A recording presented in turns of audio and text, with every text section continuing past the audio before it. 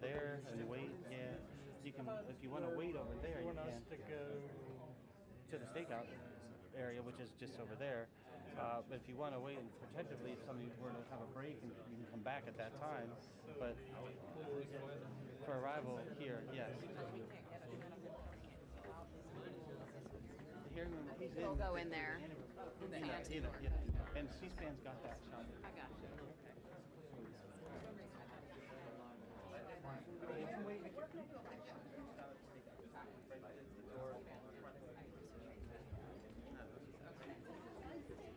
I'll take the mic from you.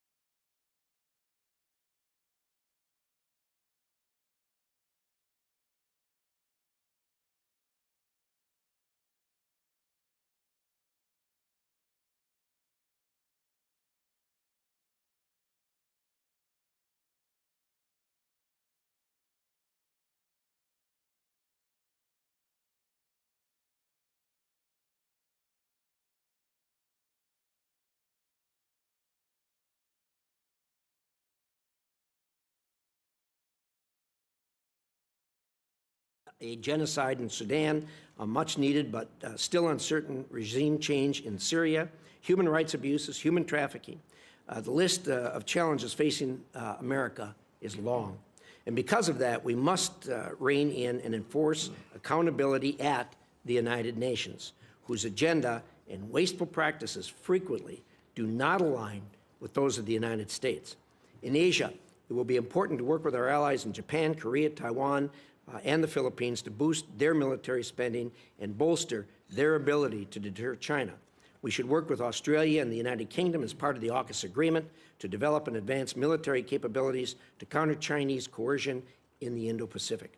And I hope the State Department will acknowledge the nuclear arms race our adversaries are pursuing and make the changes needed to confront this new reality. Further, U.S. foreign assistance is not charity. American taxpayer dollars should only be spent to advance U.S. interests, and every penny should be scrutinized to ensure its necessity and effectiveness in advancing our America's interests. Often enormous amounts of money are spread thinly around the world and never really accomplish goals. This also needs to stop. A final word on the operations of the State Department itself. The Department must refocus itself on the core mission of effective diplomacy. Every program, office, and policy at State must effectively advance U.S. foreign policy goals, not advance progressive ideology. The outgoing administration often undercut effective foreign policy by inserting ideological and political requirements into the fabric of personnel decisions and policy execution. Rather than making hires or promotions based on merit and effectiveness, the Department created a new diversity, equity, inclusion, and accessibility requirements that distracted from this mission, undermined morale, and created an unfair and opaque process for promotions and performance evaluations. Fealty to progressive politics became the benchmark for success. As we look around the United States, that view is diminishing very quickly amongst even large corporations, amongst even large progressive-leaning corporations. Adherence to these goals was assured at the State Department through a rigid enforcement structure that included senior advisors for DEIA in nearly every bureau and Soviet-style anonymous reporting portals where employees were encouraged to denounce colleagues who would not toe the company line. This must end on day one. We need a return to merit, and I know Marco will right that ship. Senator Rubio, this is a long laundry list of crises. You've earned yourself one of the hardest jobs in America, but after serving with you for so many years, I'm confident you are the right person we need to take on these threats. Thank you very much. And to my good friend, Senator Shaheen, I yield the floor. Well, thank you very much, Chairman Risch. Congratulations on your new role. As you point out, while this may be our first Foreign Relations Committee hearing together in these new roles, it's certainly not our first time working together. We came in as governors, so we like to get things done. We've also had the same role in 2017 on the Small Business Committee. So I look forward to working with you and to our opportunity for this committee to get a lot of work done. I want to also congratulate the new members of the committee, Republican.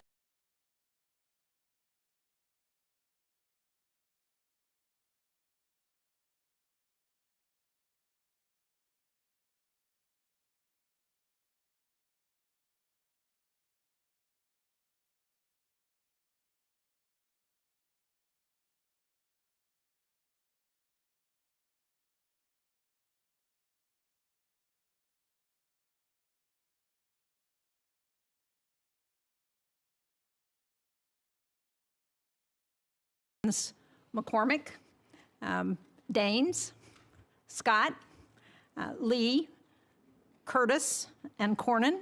And on the Democratic side, Jackie Rosen. Nice to have you all on the committee. One point that we've always agreed on, the chairman and I, is the need to work together so this committee can function more effectively. That means holding hearings, it means advancing bipartisan legislation, it means confirming career Foreign Service officers quickly. I believe it's in our national security interest to have our embassies fully staffed and to confirm career ambassadors with the requisite expertise. which is why it was important to both of us to have Senator Rubio's hearing as soon as possible. And Senator Rubio, welcome. You and I have also had a good working relationship for many years. I believe you have the skills and are well qualified to serve as Secretary of State. But today I want to find out a little more about what this administration is thinking about American foreign policy and the State Department in particular. As I said, I believe this committee has a responsibility to get your team out in the field, and we hope you will send us qualified, experienced, and well-vetted nominees. I know you already have an expert group of career Foreign Service nominees before you that was not considered under the last Congress. I hope we'll see many of those nominees resubmitted to this committee soon. On policy, I want to start by hearing from you on Ukraine and NATO. There is strong bipartisan support, as you know, in the Senate for Ukraine. There's a clear understanding that we can't trust Putin, and I'm concerned that if Vladimir Putin wins in Ukraine, he's not going to stop. President Trump has repeatedly said that he plans to end the Ukraine war within 24 hours of his inauguration. It's been reported that his proposals would give away Ukrainian territory to Vladimir Putin. Now, I can't speak on behalf of Ukraine, and President Zelensky has said that he's open to a peace agreement. But I am concerned both for the Ukrainian people who have sacrificed so much about the message that abandoning Ukraine would send not just to our allies, but also to our adversaries, and not just Russia, but to China, North Korea, and Iran. Our allies, Japan, South Korea, Taiwan, our partnerships and alliances like AUKUS and NATO are all looking very closely and watching what we're going to do. I believe these alliances are one of the United States' greatest assets. And what happens in Ukraine also affects emerging democratic nations, civil society movements. From Belarus to the Balkans to the Black Sea to Georgia. It impacts us here at home as well. And I know that for so many Americans, this might seem like a distant war. But as we know, what happens in Ukraine doesn't stay in Ukraine. The war has caused food and gas prices to go up. It's affected day-to-day lives of Americans. So, Senator Rubio, I know that in the past you've supported Ukraine. You introduced legislation that would ban U.S. recognition of territory annexed by Russia. We were both co-sponsors of Chairman Risch's resolution recognizing Russian genocide in Ukraine. But the path forward is uncertain, and I hope today you will lay out some of the administration's plans for Ukraine. I'd also like to hear from you on the Middle East and Syria in particular. In recent months, we've seen the dismantling of much of Iran's axis of resistance, including the fall of Assad, one of Iran's most brutal proxies. One of our goals should be to get humanitarian assistance immediately to the Syrian people who have suffered for so many years, and to capitalize on this historic opportunity to sideline not only Iran, but Russia, as we help rebuild Syria. I also want to underline that whether it's food insecurity or sexual violence that accompanies war, and whether we're talking about Sudan or Haiti or Afghanistan, Ukraine or Gaza, that it is women who often bear the brunt of these conflicts. They should have a seat at the table when it comes to resolving them. And that's not just a sentiment, it's also backed up by data. Because we know that when women participate in conflict negotiations, peace is 35% more likely to last at least 15 years. That's why we passed the Women, Peace, and Security Act in 2017. It was signed into law by President Trump during his first term, and I hope that in his second term, we can build on this effort. It's one of the reasons I'm pleased that we now have 3 women on the Foreign Relations Committee, Senator Duckworth and Senator Rosen. It's the first time since I've been here that there's been 3 women on this committee. And I'm interested to hear your vision for the State Department's Office of Global Women's Issues, and more broadly, how the administration will work to empower women and girls on the global stage. As Chairman Risch has said, the list of challenges facing America is very long. And so, Senator Rubio, if you're confirmed, I hope we can work together to continue to promote American interests that we have seen around the world the importance of America's role in the world. Thank you. Thank you, Senator Shaheen. Good remarks.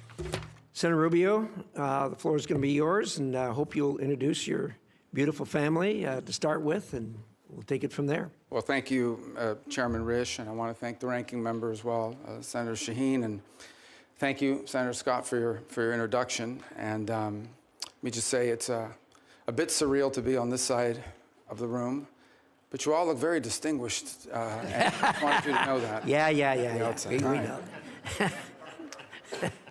In the 249-year history of our republic, there's only been 71 other Americans who have served in the role and the position that President Trump has now nominated me to occupy. And I want to thank him for his confidence, and it's an incredible honor. It is also, as many of you have already pointed out, an extraordinary responsibility. 3 of my children, Amanda, Anthony, and Dominic, could not be here with us today or join us here in person. But I am happy that my wife, Jeanette, is here, and that my daughter, Daniela, is here with me as well, because I think, as each of you know well, it really is impossible to do our job in the Senate, not to mention the job I've been nominated for, without the love and the support of our families. I'm also very pleased that my sisters, Barbara and Veronica, and my nephew, Orlando, are joining me here today. And to me, it's a reminder that the path that brings me to this moment was paved by those who are not here with us today, by 2 parents who arrived here on May 27th of 1956 from Cuba, and they had nothing but the dreams of a better life. And because of them, I had the privilege to be born a citizen of the greatest nation in the history of mankind, and to be raised in a safe and stable home by parents who made their children's future the very purpose of their lives. I also want to acknowledge all the blessings that God has bestowed upon me in my life. My faith is critical, and it's something I will lean and rely on heavily in the months that are ahead. In a tumultuous world where, in my faith, we are called to promote the cause of peace and the common good. And that task has gotten harder than it's ever been. And I will rely heavily on my faith and pray for God's blessings, that He will provide me the strength, the wisdom, and the courage to do what is right in these tenuous moments. At the end of the Second World War, the United States was, in the words of then Secretary of State, tasked with creating an order, a world order, a free half, as he quote in his quote, out of chaos, without blowing to pieces, without blowing the whole of the world into pieces in the process. And in the decades that followed, that global order served us quite well. Americans' incomes rose and communities flourished. Alliances emerged in the Indo-Pacific and Europe that led to the emergence of stability and democracy and prosperity in these regions. You've had forever war ever since. Little Marco, keep your hands.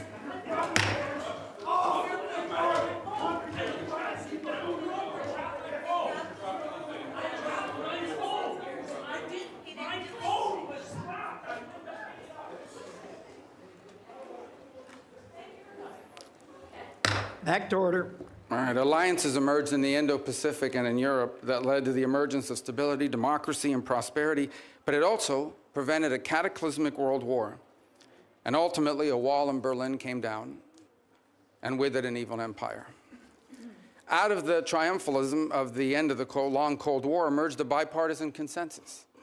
And this consensus was that we had reached the end of history, that all of the nations of the world would now become members of the democratic Western-led community, that a foreign policy that served the national interest could now be replaced by one that served the liberal world order, and that all mankind was now destined to abandon national sovereignty and national identity and would instead become one human family and citizens of the world. This wasn't just a fantasy. We now know it was a dangerous delusion. Here in America and in many of the advanced economies across the world, an almost religious commitment to free and unfettered trade at the expense of our national economy shrunk the middle class, left the working class in crisis, collapsed our industrial capacity, and has pushed critical supply chains into the hands of adversaries and of rivals. An irrational zeal for maximum freedom of movement of people has resulted in a historic mass migration crisis here in America, but also around the world. It's one that threatens the stability of societies and of governments. Across the West, governments now censor and even prosecute domestic political opponents. Meanwhile, radical jihadists openly march in the streets and sadly drive vehicles into our people. While America far too often continued to prioritize the global order above our core national interests, other nations continue to act the way countries always have. Las sanciones de Marco Rubio están Pause. matando a niños en Nicaragua, Cuba y Venezuela.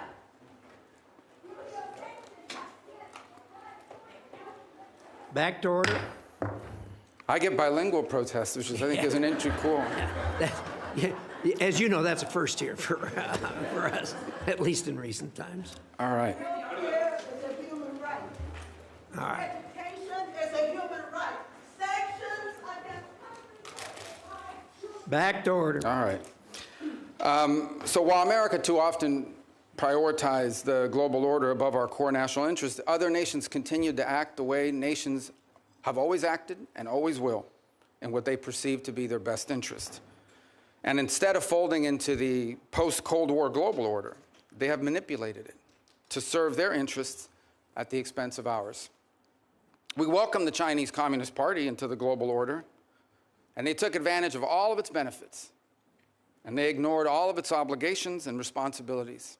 Instead, they have repressed and lied and cheated and hacked and stolen their way into global superpower status, and they have done so at our expense and at the expense of the people of their own country.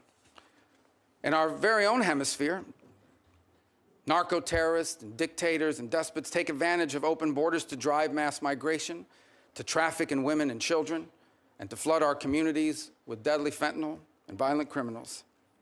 In Moscow, in Tehran, in Pyongyang, dictators, rogue states now sow chaos and instability and align with and they fund radical terror groups. And then they hide behind their veto power at the United Nations Security Council or the threats of nuclear war. The post-war global order is not just obsolete, it is now a weapon being used against us. And all this has led to a moment in which we must now confront the single greatest risk of geopolitical instability and of generational global crisis in the lifetime of anyone alive and in this room today. 8 decades later, we are once again called to create a free world out of the chaos. And this will not be easy. And it will be impossible without a strong and a confident America that engages in the world, putting our core national interests once again above all else. Just 4 years ago, I believe we began to see the outlines and the beginnings of what that would look like. During President Trump's first term, American strength was a deterrent to our adversaries, and it gave us leverage in diplomacy. There were no new wars. ISIS was eviscerated. Soleimani was dead. The historic Abraham Accords were born, and Americans were safer as a result. Now, President Trump returns to office with an unmistakable mandate from the voters. They want a strong America engaged in the world, but guided by a clear objective to promote peace abroad and security and prosperity here at home. That is the promise that President Trump was elected to keep. And if I am confirmed, keeping that promise will be the core mission of the United States Department of State. Now, tragically, horrifying atrocities and unimaginable human suffering can be found on virtually every continent. And I am certain that today I will be asked about the array of programs and the activities the Department of State carries out to address them. We are a nation who was founded on the revolutionary truth that all men are created equal, and that our rights come not from man or from government, but from God. And so we will never be indifferent to the suffering of our fellow man. But ultimately, under President Trump, the top priority of the United States Department of State will be the United States. The direction he has given for the conduct of our foreign policy is clear. Every dollar we spend, every program we fund, every policy we pursue must be justified by the answer to one of 3 questions. Does it make America safer? Does it make America stronger? Or does it make America more prosperous? Under President Trump, The dollars of hardworking American taxpayers will always be spent wisely, and our power will always be yielded prudently and towards what is best for America and Americans before anything and everything else. Prudence in the conduct of foreign policy is not an abandonment of our values. It is the common sense understanding that while we remain the wealthiest and the most powerful nation on the earth, our wealth has never been unlimited, and our power has never been infinite. And placing our core national interest above all else is not isolationism. It is the common sense realization that a foreign policy centered in our national interest is not some outdated relic. Since the emergence of the modern nation state over 2 centuries ago, countries acting based on what they perceive to be their core national interest, that has been the norm, not the exception. And for our country, placing the interest of America and Americans above all else has never been more relevant or more necessary than it is right now. For in the end, how can America promote the cause of peace on earth if it is not first safe at home? What good is America to our allies if it is not strong? And how can America help end the suffering of God's children across the world if it is not first prosperous here at home? I thank you, and I hope I can earn your support, whether it's because you believe I will do a good job or because you want to get rid of me. Thank you. Either way, the result's the same. Thank you, Senator Rubio. I've always been impressed with your view, particularly on a 50,000-foot level, of the kind of problems that we face in our lane, and national security lane, foreign relations and intelligence. So appreciate those remarks. We're now going to start a round. I'm going to allow 10-minute questions since this is a cabinet-level position. That doesn't mean you have to use all 10 minutes, but the 10 minutes are there. And what I'm going to do in this hearing and what I'm going to do in future hearings is I will call on people based on seniority on the committee at the time the gavel goes down. And if you come after that, you'll be put in line after that, and we'll go down the list like that. In any event, with that, Senator Rubio, could you talk for a minute about the Russian energy reliance? I think all of us were impressed when the war started that the Europeans knew the necessity of cutting the cord with Russia on their reliance on Russian energy, which had developed since the Iron Curtain came down, all of us believing that Russia would behave itself, which turned out to be a very misplaced view. And now, with the war carrying on, it's going to end, obviously, at some point in time. There are voices in Europe saying, well, we can go back to using Russian energy. My view is that that's not reasonable, and it's not appropriate. And indeed, I think that the fallout from this war is going to go on for generations. Your thoughts on the energy relationship between Europe and Russia in the future? Well, I'm reminded, I believe back in 2018, then President Trump, on 2 occasions, once at the United Nations and I think another time at a NATO conference, pointed, for example, to Germany's reliance on Russian energy as a real vulnerability. And he was snickered at. I remember he was snickered at by the representatives of Germany at the United Nations. He turned out to be 100% correct. In fact, that reliance on Russian energy was a major loss of deterrence. Vladimir Putin, among his many calculations, one of the calculations he took in going in Ukraine was that the Europeans would complain, maybe they'd hit him with a couple sanctions, they'd write some strongly worded, nasty letters about him, but ultimately would not be able to do anything effectively because of how much they depended on Russia.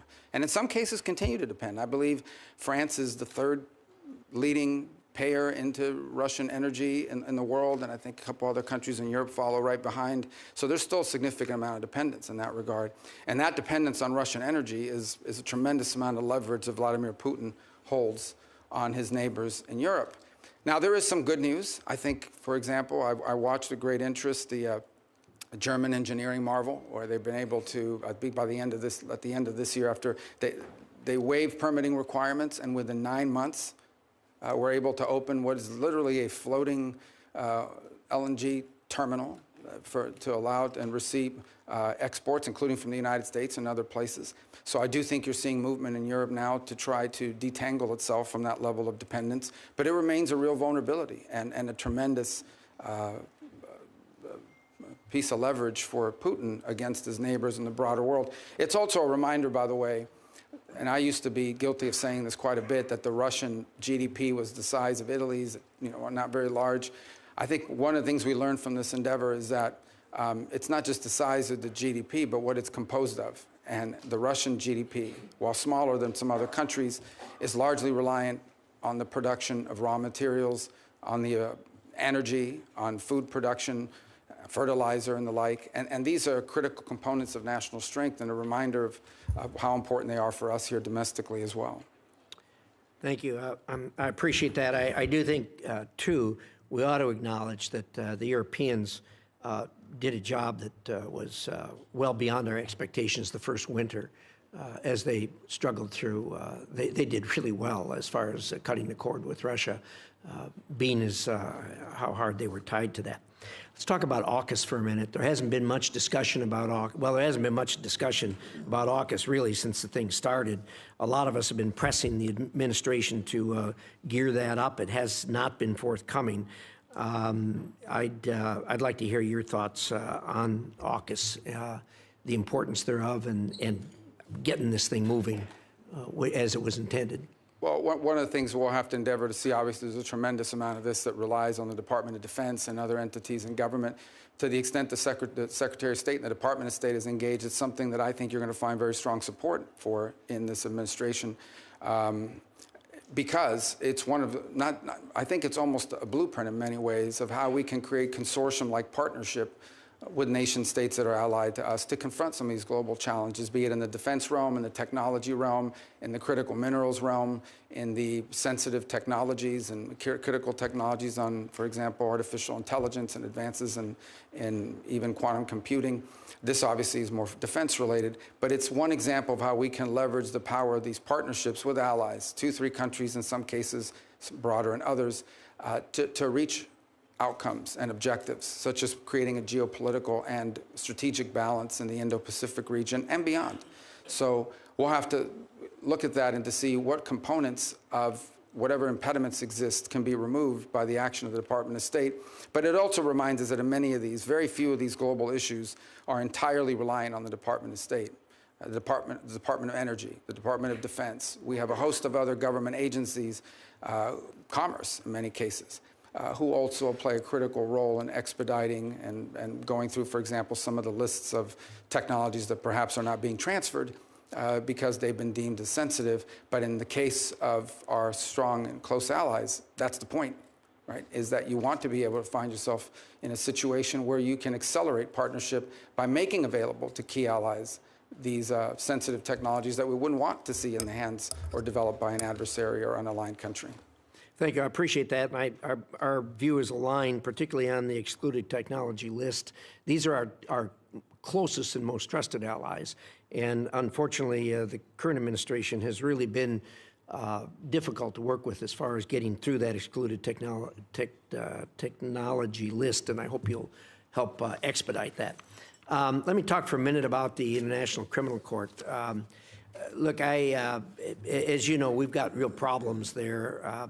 The court originally was intended, at least from our point of view, to be a court that focused on international crimes that were committed by people from countries who did not have a robust democracy nor a robust judicial system that held its own people accountable for crimes.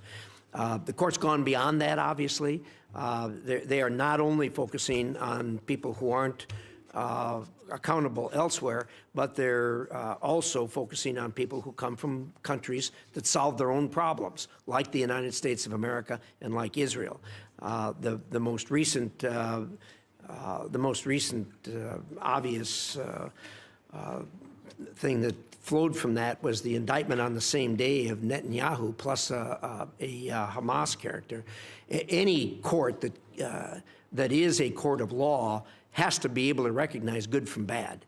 And when you try to indict 2 people and show some type of moral equivalency in that regard. They're just barking up the wrong tree, and I think, unfortunately, we're going to have to rein them up. Your thoughts on that? Well, I think it's done the ICC has done tremendous damage to its global credibility. First of all, it is going after a non-member state on the claims that I believe, in fact, I think just in the last 24 hours, the Israeli High Court filed an appeal before the ICC, even though it's not a member state. And I saw some of the filings from the prosecutor. Mr. Khan was involved in that process. And he argues that they have the right to go after non-members for their activities within the confines of member states in this case. And I think, first of all, the whole premise of his prosecution is flawed, beyond the process of it and the precedent that it sets, which is a very dangerous precedent for the United States of America, by the way, because this is a test run. This is a trial run to see, can we go after a head of state from a nation that's not a member? If we can go after them and we can get it done with regards to Israel, they will apply that to the United States at some point. And in fact, there have been threats to do so in the past. But the premise of the prosecution itself is completely and utterly flawed. As you said, they went ahead, I think they also went after Sinwar. Well, number one, Sinwar didn't travel around the world. He's not with us any longer. But he didn't travel around the world, was at no risk of being apprehended. Second of all, the moral equivalency piece of it was offensive. Let me explain, and I think I don't need to explain to this committee. Hamas carried out an atrocious operation. They sent a bunch of savages into Israel with the express and explicit purpose of targeting civilians. They went into concerts. They went into these music festivals. They knew that there were no soldiers at the music festival. They knew that these were teenagers and young families, that they went into different communities and the kibbutzes and the like, and they deliberately targeted civilians. Deliberately. It was in fact, they kidnapped the ones they didn't murder, the families who they didn't eviscerate, the people whose skulls they didn't crack open. They kidnapped and to this day continue to hold people, innocents that they took. A deliberate operation. In the case of Israel, responding to that attack has had to go after Hamas. How can you coexist? How can any nation state on the planet coexist side by side with a group of savages like Hamas? They have to defend their national security and their national interest, as I pointed out in my opening statement. And so there is no more, and they didn't target civilians. Now, sadly and unfortunately, and I'm sure we'll discuss it further, some of the other questions that will come up here today, one of the horrible things about war, it's a terrible thing about war, and it's why we should try to prevent it at almost any cost, is that innocent people are caught up in it. And that's true of every conflict on the planet. But there is a difference between those who, in the conduct of armed action, deliberately target civilians, and those who do as much as they can to avoid civilians being caught up against an enemy that doesn't wear a uniform, against an enemy that hides in tunnels, against an enemy that hides behind women and children, and puts them at the forefront and uses them as human shields. That's who Hamas is. There is no moral equivalency, and I think the ICC, if they don't drop this, will find its credibility globally badly damaged, and I think the United States should be very concerned, because I believe this is a test run for applying it to American service members and American leaders in the future. Well said. I couldn't agree with you more, and certainly the court has badly damaged its reputation, and it's going to have a long ways to go to recover from that. So with that, Senator Shaheen. Thank you, Mr. Chairman. Senator Rubio, as I said in my opening statement, I hope that this committee can better collaborate to swiftly confirm career Foreign Service officers. These are patriotic Americans who have served under both Democratic and Republican administrations, and they work to advance U.S. national security interests. Delays and vacant posts hurt America's interest. I know you agree with that because we've had that conversation. But will you commit to working with Chairman Risch and me to prioritize the advancement and confirmation of career State Department officials? Well, the answer to that is yes, but I would also point to this fact that I think we're going to begin by prioritizing. We're going to look at what are the key issues in the world. There are obviously every post in the world is important or it shouldn't exist. And then the question is, which are the ones we bring to you first? And those are the ones that I think are most critical. So obviously, I think you'll see our nominees for the deputy posts, which are critically important, all the undersecretaries as well. And what I've endeavored to do is we interview and identify people, and I believe I've met with and interviewed most of the candidates for those top posts, is I want to bring you people that are three things. Number one, are aligned to the mission. I think that's critically important, whether they be Foreign Service officers. I'm not talking about political alignment. I'm talking about alignment with the mission that we've outlined for American foreign policy, which is one of the things that I think has hurt the State Department under numerous administrations, is sometimes the mission, or what is the core mission of the department has not been well defined. That's on us, and it's our obligation to define that. So number one, aligned to the mission. Number two, the capability to do the job. And I can tell you now that in my entire service on this committee, which spans 14 years, we always had fellows from the Department of State, I believe all of whom are still in the service of our country. And I intend, because I know them and I've worked with them, to utilize their skill sets in the department. And in fact, a couple who we hope will be returning home soon from foreign postings to work with us at the State Department closer to my office. But the point is that we want to have people that are highly capable, both those who we bring from what they call political appointees, but also those that are promoted from within the Foreign Service. And then the third are people that we can get through the committee, because time is of the essence. Now, you may not agree with all their views, whether they be Foreign Service officers or whether they be political, but I think it's important and we're not going to exclude someone just because we think that maybe they're going to have a rougher confirmation process than someone else. But I do think it's important that we have people in these positions as quickly as possible. And having served for 14 years on that side of this room, I understand that one of the things we can do to help expedite that is to bring you people that will do a good job, who are qualified for the job or mission aligned, but also that can move through this process quickly enough so that they can be at post and begin to fulfill their duties. If I have to wait a year to get them in place, well, I'm not sure on some of these issues we face today, we have a year to wait. I certainly agree with that, and I appreciate your focus on mission and qualifications, because I think the committee will be looking closely at that. I want to go now to NATO, because in 2023, Congress overwhelmingly passed the bipartisan Kane-Rubio provision prohibiting any president from withdrawing the United States from NATO without Senate approval or an act of Congress. Will you commit to adhering to Senate approval or an act of Congress as required under that law that you authored if President Trump attempts to withdraw the U.S. from NATO? Well, first let me say that President Trump has appointed an ambassador nominee for NATO, which clearly indicates his role to engage in that. Second is the law is what it is.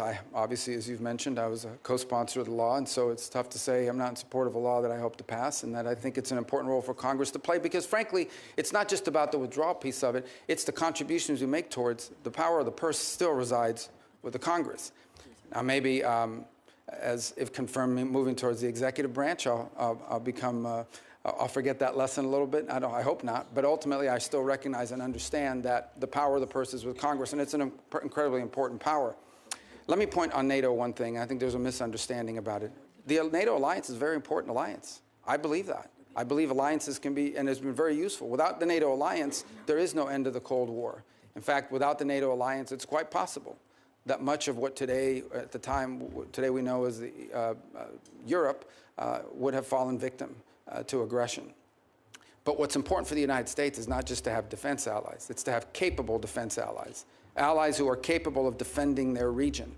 And I think there is a question to be asked. I'm not stating a public policy position, I'm stating a question to be asked, and that is, should the role of the United States in NATO in the 21st century be the primary defense role, or as a backstop to aggression, with countries in the region assuming more of that responsibility by contributing more? Now look, in fairness, and I think the further east you move in Europe, the more money you see spent on the military as a percentage of GDP. But I think there's been broad acknowledgement across Europe and across multiple administrations, both Republican and Democrat, that our NATO partners, these are rich, advanced economies, need to contribute more to their own defense and ultimately to the NATO partnership as well. And that's a demand that's been made by multiple presidents across the years. And the fact that that is true has been revealed by what's happened with Ukraine. Look at the ramp up in defense spending and the industrial capacity of multiple countries in Europe as a result of an armed conflict. Imagine if that capacity had been there before, it quite possibly might have had a deterrent effect as well. So I think it's important that we have alliances, but we have to have alliances with strong and capable partners, and not those who sort of have viewed the U.S. and the NATO defense agreement as an excuse to spend less on defense and more on some domestic needs. We have domestic needs too. These advanced, rich countries in Western Europe have enormous safety nets programs that they fund. We have domestic needs as well, but they've been able to divert or grow those programs because they don't have to spend as much on defense as we do as a percentage of our overall economy. And that dynamic needs to change. And I expect that President Trump will continue to forcefully make that point. And as you know, this committee and the Senate NATO Observer Group, which I co-chair, has made that point repeatedly, and we are now up to 23 of the 32 NATO nations who are meeting their 2% of GDP, and we have a number of them who are going beyond that, and it's appropriate. And I think the sentiment on this committee would be to agree with what you're saying. But to ensure that we continue to have a strong NATO, I think will be important not only to European security, but most important to our own security. I appreciate, we talked about Ukraine. I appreciate your past leadership in supporting Ukraine's fight for sovereignty. More recently, you voted against supplemental funding for Ukraine and against forgiving loans for Ukraine in November, loans that would be critical to Ukraine's economic stability. So can you talk about how your views on Ukraine have developed and where you are now, and what you think is important for us to do in order to ensure that there is the strongest possible negotiating position if Ukraine and Russia do get to the negotiating table? Sure. First, let me point out, although I'll still speak to my view of the process, that I voted against that bill because I said I would not vote for a bill unless it addressed the crisis at our southern border as part of the overall arrangement. That was not done, and so I voted against it. That said, here's my view of a situation. Once this war became what we now know it is, and that is a war of attrition, a stalemate, a protracted conflict, the dynamic on that situation has changed. It has. And I believe, and I think that this echoes with the president. Let me first echo the president's words and what he said in an interview about a year ago. He was asked about the war in Ukraine. He says, I want the dying to stop. I want people to stop dying. I want the killing to stop. And frankly, I don't know how anyone could say they don't. The destruction that Ukraine is undergoing is extraordinary. It's going to take a generation to rebuild it. Millions of Ukrainians no longer live in Ukraine. And the disruption, that means how many of them are going to come back, and what are they going to come back to? Even as I speak to you now, the Ukrainian infrastructure and their energy infrastructure is being decimated in ways that are going to cost hundreds of billions of dollars to rebuild over the next decades. So this is an important conflict, and I think it should be the official position of the United States that this war should be brought to an end. And the question becomes, what role can we play? And I think the first is by making that abundantly clear. And my differences with the Biden administration throughout this process is that they never clearly delineated what the end goal of the conflict was. What exactly were we funding? What exactly were we putting money towards? And on many occasions, it sounded like however much it takes for however long it takes. That is not a realistic or prudent position. The truth of the matter is that in this conflict, there is no way Russia takes all of Ukraine. The Ukrainians are too brave and fight too hard, and the country is too big. That's not going to happen. It's also unrealistic to believe that somehow a nation the size of Ukraine, no matter how incompetent and no matter how much damage the Russian Federation has suffered as a result of this invasion, there's no way Ukraine is also going to push these people all the way back to where they were on the eve of the invasion, just given the size dynamic. I saw a quote recently, and I wish I could attribute to who it was, but the quote was, and I think it was very wise, where they said the problem that Ukraine is facing is not that they're running out of money, it's that they're running out of Ukrainians. There's a size differential here that's important. Now, what Vladimir Putin has done is unacceptable. There's no doubt about it, but this war has to end. And I think it should be the official policy of the United States that we want to see it end. Now, what that master plan looks like is it's going to be hard work. This is not going to be an easy endeavor. But it's going to require bold diplomacy. And my hope is that it could begin with some ceasefire. And we're going to have, in order to achieve objectives like the one that needs to occur in Ukraine, it is important for everyone to be realistic. There will have to be concessions made by the Russian Federation, but also by the Ukrainians, and the United States has lent itself there. It's also important that there be some balance on both sides. In essence, it will be difficult to achieve this objective of a ceasefire and ultimately a peace settlement unless both sides have leverage. Putin's goal now is to have maximum leverage so that he can basically impose neutrality on Ukraine, retrofit, and come back and do this again in 4 or 5 years. And that's not an outcome I think any of us would favor. By the same token, I think it's important that the Ukrainians have leverage, but they also will have to make concessions to reach this agreement. It's going to be very difficult. This will not be easy. Conflicts of this nature that have historical underpinnings to it are going to require a lot of hard diplomacy and tough work, but that's something that needs to happen. This conflict needs to end. Well, I'm out of time, but I appreciate your last comment about the importance of leverage, and it's important for the United States to do what we can to help provide that leverage to Ukraine so that they can be in the best negotiating position possible with Russia. Thank you very much. Thank you, Senator Shaheen. Senator Ricketts. Thank you, Mr. Chairman. Well, Senator Rubio, congratulations on your nomination to this very, very difficult job. I want to thank you for your previous service in the U.S. Senate and your willingness to take on this job should you be confirmed. And I also want to thank your family as well for their support for you to be able to be a U.S. Senator and to apply for this job as Secretary of State. And I want also to express my gratitude to all the members of the State Department. We have a lot of people who choose to serve our country overseas, spend time away from their friends and family, and I can't think of a more noble calling. You're taking over a department that's very, very important to us. On Sunday, Jake Sullivan, the President Biden's national security advisor, said, quote, "The American people are safer and the country is better off than we were 4 years ago." Let me repeat, the American people are safer and the country is better off than 4 years ago. I don't know who believes that. I don't believe that. I think the election results demonstrate the vast majority of Americans don't believe that. We don't believe it at home. Inflation has hurt average Americans' pocketbooks. Open border policies have put Americans at risk. And I don't believe we see it overseas. In fact, Senator Rubio, should you be confirmed, you're being handed a job at a time when this country is in the most danger we've been in since World War II. It's a very dangerous time in the world, and your opening remarks demonstrate that you know that. We're not better off, and we're not safer. President Biden started this with a disastrous withdrawal from Afghanistan that projected weakness and an incomprehension of what it means to have a policy of deterrence. Vladimir Putin invaded Ukraine and started the largest war in Europe since World War II after that withdrawal. I believe it's because he saw weakness in this Biden administration. It's been the president's fear of helping Ukraine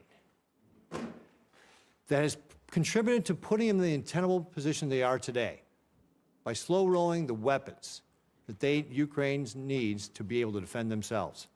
His incomprehensible and incoherent policy has caused him to handcuff American liquid natural gas exports while delaying tough sanctions on the Russian oil and gas industry, which, as you know, is the lifeblood of the Russian war machine. The Middle East is equally disastrous. Instead of enforcing sanctions on Iran, Biden naively tried to resurrect the Iran nuclear deal, enabling the regime to generate $100 billion in oil revenue. And I want to point out that during the Trump administration, because of sanctions, Iran's foreign reserves fell from $122 billion to less than $14 billion. That hampered their ability to be able to fund terrorist groups like Hamas and Hezbollah and the Houthis. What the Biden administration has done is allowed the Iranian regime to enrich enough weapons-grade uranium to be a week or two away from having a nuclear weapon. And since October 7th, President Biden has not supported Israel in the way he's needed. And because of the previous mentioned money that he's allowed the Iranians to have, that has funded the terrorist groups like Hamas and Hezbollah, our allies like Israel have been attacked, and we've been attacked directly. Thankfully, Israel's had the courage to stand up to these terrorists and take matters into its own hand, and it's led to the decimation of Hamas and Hezbollah. But no amount of revisionist history can change the fact that this was despite the lack of support from the Biden administration, not because of the support from the Biden administration. And of course, let's not forget North Korea and how dangerous they have become, and the fact that we are now seeing North Korean troops in Europe. A thought 4 years ago that was unthought by anybody. And of course, one of the most concerning things is Biden's weakness has emboldened the greatest adversary we have on the face of the earth right now, which is the People's Republic of China. The People's Republic of China is the head of the snake of this axis of dictators that are challenging the United States today. They are challenging our freedom, our security, and the very way of life we have. Beijing has had a direct hand in each of the problems I just mentioned. That's why addressing any one of them cannot be done without making sure that we are thinking about how we are deterring the People's Republic of China. When everything is a priority, nothing's a priority. And Senator Rubio, your top priority must be the People's Republic of China. Since the election in November, so this is all within the last 2 months, the PRC has hacked our Treasury Department, including CFIUS. Continuo has been described as the worst telecom hack in U.S. history. Sabotaged important undersea communication cables in Asia and Europe, deployed ships to the South China Sea to harass our allies like the Philippines in their own territorial waters, simulated a naval-backed blockade of the Japanese islands for the first time, conducted the largest naval drills in decades targeting Taiwan and the broader Western Pacific, revealed new mobile piers suitable for a Taiwan invasion, unveiled advanced aircraft, and launched the world's largest amphibious warship, and they've allowed Iran to draw down and ship nearly 3 million barrels of oil from a storage site in China. It's obvious that Xi Jinping is positioning his chess pieces in preparation for war. He's directed his military to be prepared to take Taiwan by 2027, and folks, that's only 2 years away.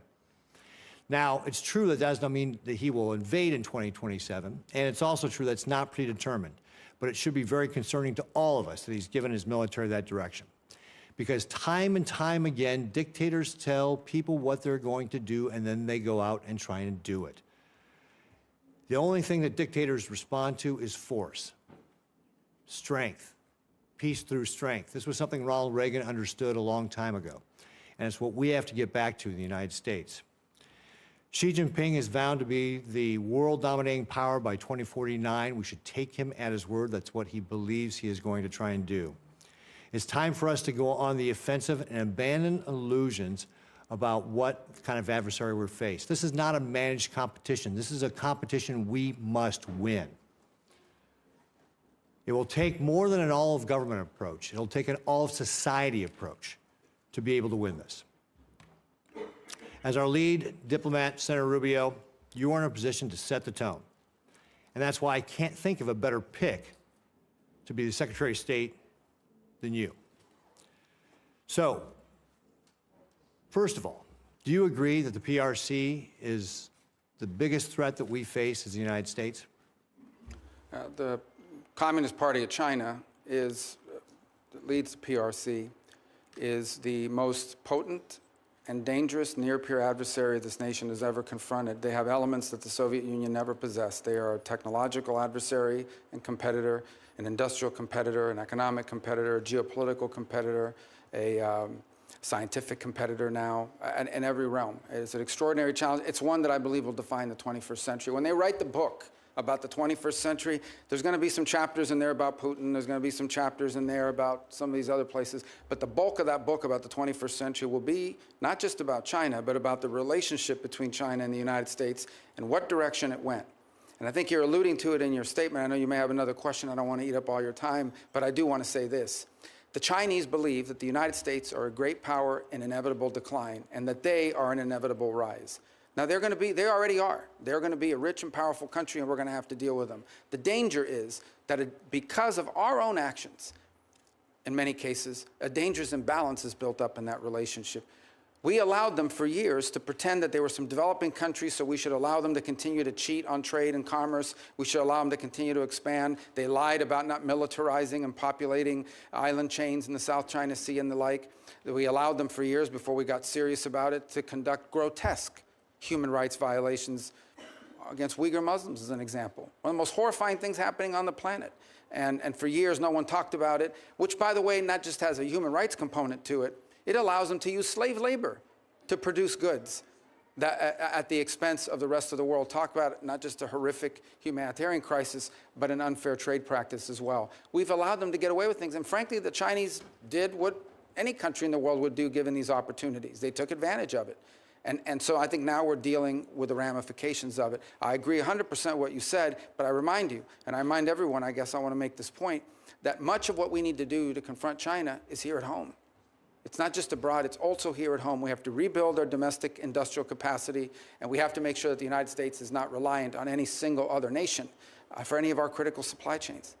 And with 4 seconds left, How are you going to explain that to your average American, that we need this all-sized society approach? And your point exactly, that it needs to begin here at home, and so that people from my state, Nebraska, will understand and get on board. If we stay on the road we're on right now, in less than 10 years, virtually everything that matters to us in life will depend on whether China will allow us to have it or not. Everything from the blood pressure medicine we take to what movies we get to watch, and everything in between, we will depend on China for it. They have come to dominate the critical mineral industry supplies throughout the world. Everywhere in the world, they've now established critical mineral rights. Even those who want to see more electric cars, no matter where you make them, those batteries are almost entirely dependent on the ability of the Chinese and the willingness of the Chinese Communist Party to produce it and export it to you. So if we don't change course, we are going to live in a world where much of what matters to us on a daily basis, from our security to our health, will be dependent on whether the Chinese allow us to have it or not. That's an unacceptable outcome. Great. Thank you, Senator Rubio.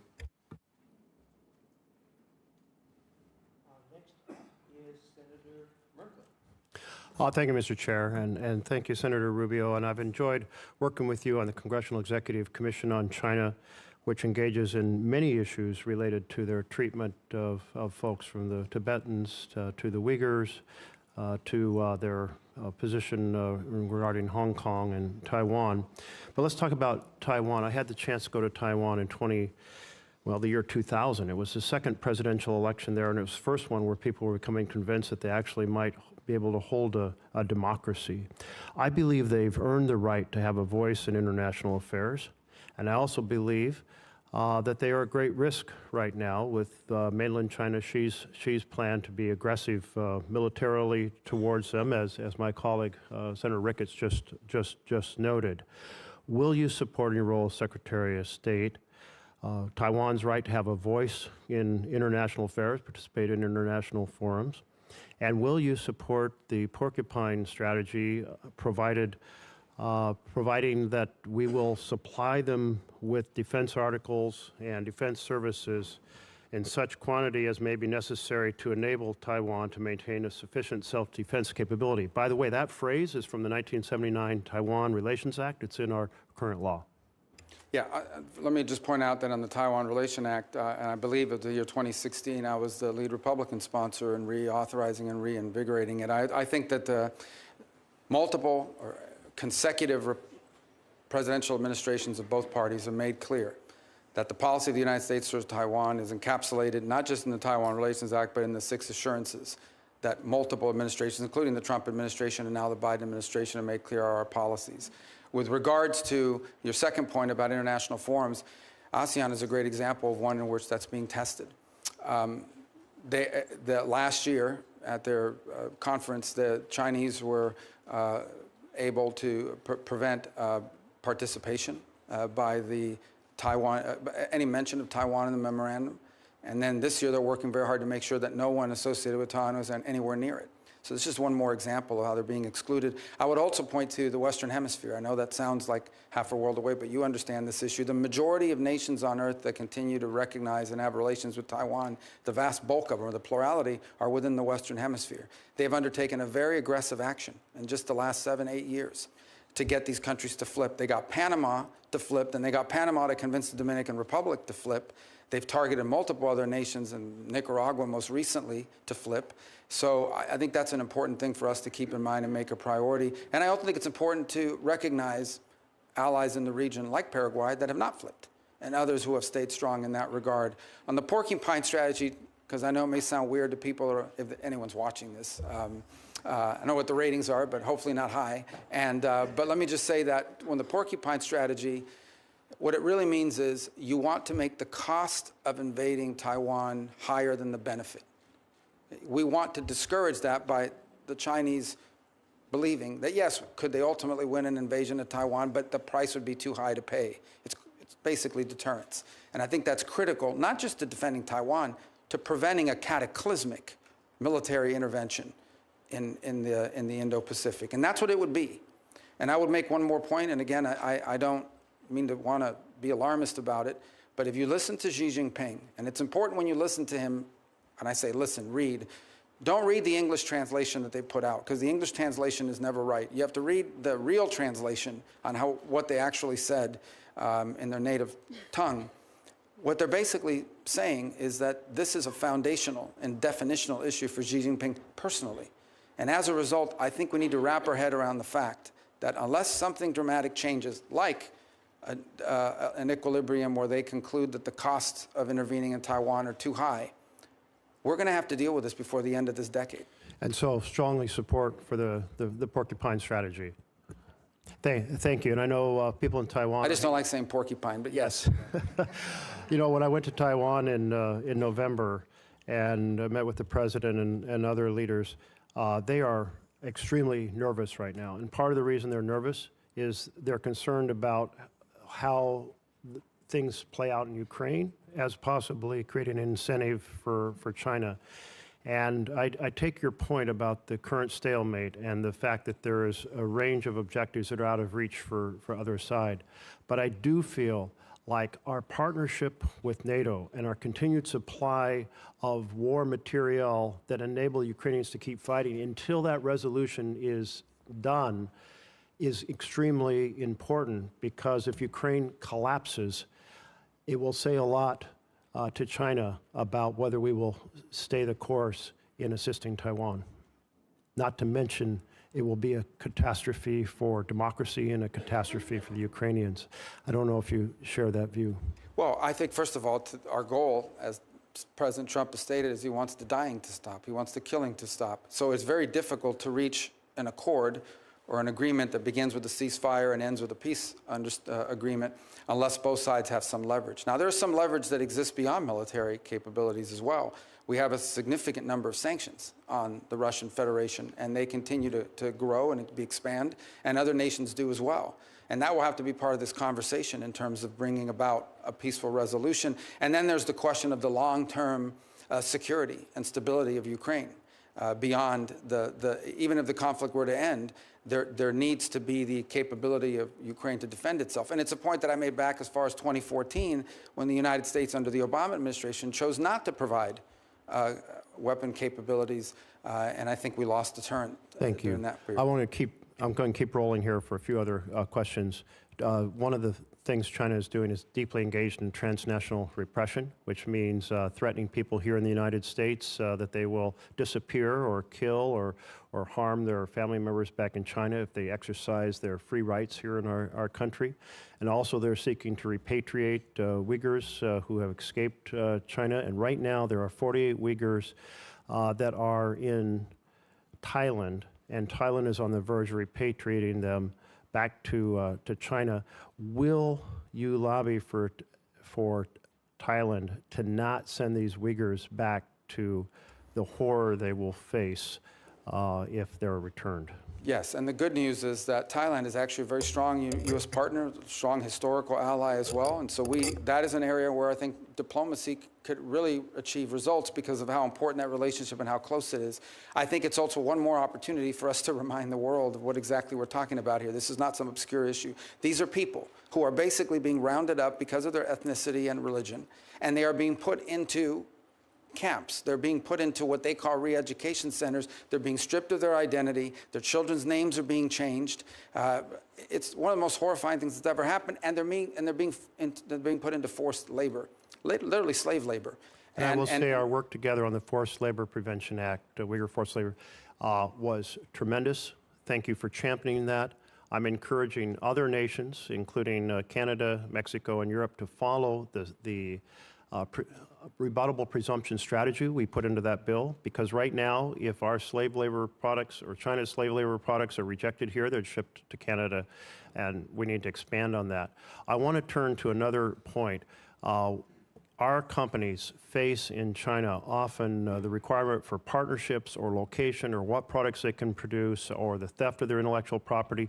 Meanwhile, we're helping their economy by being a major supplier of fossil gas, LNG, to China. Should we be strengthening the Chinese economy by sending them LNG? Well, I think that is a good point to raise in that regard, because I will tell you that is one of the things that's going to have to be discussed in the broader relationship with China. And that is, it is one of the things we actually export to China. They import a lot this way. one of the few things that we export is in great capacity is these long-term contracts that are tied up either directly to China or through third countries. Because some of this obviously is exported to a third country who in turn sends it to China either as a direct sale or as a byproduct. So I think that has to be on the table as a number of other measures that we have in leverage as we engage the Chinese in this geopolitical perspective. I would go further and point out that the Chinese also have, I believe, the world's largest surplus refining capacity. They've invested very heavily in that as well. And that's one more area where I think our energy policy will be critical and bringing some geopolitical stability to our relationship with them. I know you sponsored a bill to cut off the exports. I've focused on China, but I want to turn to humanitarian issues. By the way, fully support Israel's ability to respond to Hamas, but I am very concerned about how it has played out in terms of the massive humanitarian conditions in Gaza. Will you help lead the world in responding to those humanitarian conditions? And there is a proposal for a broad regional agreement that would provide security to Israel, peace with all their Arab neighbors, building on the Abraham Accords, that in return would create a framework to have a concrete steps towards a Palestinian state. I believe that's our best bet to break this cycle of hate and war that we've been trapped in my entire lifetime. How will you pursue breaking this cycle of hate and war, and will you support humanitarian support to Gaza? Yeah. So my first point is I am hopeful, and again, I've been here, so I don't know if any news has emerged in our time during this hearing, but I am hopeful that, that there is an agreement in place that will bring hostages back immediately in an exchange and in a three-phase plan that Secretary Blinken sort of has outlined over the last 24 hours, and that credit to both the Biden administration and the Trump transition work side by side on helping this become about, and I hope that comes about. And part of that phrase, part of that deal, as I understand it, is it has this very tenuous but important 6-week transitional period where it's going to require international cooperation to bring some level of stability and administration. And that could serve as, assuming it works, that could serve as a foundation to build upon. I would also point to one more thing, and that is, we don't know yet for sure, but there are opportunities available now in the Middle East that did not exist 90 days ago. Whether it's what's happened in Lebanon, whether it's what's happened in Syria, whether it's what hopefully will happen with the ceasefire and the release of hostages after horrifying detention and unjustifiable actions by Hamas. Whether it's any of these three things or all in combination, there are now factors at play in the Middle East that I think we can build upon and may open the door to extraordinary and historic opportunities, not just to provide for Israel's security, but ultimately begin to confront some of these other factors. But these things, again, are going to be hard work, and they'll require us to take advantage of those opportunities if they exist. Thank you. Senator McCormick. Great. Senator Rubio, good to see you again. I'm looking forward to working with you closely on many of the issues we're going to discuss today. As a senator, you've been a strong voice for American leadership, and I'm really confident you'll be a strong Secretary of State on behalf of President Trump and the American people for advancing America's interest. I believe you're the right man for the job. When we met privately, we talked about a range of topics, from China to Israel to the fate of the hostages in Gaza to energy policy. We also talked about something that hits home here in Pennsylvania for my constituents, which is the fate of Mark Fogel. As you and I discussed, Mark has been imprisoned by the Russians since 2021. I've had a chance to meet with his mom, 95-year-old Mafa. She was at the Butler rally with myself and President Trump in the front row when he was shot. We need to bring him home. It took far too long for the State Department to designate Mark as wrongfully detained by the Russian government, and was really a gut punch to many of us in Pennsylvania that Mark wasn't included in the swap last year. So, Senator, will you commit to working with me and others in our delegation to make Mark's return home a high priority? Absolutely. And in fact, I've been involved already. I've met with those families as well. We've had conversations about this. And there are two things I'd point to. Number one, this is a ridiculous case. I mean, this is an American that clearly there was an order given at some level that if you see an American and you have anything you can charge them with, let's charge them and let's collect these because we can trade them in the future for something. There's a global market for this now. And it's one of the challenges of the 21st century. There is now an active global market for detaining Americans wrongfully in Venezuela, in Russia, in China, or somewhere else, Iran, and then using them to trade for something they want in the future. And so I think there needs to be greater awareness put out about that reality. Although people are still going to travel and Americans are still a free people that have the ability to travel, this is a real risk. In this particular case, this has nothing to do with politics. No one can claim, nor do they, that he's a spy or that he's involved in a national security threat. And so this is a case that has to be elevated, and hopefully one that can be done through strong private diplomacy, at a minimum as a goodwill gesture. Because if they're not willing to do this, then not to mention the broader challenges posed to us by what Putin is doing in Ukraine, then I think the chances of improvement in U.S.-Russian relations are impossible. But this is not that this would solve that problem, but it is at a minimum the kind of thing you would hope to see if anyone is serious about improving relations, especially if we can get the situation in Ukraine to a peaceful standing. And I hope that this case will be one that we can reach a good result on. Good. Thank you. On the sad topic of hostages, as you know, Dean and I, my wife, live in Squirrel Hill in Pittsburgh. We've been part of a meeting with hostages in Israel and in the United States as recently as last week. Noah Aragami and Ronan and Orna Nutra, who lost their son, sadly, Omar, recently came to visit. And, President Trump said recently that all hell will be to pay if the hostages aren't released. If confirmed, what emphasis would you put on releasing those hostages in Gaza? Do you agree that a permanent ceasefire in Gaza absolutely must include the release of those hostages? Well, it must include it, because if it doesn't, there won't be a ceasefire for long. I mean, the Israeli commitment to bringing back their civilians, that's what these are. These are civilians. These are people, these are innocent people who were targeted and have been held in horrifying conditions, the health and well-being of which many of them we still don't know, but we believe there's a substantial number that are going to be released as part of this first tranche. And that's an important point as well. In regard to this agreement that has now been publicly reported on, it's not everyone. I think there's a first tranche of women, children, and people over a certain age, and then a second tranche of releases of males that are of military age, who they claim are all combatants, even though they are not. They just happen to be of a certain age. But without the hostage situation resolved, this situation will not be resolved. It is the linchpin of what's happened now. Hamas has been severely degraded, but these people, that include a number of American citizens, need to be home as soon as possible, and that will remain a priority in any engagement that we're involved in with regards to not just a ceasefire, but some permanent peace process moving forward. Very good. Thank you. Since October 7th, there's been a disturbing rise in anti-Semitism, pro-terrorist violence in our cities, on college campuses. You and I had the opportunity to write an op-ed together. And in that op-ed, we called on foreign nationals who support Hamas or other terrorist organizations to lose their visas and to be sent back to their home countries. As Secretary of State, of course, you'll be responsible for overseeing the issuance of visas. How will you enforce our laws to ensure that we remove supporters of terrorist groups from our country? Listen, my view on this is one of common sense. Okay? If you apply for a visa to come into the United States, and in the process of being looked at, it comes to light that you're a supporter of Hamas, we wouldn't let you in. If we knew you were a supporter of Hamas, we would not give you a visa. So now that you got the visa and you're inside the U.S., and now we realize you're a supporter of Hamas, we should remove your visa. If you could not come in because you're a supporter of Hamas, you should not be able to stay on a visa if you're a supporter of Hamas. That's how I view it. And I think that's just an issue of common sense. And we intend to be very forceful about that. Good. Thank you.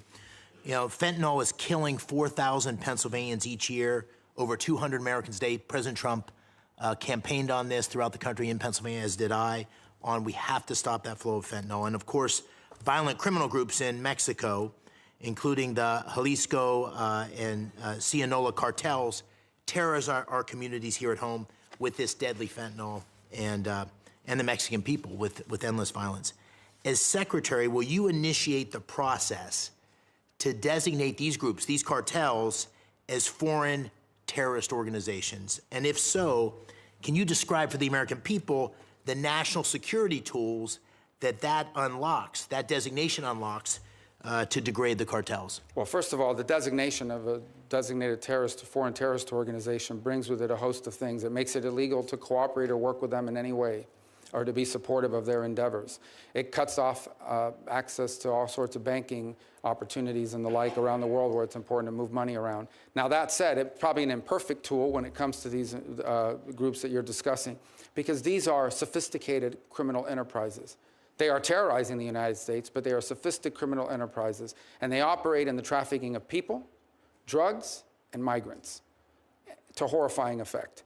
Sadly, they also have basically operational control over huge swaths of the border regions between Mexico and the United States. That's just an unfortunate fact, and it's one we're going to have to confront with our partners in Mexico, is that these sophisticated transnational terroristic organizations have operational and functional control over huge swaths of areas that border the United States of America. And so whether that is the tool that we use, which is maybe the appropriate one, or some new one that we come up with, it is important for us not just to go after these groups, but to identify them and call them for what they are, and that is terroristic in their nature, because they are terrorizing America with mass migration and with a flow of drugs. What about military force?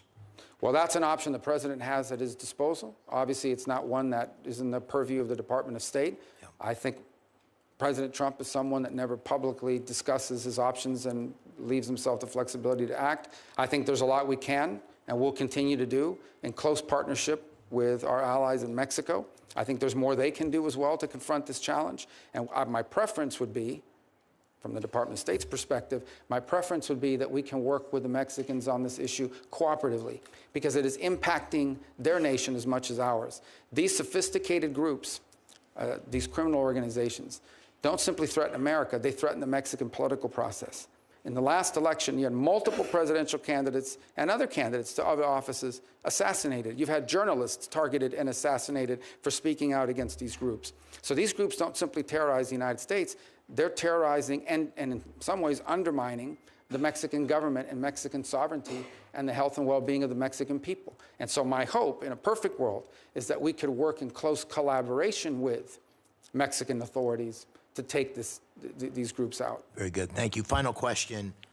The Chinese Communist Party, as you said in your testimony, has waged a deliberate campaign of economic warfare against the United States and our allies. We need to restore, as President Trump has said, reciprocity in that economic relationship and impose cost on Beijing for hurting American workers.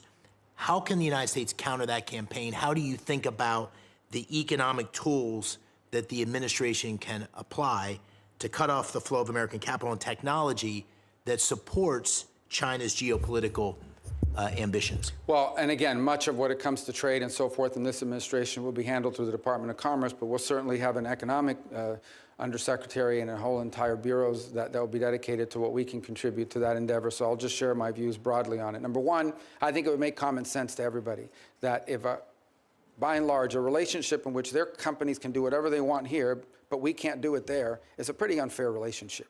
And it's something we've allowed in the past for allied countries who were small, poor, and developing. That cannot continue, in my view, and I think that's the president's view. The second is there's much that needs to be done with regards here domestically. I think we once again as a nation, this is not a Department of State issue, but once again as a nation need to prioritize the importance of our industrial capacity and our access to supply chains domestically, especially in key and critical industries. Maybe not every industry, but some key industries. We should either have a domestic capacity or an allied capacity that's reliable and can't be used against us in a moment of conflict as leverage. The third point I would make is we need to be actively engaged in the world. As an example, the Chinese own significant mineral rights and mining rights in Argentina, in Chile, throughout Africa. It's one of the reasons why the polar region and the Arctic region has become so critical as well in that regard, is because they are scooping up all over the world these mineral rights, port rights, et cetera, that place us at an enormous disadvantage in the long term. And it's what I said in that short answer is, if this trend continues, we are going to wind up living in a world where much of what we depend on for our security, our health, our safety, and our economic prosperity will largely depend on whether the Chinese allow us to have it or not. And that cannot be a world that we leave for our children. Thank you, Senator. Senator Coons. Thank you.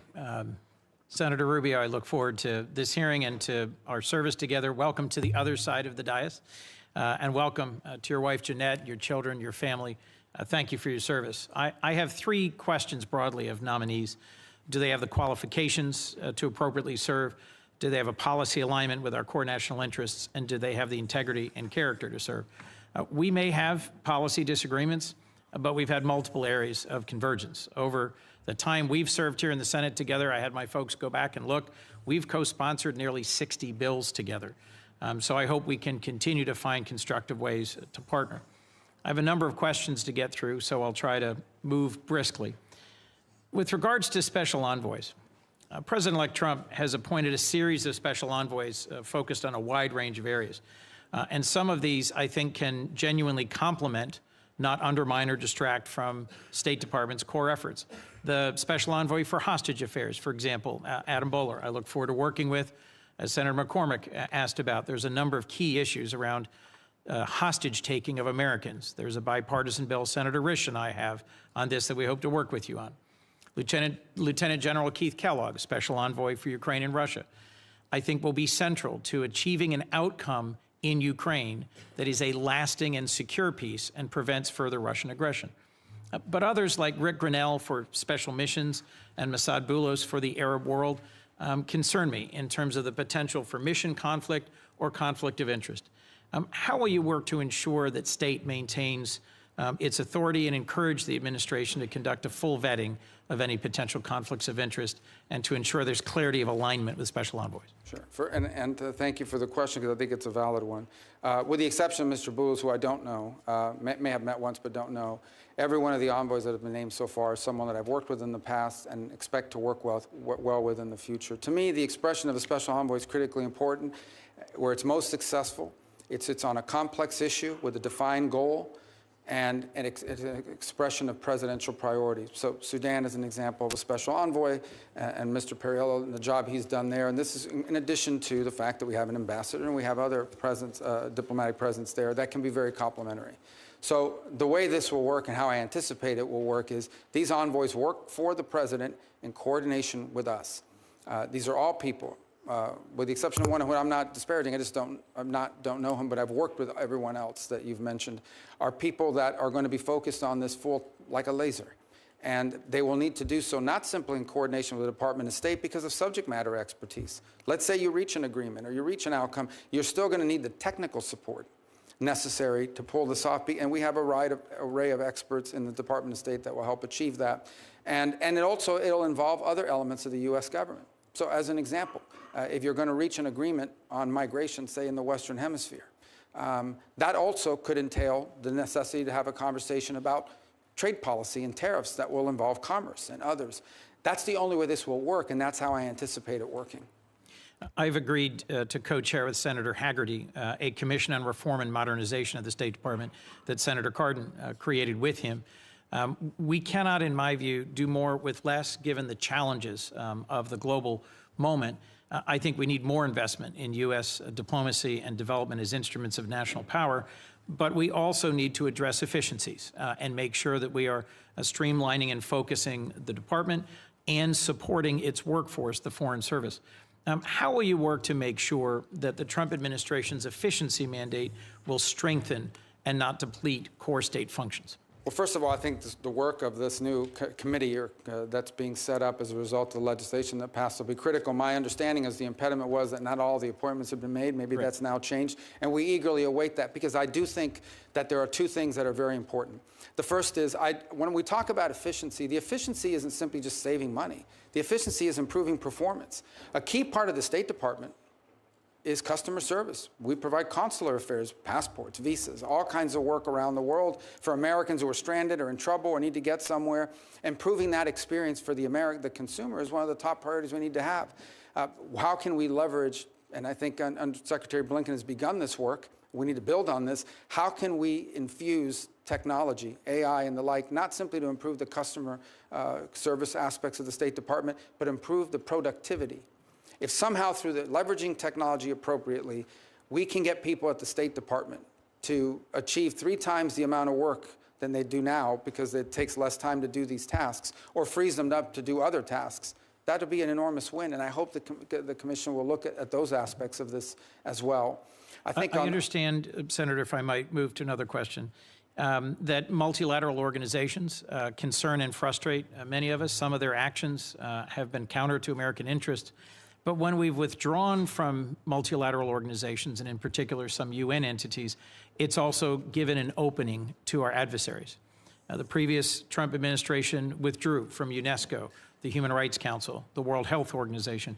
And I'm concerned that if we do so without thinking through the consequences, we may abandon our chance to implement our agenda around human rights, around 5G standards, around technical standards that matter for the 21st century. Do you support sustained U.S. participation in multilateral organizations?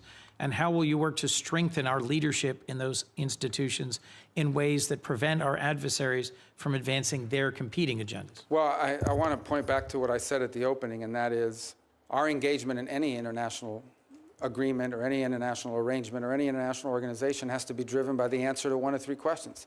Will our involvement in this organization make us safer, make us more prosperous, make us more secure?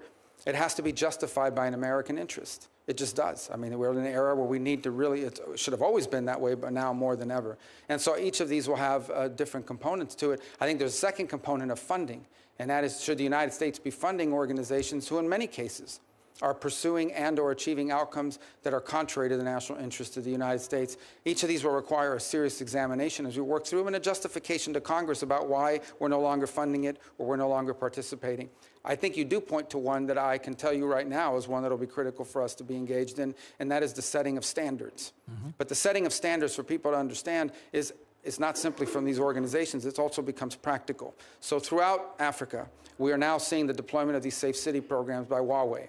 Now, this isn't just a commercial deal for Huawei. This is the ability to ingrain itself in the telecommunication of these countries and establish itself as the leader in 5G. And now all of the other technologies that depend on 5G, additive manufacturing, you know, the 3D printing and so forth, autonomous vehicles, they will all have to be drawn to the standards set by Huawei. That's not because an international organization set it up, it's because they've established market dominance, and it's a concern we have in multiple parts of the global south and the developing world. We need to be engaged that way as well. I very much look forward to working with you on deploying the full tool set that allows us to compete in the global south, including the Development Finance Corporation, something Senator Corker and I led on this committee, in which I know you see the potential for. As I come to the end of my time, I've worked hard with Senator Graham to get signed into law two different bills I wanted to mention. The Global Fragility Act, which presses the Department of Defense, Department of State, AID to have a common strategy in fragile states and to effectively. Recently, for Anti-Semitism Act, something that Meeks and I worked on, create security and governed and insecure in the global south, in South America, in Africa, and Southeast Asia. Both of these bills address the root causes of instability and facilitate cost-effective uses of American dollars by encouraging engagement with the private sector and philanthropy. Can I count on your support to work, as the Secretary have confirmed in the State Department, to implement these two laws more effectively in the coming years? Well, and the conservation one, I believe, just passed, right? Most recently. Just signed into law. Yeah. We're getting there just in time to help you with it, and it's had strong bipartisan support. On the global fragility, this has been ongoing for quite a bit of time, and we'll have to go back and check on the progress. I don't know entirely. I know there's a 10-year plan, and there's the 5 countries that we've identified. And by the way, no country likes to be identified as fragile, so we have to be sensitive about how we do it. But I think that's a component. We got to go back and see where we are on that 10-year planning, because that's an important way of leveraging both economic security and development efforts in the whole of government. And I think key to this is going to be not simply the Department of State, but it's that steering committee that's supposed to meet every 3 months at the National Security Council. That core work is happening. Look, are great, but if someone's not measuring at the end, whether it's reaching its income, we're going to have a huge problem. But the goal of that legislation, as I recall, is, and believe still, is we want to get ahead of this before a crisis. This is about preventing crisis, which is, frankly, is a lot cheaper and a lot better than actually dealing with crisis after the fact. And so identifying places around the world that are in danger of becoming chaotic, uncertain, insecure, and getting ahead of it and a variety of means to prevent that from happening And preventing those crises from happening is going to save us a lot of headaches, a lot of danger, and a lot of money. In closing, I'll just repeat something I've heard from several of my colleagues. I think that our global network of alliances and partners rooted in our shared values, a commitment to democracy and human rights, is essential to our national security.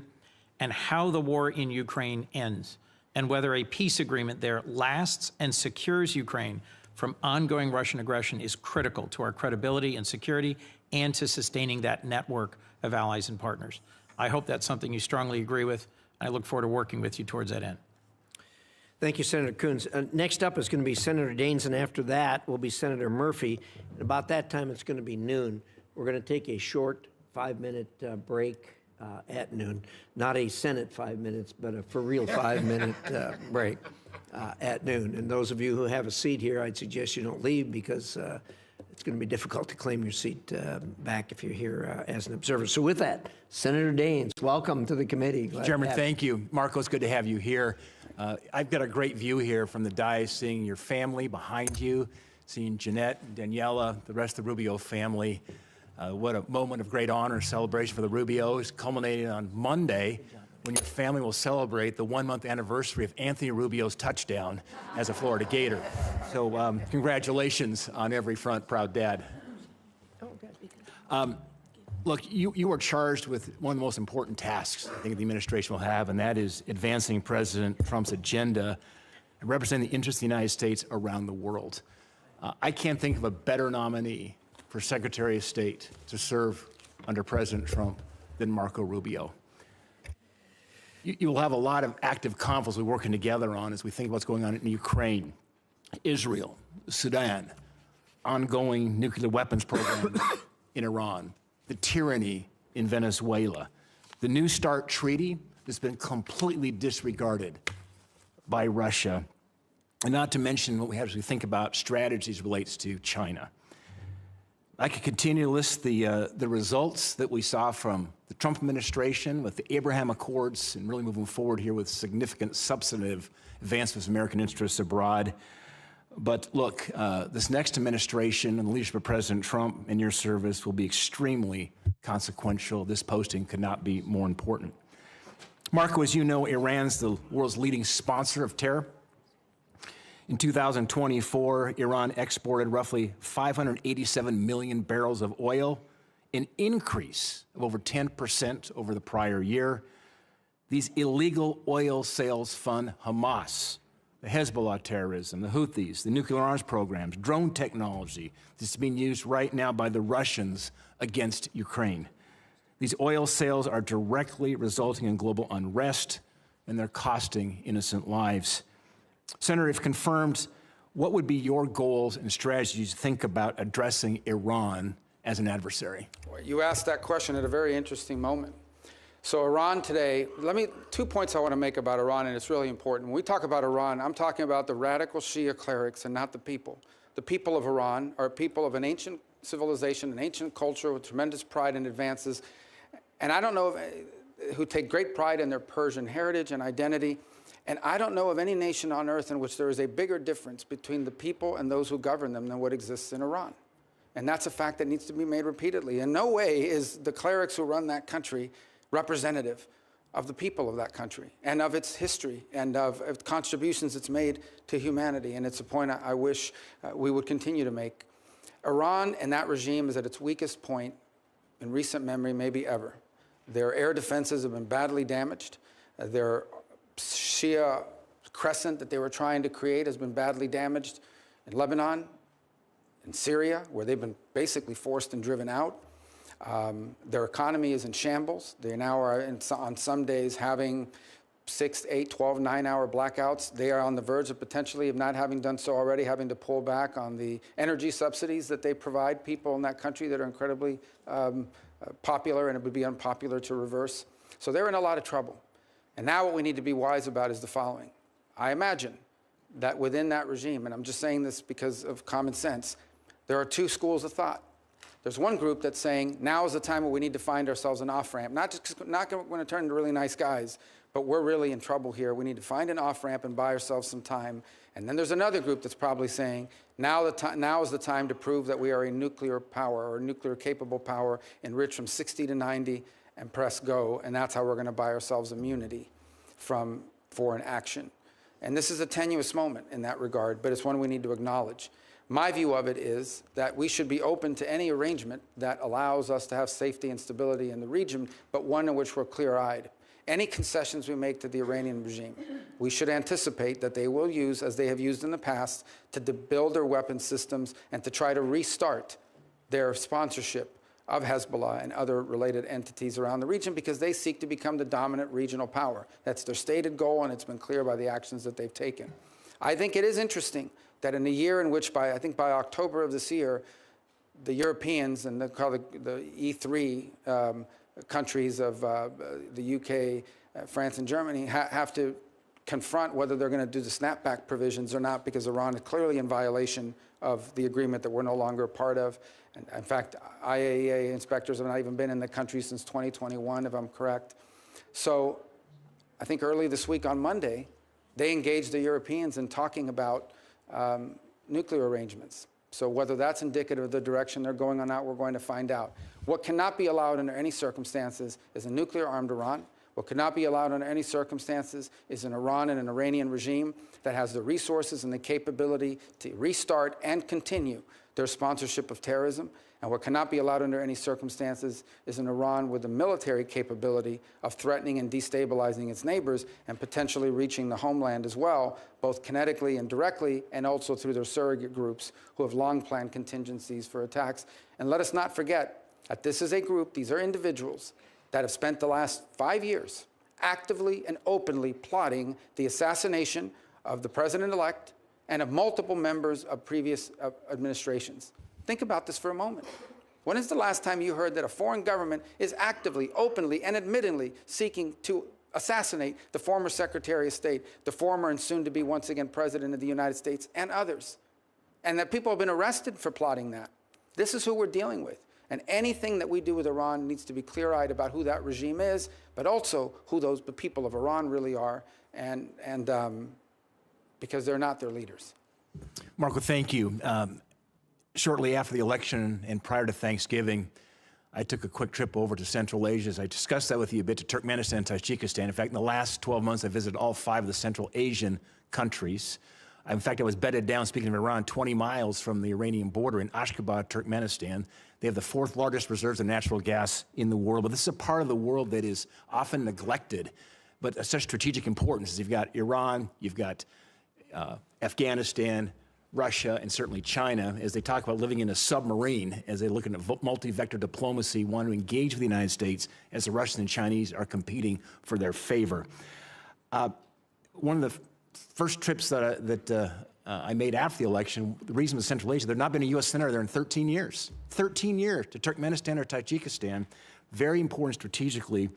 One of the first goals of the AUKUS that Senator Gary Peters and I created of Central Asia is to repeal the Jackson-Vanik label on the region and extend permanent normal trade relations with Kazakhstan and Uzbekistan. I realize you have a lot of priorities on your plate when you will be confirmed as our secretary, but I would say rescinding it would be a good faith indication of the Jackson-Vanik requirements that Central Asia needs right now to grow.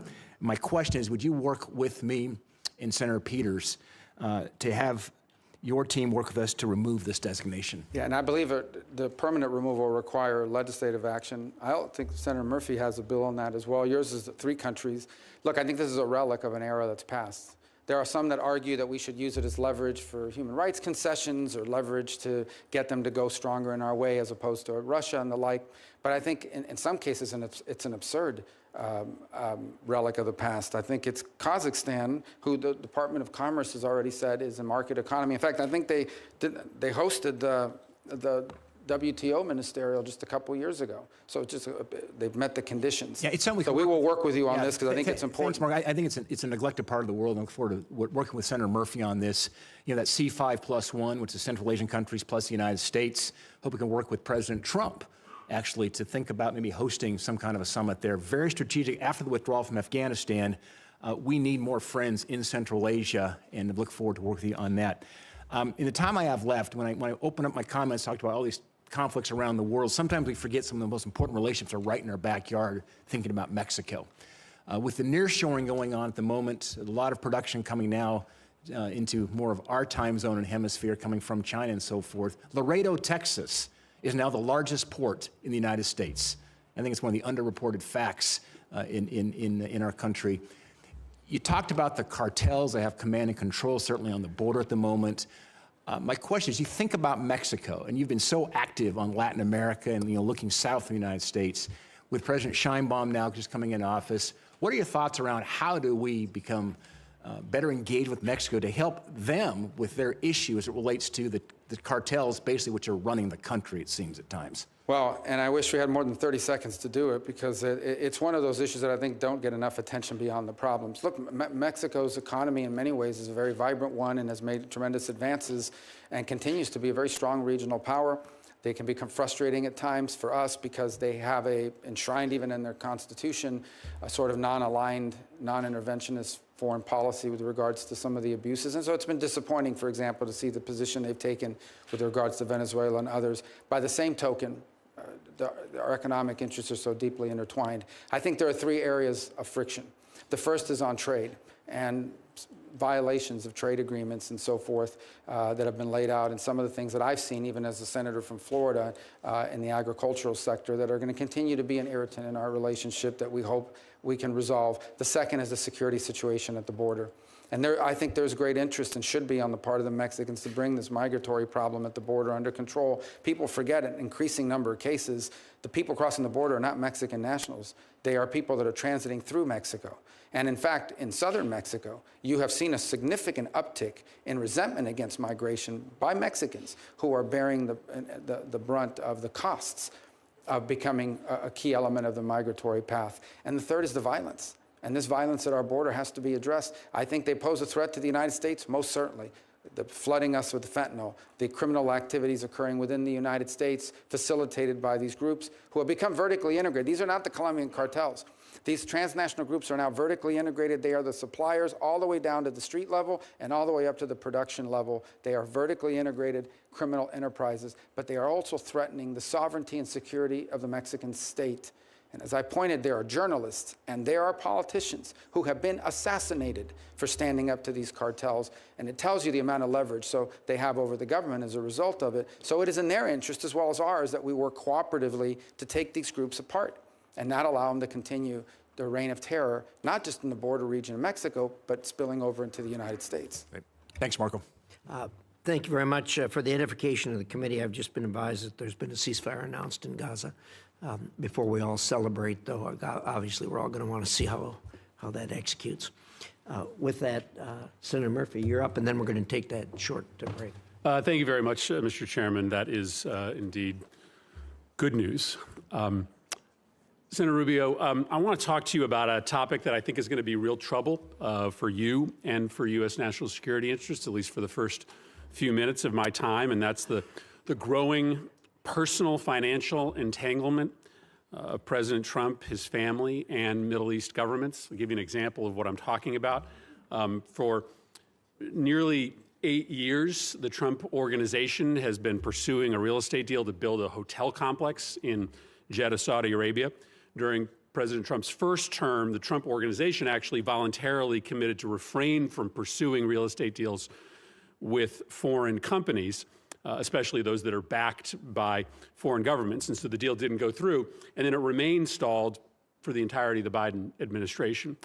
And then magically, 30 days after the November election, Saudi Arabia's biggest construction company that's affiliated with the government announced that the deal was going forward alongside an additional $200 million deal for a Trump property in Oman. Now, it used to be that somebody with these big financial business interests would come into government and take actions like setting up a blind trust or divestment in order to make sure there was no connection between their personal financial interests and the business they were conducting in government. But President Trump has just done the opposite, right? Over the last 8 years, while he was in office and since he's been out of office, he and his family have become more deeply dependent on revenue from governments in the Middle East.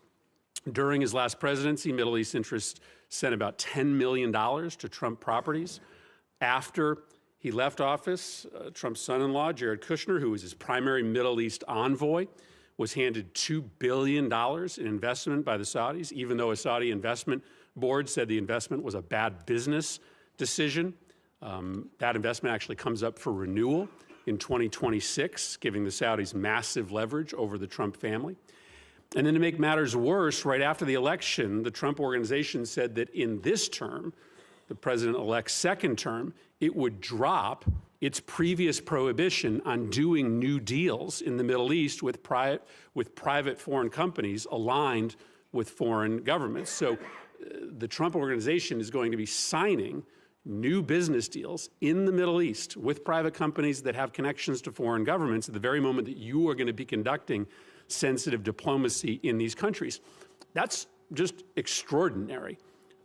Never before in the history of this country has a president been, literally receiving cash from foreign governments and from foreign companies that are backed by foreign governments in the middle of their term. If you or I had done this as senators, we would be in violent violation of Senate ethics rules. That's not permitted. On the Foreign Relations Committee. And so I guess my question to you is a pretty simple one. Do you see how this fundamentally compromises your diplomatic efforts?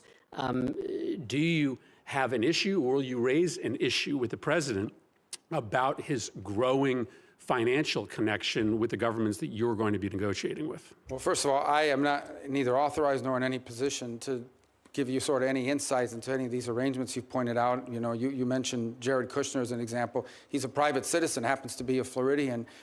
I don't know what, if any, engagement he has in the work that's going on now. I can tell you what I know. Obviously, I'm not in the State Department yet, but I can tell you as an example, the president's envoy to that region, who was charged, Steve Witkoff, who was charged with being an envoy towards reaching an accommodation between the Israelis and the Saudis, has been working cooperatively and together with the Biden administration. And in fact, I dare to say that all involved deserve credit for the ceasefire that the chairman's just announced. But Steve Witkoff's been a critical component of it, and he has been involved in it from day one. I think the broader consideration about whether we want to see a Saudi-Israeli mutual recognition and relationship would be one of the most historic developments in the history of the region for all the factors we've discussed here today. It would be, and one of the impediments to it has been this conflict and the ongoing conflict and the lack of a ceasefire. I also think it's going to be important for the Saudis and others to be participants in post-conflict stabilization efforts in Gaza and beyond. So all I can tell you is that what I've said from the very beginning, from the opening statement, and that is our foreign policy is going to be driven, as the President's made abundantly clear, by whether some action makes America is in the interest of the United States and our national security. And that's what it's going to be driven by, and that's how all these policies should be judged by, and that's certainly the job that I believe I've been tasked with executing on. Well, let me then simply ask you this question. Do you believe that the president should refrain from doing new business deals with Middle East governments during his term in office? Well, my understanding, again, I'm speaking out of turn, but the president doesn't manage that company. His family members do, and they have a right to be in the business. I mean, that's the business that they're in. They're in the real estate business. They've been for a very long time, both domestically and abroad. They have properties in multiple countries. So at the end of the day, I don't know, his family is entitled to continue to operate their business. The fundamental question is not whether his family is involved in business. The fundamental question is whether that is in any way impacting the conduct of our foreign policy in a way that's counter to our national interest.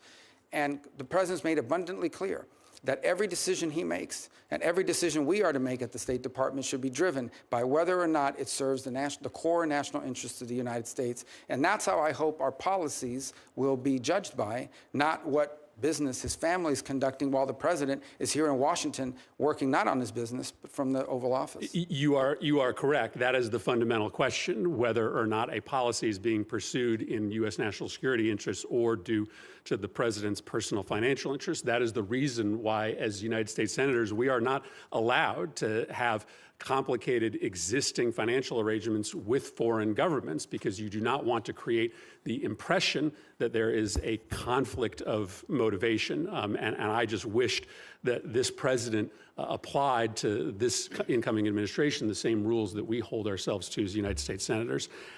Senator Rubio, in the time I have remaining, just want to tackle two other topics. One that I know is of mutual concern to you and I, and that's the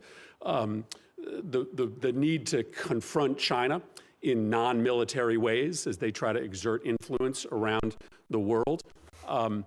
Last time President Trump was in office, he was calling for pretty massive cuts to the State Department's budget. But as you know, China uses all sorts of non-kinetic tools like disinformation, economic diplomacy around the world to exert influence. I'm hopeful that you're going to be an active voice to try to make sure that you have the tools, including when it comes to combating Russian and Chinese misinformation, to be able to confront all of the ways, many of them asymmetric, that China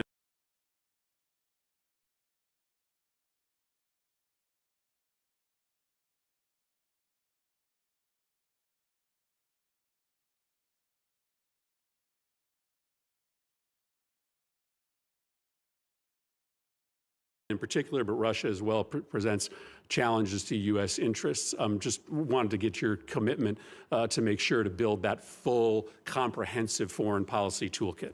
Yeah, not only have I been someone concerned about foreign disinformation, I've been the target of it from multiple nation states. And I've learned over time that the best way to confront disinformation is through a flood of free speech that allows the counterpoints of view to be heard and understood. I think where we get ourselves into trouble, and we've learned this now, and I think multiple U.S. companies are now admitting, is when we get ourselves into a position of determining what's true and what's not, and then using the tools of government to go after that, particularly when it implicates domestic entities. But yes, it is one of the tools that they have in their toolbox. By the way, it's not just disinformation.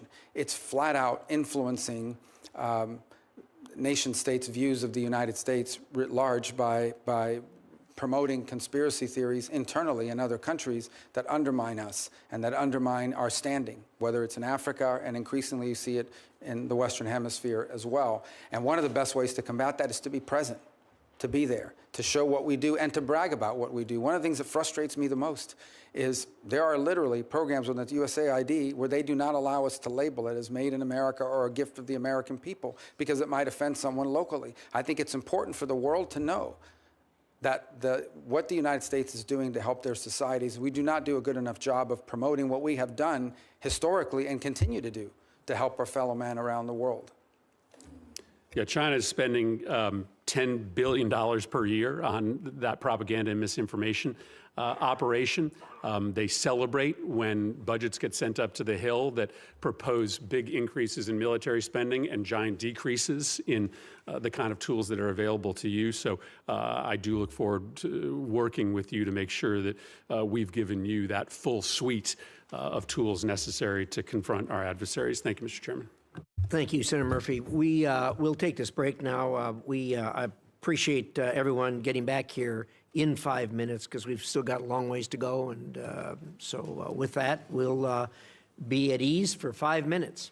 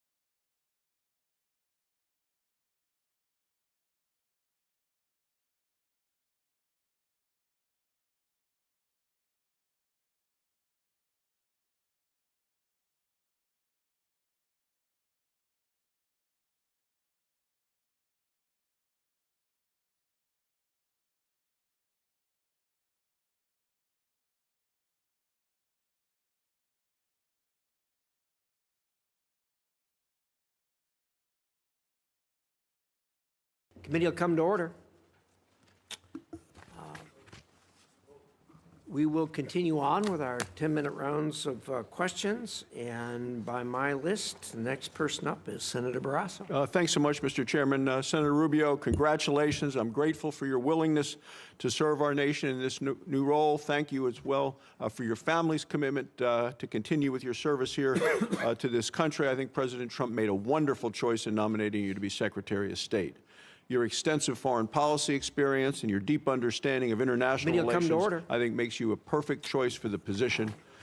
While serving together in the Senate on this committee, I've seen firsthand your dedication, your knowledge, and your commitment to our nation's security. Your strategic insights, thanks so much, Mr. Chairman. Senator Rubio, congratulations. I'm grateful for your willingness to serve our nation in this new role. Thank you. Talked about them in the past. You have my full and unwavering continue with your service here. I want to start with China. I think President Trump over the years we worked closely together to counter the significant threat that China poses to global policy experience and your deep understanding of international relations. Party strategy extends far beyond traditional. While serving together in the Senate on this committee, conducting an aggressive campaign aimed at weakening American leadership and your commitment and reshaping the global order to serve your strategic insights, your principled approach to China is challenging our interests all across our nation, various domains, diplomatic, challenges, technological. Talked about them in the past, so you have my full and unwavering support. I think we have to respond. I wanted to start with China, because over the years we worked closely together to counter the significant threat that China poses to global security and to stability, and develop a strategy to safeguard American interests far beyond values on the world stage. Military conflict. Could you talk a little bit about your approach in addressing campaign aimed at weakening American leadership and how reshaping the global order partners to serve their own interests accountable? We make no mistake, China is challenging our interests all across various domains, diplomatic, economic, technological. They're playing the long game, and I think we have to respond with equal resolve. The Chinese have basically concluded that America is sort of a it's essential that we fully recognize the scope of the challenge and develop a strategy to safeguard American interests and values on the world stage. I think their preference is to they view these smaller countries as tributary states, that basically all roads lead back to Beijing, and they view that. Unfortunately for them, their neighbors do not view themselves as tributary states. And this is particularly true in places like South Korea, Japan, Australia, New Zealand, but also Vietnam and others, some of whom have historical disagreements with China.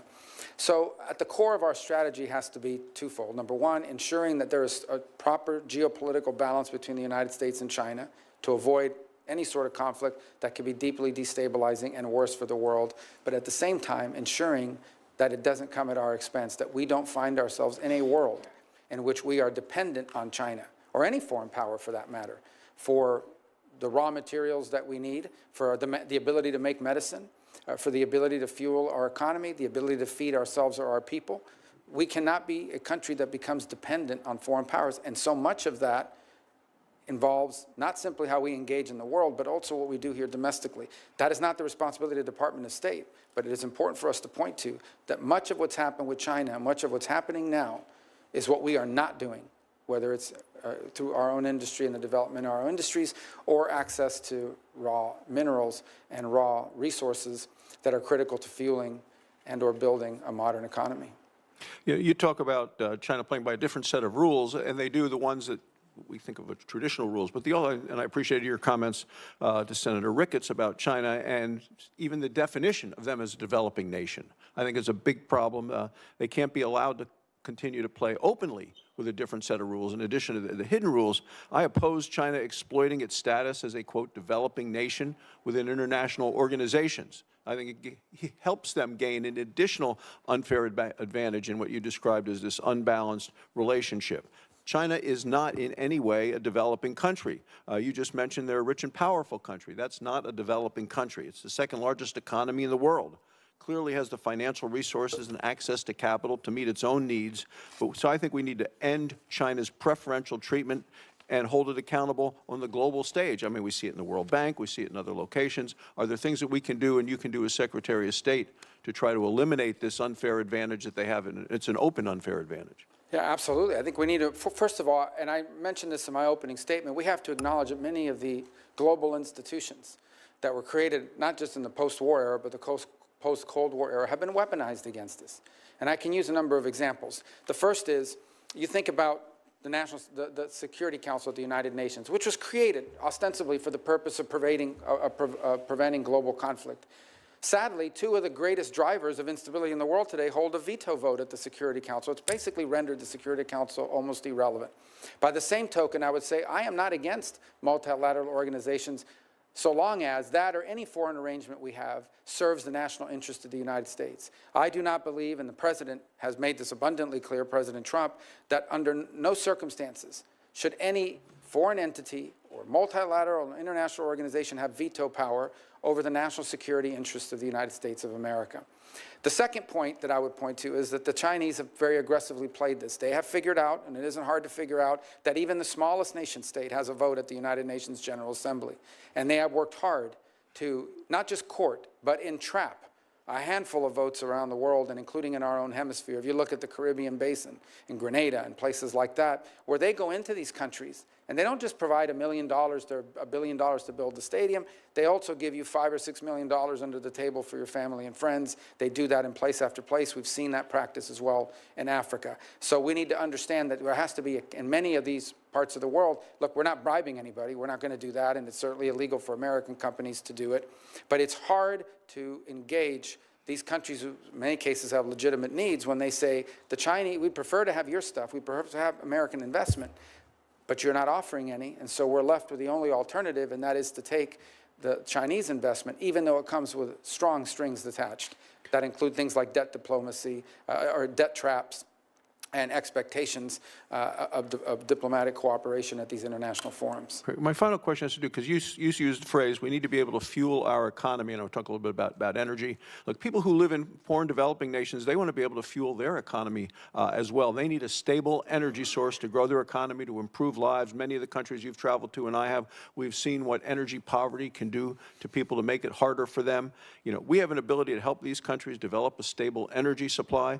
But this current administration, the Biden administration, has put restrictions in place on funding of certain energy resources, such as coal, even natural gas. The United States should be working to promote an all-of-the-above energy strategy and help our friends and allies have affordable energy as opposed to what is the politically correct type of energy to be used. So I believe we should be helping these countries with energy. And are you committed to ensuring the State Department is promoting all forms of energy projects across the globe, including oil, gas, coal, affordable energy that will help people raise their standards of living? Yes, in fact, it should be a centerpiece. One of our centerpieces of our economic diplomacy. We talked earlier, I think it was Senator Coons had mentioned the work on fragile states and the hope of preventing fragility so that states don't collapse into some of the havens that you now see where terrorism takes a hold and so forth. And one of the things you can do to help a country become more stable and then more prosperous is access to reliable and affordable energy. And that is that's not simply for everyday life.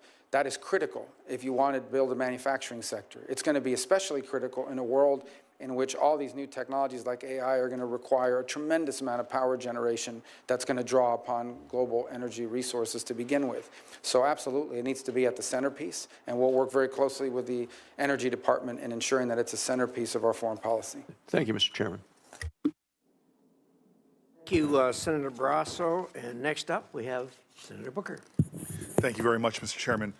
Marco, Senator Rubio, the President made a great decision in choosing you. I'm happy to see you there. You're a thought leader in foreign policy. I, however, don't think most Americans know how great of a thought leader you are in NCAA, NFL, and high school football. And I'm a little disappointed that you're not going to be the head of the NCAA right now. Not yet. We sat in my office recently. I told you about my concerns about Africa right now. Democratic Republican administrations have not prioritized the continent. It is literally the fastest growing continent on Earth. We now see the future. By 2050, 1 out of every 4 human beings on the planet will be in the continent of Africa. And because of the demographic issues we have around the globe, from Europe to the United States to even China, 1 out of every 3 working people on the planet will be in Africa. It is rich with arable land and critical minerals. It has an economic potential that could create tremendous markets for American companies and American businesses. More than this, we know while it has incredible assets and opportunities, a lack of focus on Africa can endanger the whole planet. We know in the days of infectious diseases, for example, an outbreak of an infectious disease anywhere is a threat to public health everywhere. More than that, we see the climate challenges, migration patterns there threaten to destabilize the Middle East and other areas. Egypt, for example, literally is hosting millions of refugees in Egypt right now.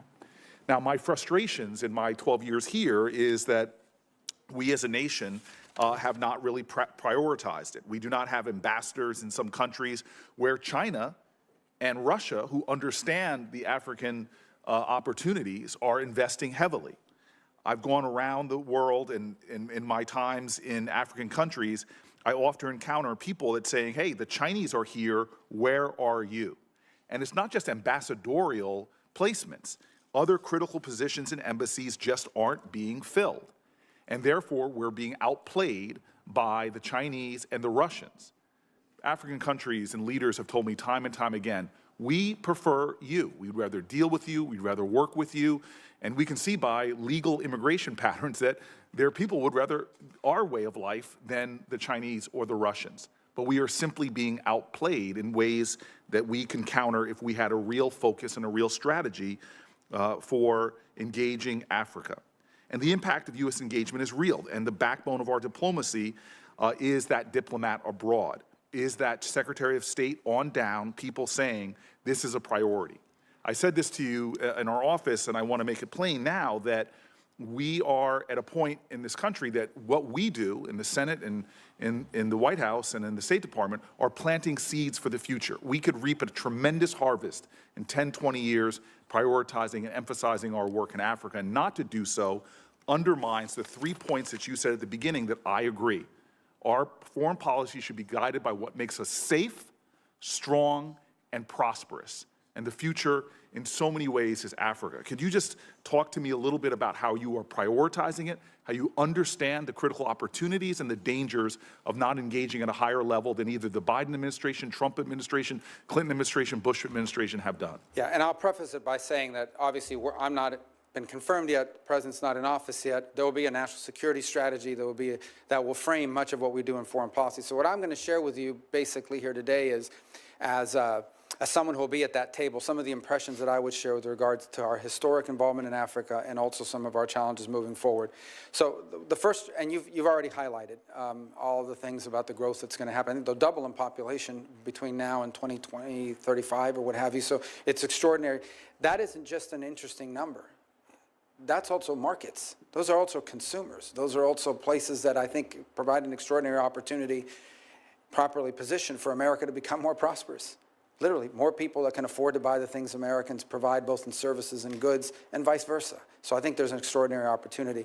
Where I think some of our situation in Africa has fallen off has been, it's been, and rightfully so, heavily focused on counterterrorism and solely on counterterrorism in some places. And that's valuable and important. It is very difficult for a country to progress or move forward if they are in fact a haven, for that's open. And so, the freaks come out at night and you've got the terrorist groups that are operating and undermining that country. So it's not that it's unimportant. I think we're also learning from the Sahel how quickly the situation changes. Despite significant counterterrorism contributions, each of those countries have pivoted to their great mistake, grave error, towards the Africa Corps led by Russia. These people are not any good at fighting counterterrorism and unreliable, and I think the moment will come when they'll realize that, and maybe there will be a new opportunity to engage. On the flip side of it, if you look at littoral West Africa, there are real opportunities there for, and in fact, ongoing engagements, not just on counterterrorism, but on economic progress. I look in the north to Morocco, another place where we have already seen substantial improvements because of the accords, but also because phase 2 of that relationship that continues to build. You also talk about one thing that I don't think has been talked about enough, and I think we hear the term as a 19th century term. The impact that malaria has is not simply a health crisis or humanitarian crisis. It has deep economic crisis. deep economic implications. It pulls kids out of school for long periods of time and not end their lives. It literally sets people and communities back. And humans and people are the greatest resource of any country.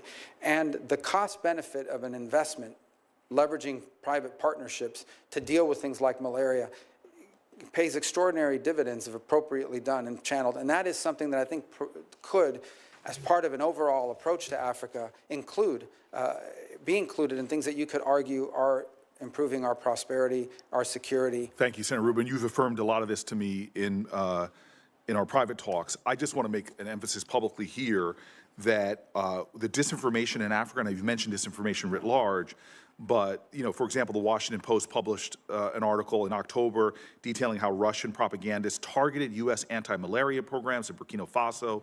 The Africa Center for Strategic Studies report published in March 2024 highlighted how Russia and China are leading sponsors of disinformation campaigns in Africa that are showing incredible success because we aren't doing a coordinated campaign to counter their misinformation. And so I'm looking forward to working with you. I hope that you'll prioritize this for the sake of America's future, that you could be the Secretary of State that says we have a vision for Africa and we're backing it up, not just from the Secretary of State's office, but all the way down to making sure key resources are invested in countering disinformation, as well as making sure that we have personnel in there. It's not a popular post. As you know, for many State Department people, we've got to make it that way and let people know that they're helping to define the future of not just the United States, but humanity by focusing on Africa. I cannot let my time expire without talking about the biggest humanitarian crisis going on the planet Earth right now, what is happening in Sudan. It's been called by our country a genocide. There's a famine being declared in areas where you're seeing unbelievable levels of systemic sexual violence going on. I traveled to the Sudan border with Chad and saw humanitarian crises like I'd never seen before, and I've been around the world looking at humanitarian crises. We have a great special envoy who you've already positively name-checked in this confirmation hearing. It is so important and vital that that work continue and that we work for diplomatic solutions. There are a lot of our allies who've been implicated in fueling this crisis. This is an opportunity to end this crisis by diplomacy, to bring about one of the most important peace processes there are. And I'm hoping that you and incoming President Trump will prioritize that. Yeah, in an era in which the term genocide has been misappropriated to almost a global slander, an international slander, this is a real genocide. By its very definition, this is a real genocide. This is the ethnic targeting of specific groups for extermination, for elimination, by groups, by the way, that are being funded by nations that we have alliances and partnerships with in other parts of the world. And we should express that clearly. I think in part of our engagement with the UAE, and it'll have to be a pragmatic engagement. I mean, they're important players in what we hope to resolve in the Middle East. And I think as part of that engagement, we also need to raise the fact that they are openly supporting an entity that is carrying out a genocide. And I think for those who are interested in going out and actually protesting a real genocide, this to be the one, and I just don't see it. I don't see people mentioning it. It is morally reprehensible that this crisis gets virtually no attention in our country, especially because of the role we should be playing. And my time is over, but I want to say this, no need to respond. But the other place on the planet that gets no attention, that we are responsible for in our hemisphere, is the crisis in Haiti as well. Correct. I know that you know this intimately.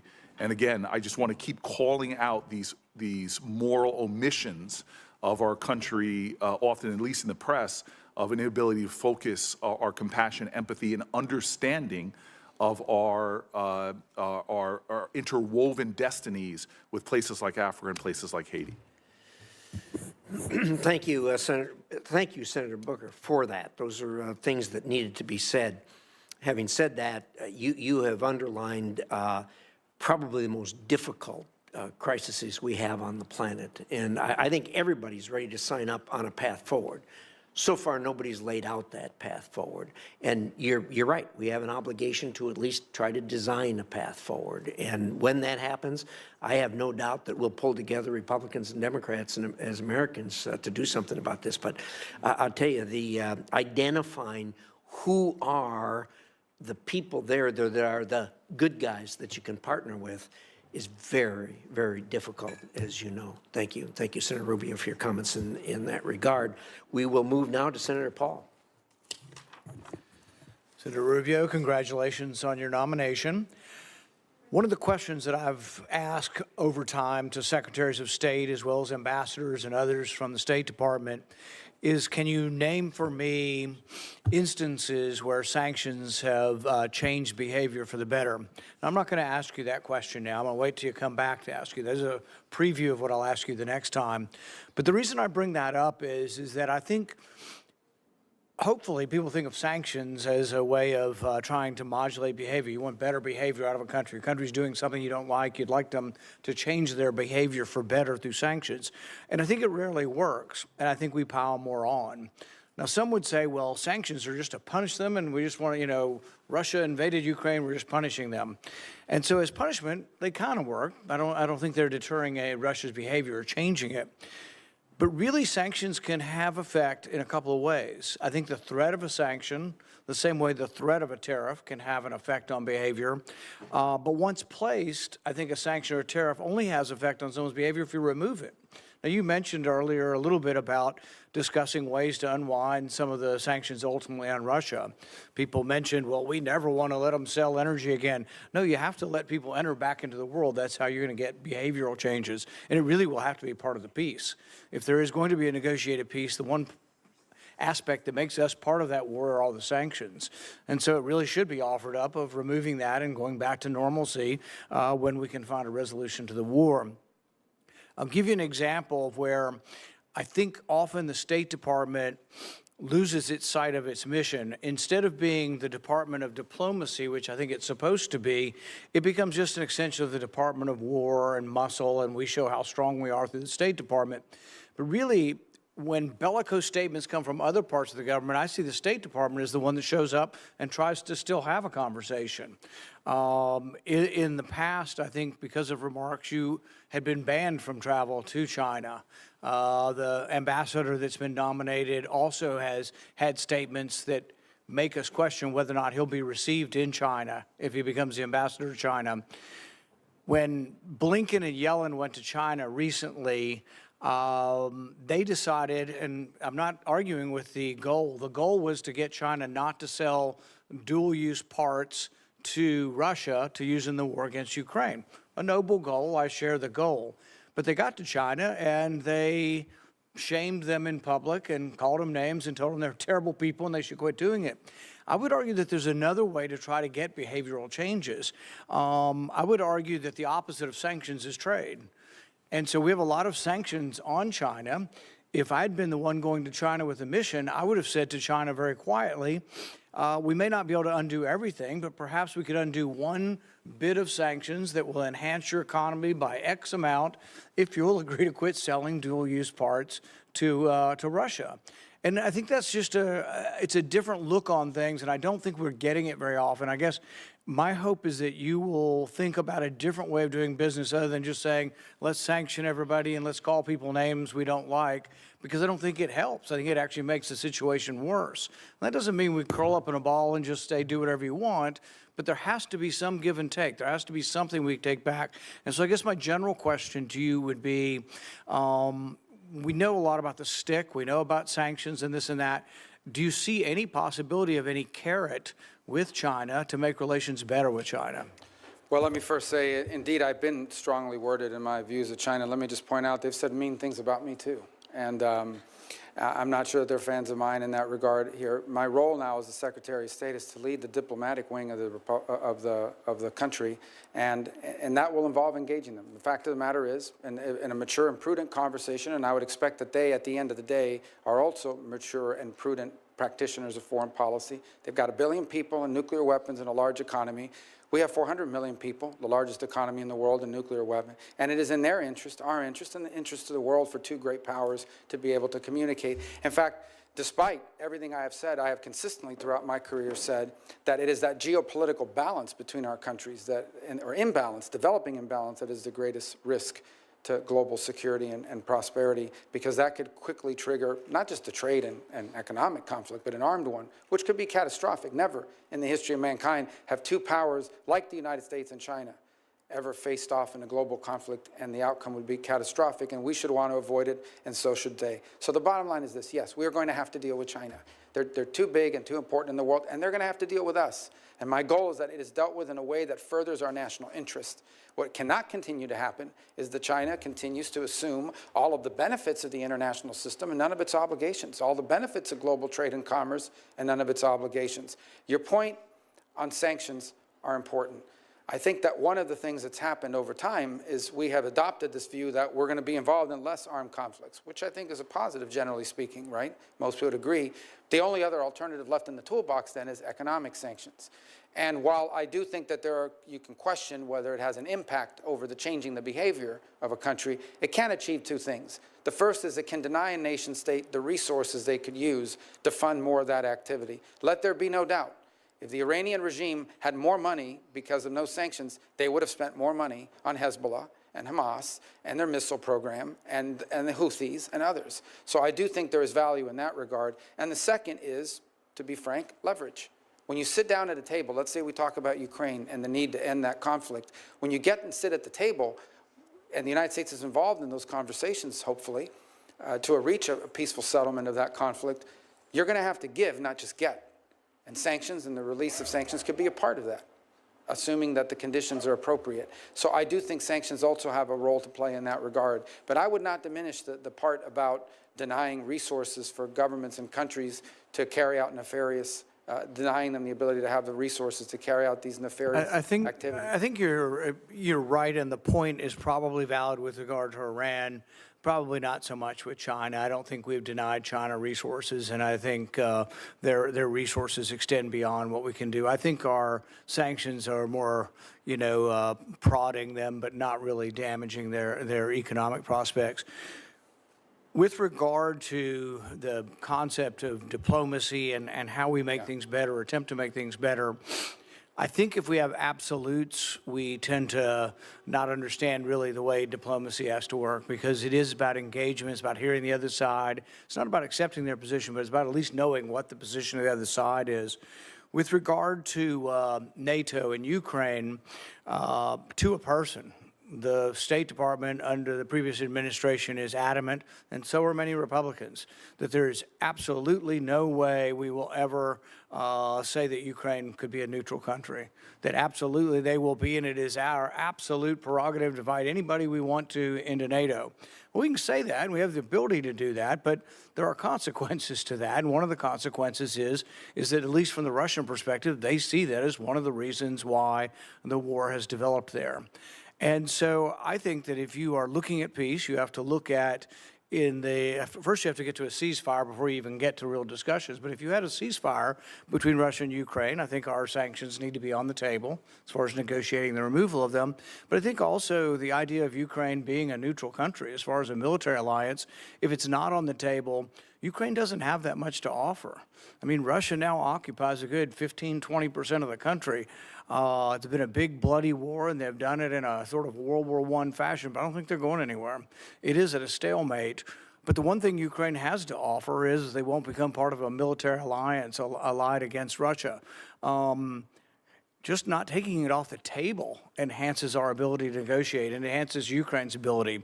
I think Zelensky's public words have been a little less firm than they had been in the past. But instead, I think we've done the opposite with our diplomacy. Every day, it's Blinken, beating the drums. They absolutely be in Ukraine. Do you think that the concept of a neutral Ukraine, not in NATO, can be part of the negotiations to end the war? Well, obviously, that's something that will ultimately be part of any negotiation. I do agree with your point that if we want to be real here for a second, because I think we've lost the art of reality in some of the foreign policy. These are not outcomes that are rarely are they ideal. Sadly, in many cases, our choices in foreign policy are a choice between a bad outcome and an even worse outcome. And that's been true not in the modern era, but throughout the history of diplomacy and nation-state relations. In the case of conflicts such as these, they invariably require concessions. I don't think it would be wise nor appropriate before we're even in office or even at any public forum such as this to discuss the parameters of what those potential concessions can be for either side. Suffice it to say, I do think, to be honest with the committee and the full Senate, if you want to reach agreements to end armed conflict where people are dying on a daily basis and enormous destruction is occurring and a great potential for escalation exists on a daily basis, if we want to be honest about bringing that to an end, true diplomacy will require concessions from every party engaged in those conversations. That's the nature of diplomacy, and it's best conducted directly and in an appropriate forum and not in public. And that can be done, by the way, without abandoning our core principles as a nation or our feelings as a people about what's happened and transpired in that conflict to date. Senator Van Hollen. Thank you, Mr. Chairman, Ranking Member Shaheen. Senator Rubio, good to see you. It was great to sit down with you and talk about some of these important issues yesterday. Let me just say at the outset that I appreciate your response to Senator Booker's question about what's happening in Sudan, specifically as the Biden administration just found that the RSF under Hemedti is engaged in a genocide, and we need to do everything we can to stop what's happening there. You referred obliquely to some of our sort of Gulf partners who have not done what they should be doing. One of them is the UAE, and I've been very clear that the United States should not be providing military assistance to the UAE when the UAE is in turn providing military assistance to a group like the RSF that is committing a genocide in Sudan. And I'm expecting a briefing from the Biden administration by the end of this week as to whether or not their commitments to President Biden to stop doing that have been fulfilled. I want to pick up on a couple of the issues we discussed yesterday. One, as you know, Senator Sullivan and I are the co-chairs of the Bipartisan Foreign Service Caucus. We've passed a number of pieces of legislation through the United States Congress, most recently the Foreign Service Families Act. As you know, and we discussed yesterday, you know the importance of supporting the men and women at the State Department, including the Foreign Service, and I appreciate your willingness to work with us in the caucus to continue to make sure that they have what they need to do their jobs effectively. We also discussed the ongoing war in Ukraine and the importance of supporting the Ukrainian people against Putin's aggression, and I just want to say for the record, I support and endorse everything that Senator Shaheen said on that score, so I don't have to go into great detail. I will say that we know that what happens in Ukraine does not stay in Ukraine. And it's not just me saying that. That is what we've heard repeatedly from leaders in Japan, leaders in South Korea, and other partners of ours in the Indo-Pacific region. So I hope that we will continue to focus on that, because what we do know is that President Xi has one eye on what's happening in Ukraine and another eye on what's happening in Taiwan and measuring everybody's response. Like you, and we've worked on a bipartisan basis to try to make sure that we meet the challenge of China. Lots of important pieces of legislation that have passed, but none yet to really rise to meeting those challenges. I do support the Biden administration's ongoing efforts to restrict the flow of very high-end technologies, the highest-end chips, to China that can be used in their military. We're going to have to work successfully with our allies to do that, just like the Trump administration back in the day worked on the Huawei issue. So my view is that we need to expand that effort. We also discussed the volatile situation in the Middle East. You know, we often talk about the importance of shifting our focus to China and the Indo-Pacific, but we always seem to get dragged back into conflicts in the Middle East. I want to start with Syria. Good riddance to the murderous Assad regime. Obviously, we have a stake in what comes next in Syria, given the fact that it's a very volatile part of the world. I support the very cautious engagement of the Biden administration with HTS, but we should acknowledge their very poisonous genealogy, beginning with al-Qaeda morphing into al-Nusra. The other issue, of course, in Syria is that when you've got a situation like we see today, there are opportunities for ISIS to get further back on its feet, to provide it more oxygen. And as you know, the tip of the spear in our fight against ISIS has been our Syrian Kurdish partners, the SDF. But at this moment, President Erdogan of Turkey has been backing attacks of the so-called Syrian National Army, which Turkey largely controls, against our partners, the Syrian Kurds, which opens the door to a revival of ISIS. Because of the actions of the United States government, Turkey has so far paused that effort.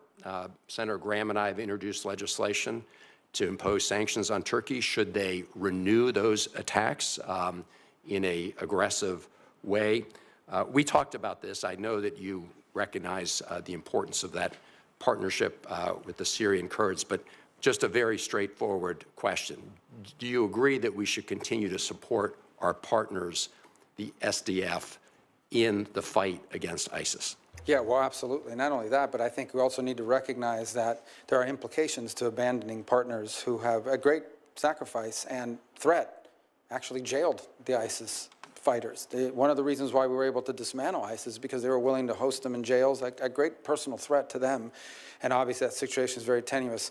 I don't want to take up a lot of your time, but I do think it's important to respond to this opportunity in Syria, because it could be an opportunity. Look, the new people that are in charge there are not going to pass an FBI background check, okay? We recognize that. These are not people we know all about, and their history, as you said, is not one that gives us comfort. That said, it is in the national interest of the United States, if possible, to have a Syria that's no longer a playground for ISIS, that respects religious minorities, ranging from Alawis all the way to Christians, that protects the Kurds, and at the same time is not a vehicle through which Iran can spread its terrorism to Hezbollah and destabilize Lebanon, not to mention what's happened in other parts. Not only is it in the national interest of the United States, it's in the national interest of virtually every nation state in the Middle East to see that come about. That is worth exploring. There is an interesting dynamic at play, and Senator Paul asked a moment ago about the impact of sanctions. I would argue that the Caesar sanctions directly contributed to the downfall of the Assad regime in many ways. We find ourselves in this interesting situation now where, because I think it was reauthorized as part of NDAA, we now have these sanctions in place against the government that no longer exists. But nonetheless, it's an opportunity for us to explore how we could use that tool, the removal of it, and others, if in fact the territory is fertile for these outcomes. There are impediments to this that go beyond simply the new people in charge. And one of them, as you pointed out, is Erdogan and what his intentions are. Right now, there's a very tenuous ceasefire with regards to the Kurds. It's important for that to be maintained. I think it's important to signal to Erdogan early, including through this hearing, that they should not view a transition in power in the U.S. as a window in which they could take advantage of to sort of violate whatever agreements were in place. Right now, what we want in Syria is stability so that we can explore what opportunities exist to bring a different dynamic, because it would have an impact on Lebanon, on Israel, on the situation in Gaza, and on the broader Middle East. And to walk away from an opportunity that may not come back. By the way, the Russians have been run out of there, the Iranians have been run out of there, but they are pragmatic foreign policy operators. If we don't explore these opportunities, they will work their way back in there at some point. And I agree with everything you just said, and look forward to working with you on that. Let me turn to the Israeli-Palestinian conflict, which we also discussed yesterday. And we all witnessed the horrific October 7th Hamas terror attacks on Israel. We've also witnessed the devastation and human rights catastrophe in Gaza. Like you, I've met Israeli families who lost loved ones on October 7th. I've met with hostage families. I've also met with Palestinian families who lost kids and other innocents in this war. So I was very pleased to see the announcement today of the ceasefire and the return of hostages. Let us pray that it holds and that it is implemented. But of course, as we discussed yesterday, the question is what happens next. And we all agree that Hamas can have no role in the governance of Gaza or any other place. We also know that for all its flaws and faults, the Palestinian Authority has recognized Israel's right to exist for the last 30 years since the Oslo Accords. Their security forces are trained by U.S. Forces. They today are fighting Palestinian militants in certain parts of the West Bank. But at the same time, their funds have been restricted by the Netanyahu government today. These are the funds that belong to the PA. We've seen a record increase in the number of settlements in the West Bank. And so the PA is not able to deliver on what had been the hope of Oslo, which is self-determination, security, and dignity for both Israelis and Palestinians. So you have said that the ideal way forward, recognizing that we've been at this for a long time, is a two-state solution. There are members of the Netanyahu government that today want to annex all of the West Bank. So my question is, do you agree that annexation would be contrary to peace and security in the Middle East? And what is your vision going forward? First, let me say that, yeah, the idea would be that there not be conflict and the people could live side by side with one another without being in conflict and the ability to pursue prosperity. Sadly and unfortunately, the conditions for that to exist have not been in place for some substantial period of time. I point to you as an example, back in 2020, the Trump administration offered 58 billion, or about 50 billion, or 58 billion, to 50 billion, 58 to 50 billion dollars in investment to the Palestinians, and that included, I believe, 28 or 29 billion specifically for Gaza, and it was rejected. That offer was made back in January of 2020, and then it pivoted over as a result of that rejection to what we now know as the Abraham Accords. Second, I would say that Israel is a small nation who at its narrowest point is 9 miles wide. It has been historically surrounded by enemies that seek their destruction. Hezbollah to the north, Hamas to the west, Iran further north with nuclear weapons, constantly. In fact, I would argue that if Israel had not been firm and strong in its response in this endeavor, most recently, they may very well have faced an existential threat, as they continue to in many ways. Now, here's the good news, and it's not just about the ceasefire today, although that's very important. The good news is that potentially we have had a dynamic shift in the region that has an historic opportunity, if appropriately structured and pursued, that changes the dynamics of what might be possible. And that, we've discussed Syria, we've discussed the events in Lebanon quite a bit as well, the degrading of the Iranian capability, which I hope will continue, and hopefully the ability to reach some agreement between Israel and Saudi Arabia on normalization and being able to engage both for their mutual security and also economic prosperity. The real open question for the Palestinians is who will govern? Who will govern in Gaza in the short term, and who will ultimately govern? Will it be the Palestinian Authority or some other entity? Because it has to be someone.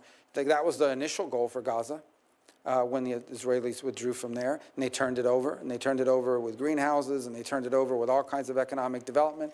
Hamas won an election. They took over, and they destroyed the place and built tunnels for terrorists to operate from. So the key is not simply governance. It's who will govern. You can't turn it over to people who seek your destruction. And so I do think this is a very complex issue, and I think that's understating it. We all recognize it. But I also believe that we should not underestimate the potential opportunities that now exist, and it'll take some time to fully understand what those are, that perhaps open the door to things that were not open in the future. But from the Israeli perspective, which I fully understand, it begins with their existence, because you cannot coexist with armed elements at your border who seek your destruction and evisceration as a state. You just can't. No nation on it. We wouldn't tolerate it, and they can't either. And it begins with having that level of security, and if they do, then I think there are opportunities that come about as a result of it. Those opportunities historically have not existed in recent times. Perhaps we're living in an era where that will be, the likelihood of it is higher because of recent events, unexpected events in Syria and Lebanon and other places. Senator Scott. Thank you, Chairman. So I was in Miami or Hialeah on Monday, and when there was a video where you were recognizing Elena Garcia and Dario Fernandez and Tomas Regalado, everybody applauded. They're so excited about your being the Secretary of State. Your homegrown son, and so they're just all excited. The other thing they're excited about is that they have somebody that is going to care about Venezuela and Cuba and Haiti and Nicaragua, all the problems, because you've been so vocal. So I guess, can you just go through sort of one by one and say, I mean, look, we know what are our options? Not that you know exactly what you're going to do, and a lot of these decisions will be made by somebody else anyway, but what are, like right now, look at what's going on in Venezuela. The Biden administration's allowed oil to flow. He stole the election, completely violated what Biden told him he would do. Maria Corina Machado probably was only alive because of your hard work making sure that Donald Trump put a tweet out. You look at Cuba now. They just dropped the state-sponsored terrorism, which makes no sense. We've got people like Jose Daniel Ferrer in prison. Kids as young as 14 in prison for peaceful protests. So, give me some of your ideas of what is possible. Let's take one, but let's start with Haiti, because in many ways it's globally complex, and I think the chairman sort of alluded to this a moment ago. There's a fundamental problem in Haiti, in that there is no legitimacy of authority. And I say this in recognition of the fact that some of the national police forces in Haiti have been extraordinarily brave. Despite being outgunned and outmanned, these guys and gals have stuck at their post and fought back against armed gangs. You know, when the most powerful person in any nation state is nicknamed barbecue, that is not a good thing. And this guy obviously is not named that for good reasons. He's not a cook. These are bad gang elements that are operating within Haiti and have destabilized not just Haiti, but threatened to destabilize the Dominican Republic, not to mention the migratory pressure that it places on the United States, on the Bahamas, and on other places in the region. There is no easy answer. The Kenyans are there, and I can tell you, I think they deserve a lot of credit for being willing to take on that mission. In recent days, missions from various other countries have arrived, El Salvador being among them, to sort of contribute to that effort. I don't think anyone can tell you they have a master plan for how you fix that overnight. I do think it does begin with stability and security. You've got to establish some baseline security, and it's not going to come from a U.S. military intervention. So to the extent that we can encourage foreign partners, and I would include foreign partners in the Western Hemisphere, who should be contributing to this effort, to provide some level of stability and security in Haiti so that you can explore the opportunities to have a transitional government that has legitimacy, that can ultimately lead to the conduct of elections, and then have governing bodies in that country that can bring about a nation state that can begin to build some of the things you need in order for permanency. But it's going to take a long time. And I say this with sadness in my heart. There have been good times, and there have been bad times and worse times in Haiti, but sadly, there's not really been a golden era in Haiti's history, and your heart breaks for these people and for what they've gone through. But you also, as a policymaker in the United States, recognize the implications it's had on our country. It's not just in the migratory pressures it's placed on us, but as I pointed out earlier, the threat it poses on a daily basis to destabilizing the Dominican Republic. You mentioned Nicaragua. It's a very weird situation, for lack of a better term. The Sandinistas earlier, one of the first things they did in the new year is they kicked out every nun in the country. They've gone to war with the Catholic Church, which was the last institution in the country capable of standing up to them. But now they've begun this process of amending their fake constitution to basically create a family dynasty, so that Ortega and his wife will now be co-presidents. There's no democracy that's been completely wiped out. They have literally put plane loads of opposition figures and exported them here to the United States and around the world. They literally arrested anyone who signed up to run for president. They arrested every single, you signed up to run for president, they put you in jail. So it's a big challenge, but our national interest is most challenged. Number one, because of migratory pressure. Number two, because the Nicaraguan regime is allowing people to fly into Nicaragua visa-free from anywhere in the world and then transit to the United States. They have become the point of entry for people from all over the world, because you come in without any visa, they charge you $1,000 or whatever the going rate is today, and from there you get on the migratory route and into the United States. They have been direct contributors to the migratory crisis we face at our southern border. And the third is, the Nicaraguans have basically invited the Russians to establish a military naval presence in Nicaragua, in our hemisphere. That poses a threat to our national security. That needs to be addressed. Venezuela, sadly, is not governed by government. It's governed by a narco-trafficking organization that has empowered itself of a nation state. And we have seen, I believe, upwards of 7, 8, 9 million Venezuelans have just left the country. More are expected to leave.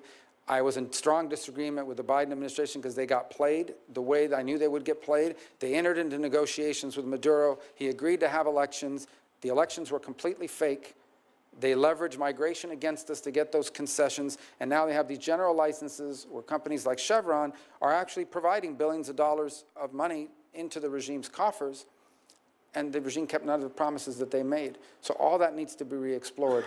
Because in Venezuela, you have the Russian presence, you have a very strong Iranian presence. The Iranians, in fact, are exploring, or in fact are beginning to build drone factories for the manufacture of Iranian drones in our own hemisphere. Not to mention the long practice of the Venezuelan regime of providing real but illegitimate passports to operatives for Hezbollah in our own hemisphere. And lastly, and I leave it lastly to Cuba because it's one that's been more enduring, the problem in Cuba basically is that despite being a communist regime and Marxism not working, is that they've decided, and they thought what they would do is that they would create this holding company. It's called Gaza. It is a company that they own by the Cuban military, and that holding company owns everything that makes money in Cuba. If it makes money in Cuba, they own it, and it generates revenue for them. The Miami Herald just did an expose on Gaza. And while you have electrical blackouts and you have all these other problems economically in Cuba, Gaza is sitting on billions of dollars that they've generated for their permanency. In 2017, the Trump administration sanctioned Gaza. Unfortunately, the Biden administration lifted some of those sanctions and restrictions a couple of years ago, which increased the amount of money they're able to generate through things like manipulating remittances and the like. And then yesterday, the Biden administration announced they were rescinding all of the sanctions on Gaza, which basically the sanctions were this. You can do business with an independent individual Cuban, but you cannot, it's the regime that doesn't allow it. You cannot do business with anything owned by that government-run entity. And yesterday they lifted the sanctions on them. Now, the new administration is not bound by that decision, but nonetheless, that's what's in place. Ultimately, the reality, the moment of truth is arriving. Cuba is literally collapsing, both generationally in terms of all the young people leaving, but it's also collapsing economically. They are now living on 20 and 21-hour rolling blackout and some days longer because Marxism doesn't work, because they're corrupt, and because they're inept. And they're going to have a choice to make, those that are in charge there. Do they open up to the world? Do they allow the individual Cuban to have control over their economic and political destiny, even though it threatens the security and stability of the regime? Or do they triple down and just say, we'd rather be the owners and controllers of a fourth world country that's falling apart and has lost 10% of its population in the last 2 years? And that's a dynamic that they're facing right now. I hope that they will choose the path of empowering the individual Cuban so that the individual Cuban has the ability to do what virtually the peoples of virtually every other country in the hemisphere have been able to do at least once in the last 60 years, and some more than once, and that is elect their leaders, vote for their leaders. You think about what happened here today. The Cuban people have no idea what it's like to have an authority figure or someone in charge and power, like I am as a U.S. Senator, sitting here having to answer questions from his colleagues, and also having to have people in the back screaming and protesting against you. You can't do that to a Cuban official. You can't question their decisions. The Cuban people have never been able to participate in a political process for almost 70 years now, and they're entitled to that as much as the people of Colombia and Argentina and Paraguay and Peru and virtually every other country in the region has enjoyed. So let's assume you have this job, you're confirmed, you have the job for 4 years. What would your definition of success be? With regards to generally? Your job. The alignment of our foreign policy to our national interest has been defined, the security, prosperity of the American people. And that's, and by the way, I would define that as success for the country. What I would define as success for the State Department is not just that alignment, but making the State Department highly relevant again. Sadly, and I think I've shared this with you in some of our meetings with many of my colleagues, what has happened over the last 20 years under multiple administrations is the influence of the State Department has declined at the expense of other agencies and also at the expense of national security councils, because it takes so long for the State Department to take action. And so increasingly you stop getting invited to the meetings, and they stop putting you in charge of things because it takes too long to get a result. So we want the State Department to be relevant again, and it should be, because the State Department has a plethora of talented people who are subject matter experts and who have skills in diplomacy, and it's not being fully utilized because increasingly on issue after issue, we've seen the State Department marginalized because of internal inertia, because of the way the structure works. So we have to be able to we have to be at that table when decisions are being made, and the State Department has to be a source of creative ideas and effective implementation. So I would define making the State Department relevant again in the setting of our foreign policy is critical. And I think that's something that maybe is not as perceived by the general public as it is by those of us who watch it on a daily basis. Thank you. Thanks. Senator Rosen. Well, thank you, Chairman Risch, Ranking Member Shaheen, for holding this hearing and for welcoming me to the committee. You know, I'm joining this committee at a challenging time for the global community, from conflicts with Iranian proxies in the Middle East to Vladimir Putin's war in Ukraine, growing tensions with China, a genocide in Sudan, and so much more. And I look forward to working with my colleagues on both sides of the aisle to find bipartisan solutions to these problems. And I also want to thank you, Senator Rubio, your family that's here, and those that couldn't be here, for working with me over the last 6 years and your service to our nation. And I'd like to congratulate you again on your nomination. And I'm going to move on. I just want to make a quick statement, because ensuring the United States remains a steadfast supporter of Israel, I know, is one of your top priorities and one of mine. And throughout your time in the Senate, you've been one of Israel's most unwavering supporters. I want to thank you for supporting Israel. I look forward to working with you to ensure that the U.S.-Israel security partnership remains ironclad and that our friendship remains unconditional. And I want to thank you for your response to Senator McCormick's hostage question. We all hope, since we've been in this hearing, that there's news maybe of an imminent agreement being reached to free, I hope, all the hostages. We hope to hear that confirmation soon. But nevertheless, these issues must remain a top priority for the committee going forward. So I'm going to just move over to talking about Abraham Accord, speaking of going forward, because despite the immense challenges that you've addressed posed by October 7th, the Abraham Accords have ushered in new forms of cooperation between Israel and countries in the Middle East and North Africa. As one of the founders and co-chairs of the bipartisan Senate Abraham Accords Caucus, I firmly believe the U.S. should continue building on the accords by deepening people-to-people ties, soft diplomacy, if you will, and widening the circle of partnerships with Israel to new countries. So, Senator Rubio, I know you've touched on this briefly, but if confirmed, how will you support the growth of the Abraham Accords to new countries generally, and specifically maybe try to normalize relations between Israel and Saudi Arabia? Well, thank you. I think those are important points. A couple things that have come up here as a result of this. The first is, and I point this again because we just don't know, it's a new development, but I think we should not underestimate or understate the potential historic opportunities that exist right now with what's happened very unexpectedly for most in Syria, what's happened in Lebanon, the weakening of Iran and of its Shia crescent of destabilization in the region. These are extraordinary opportunities that I think lend themselves to an era of diminishing insecurity, not total the elimination of it, but enough security that it opens the door for agreement on other topics. Critical to that is the potential of a Saudi normalization with Israel. And I think that, as part of a broader context of the Abraham Accords, I think would be historic in nature, and I think provide extraordinary benefits to the world and help bring a level of stability and peace to an area that, frankly, has not had it, one could say, for thousands of years, but certainly in my lifetime.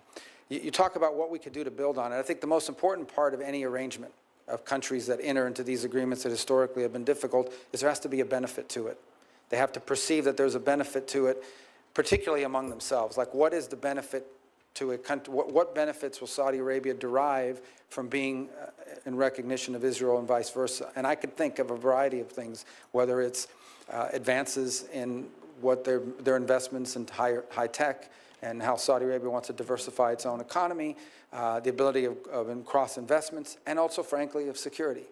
Because for the foreseeable future, I think most anticipate that there will be a mutual threat from Tehran. It may not be openly stated as a military alliance, but it's certainly a security, certainly one that I think they both have a mutual interest in, and which I think the U.S. could be a very strong partner in providing those assurances as well. So I do think there's a real opportunity to expand it, and it won't be without irritants. There's no doubt about it. There won't be without irritants. That we're still going to have some issues with UAE or Saudi Arabia, but we also have to be pragmatic enough to understand what an enormous achievement it would be if, in fact, not just you get a ceasefire, but you actually, that leads to the opening, the opportunity of a Saudi-Israeli partnership and joint recognition.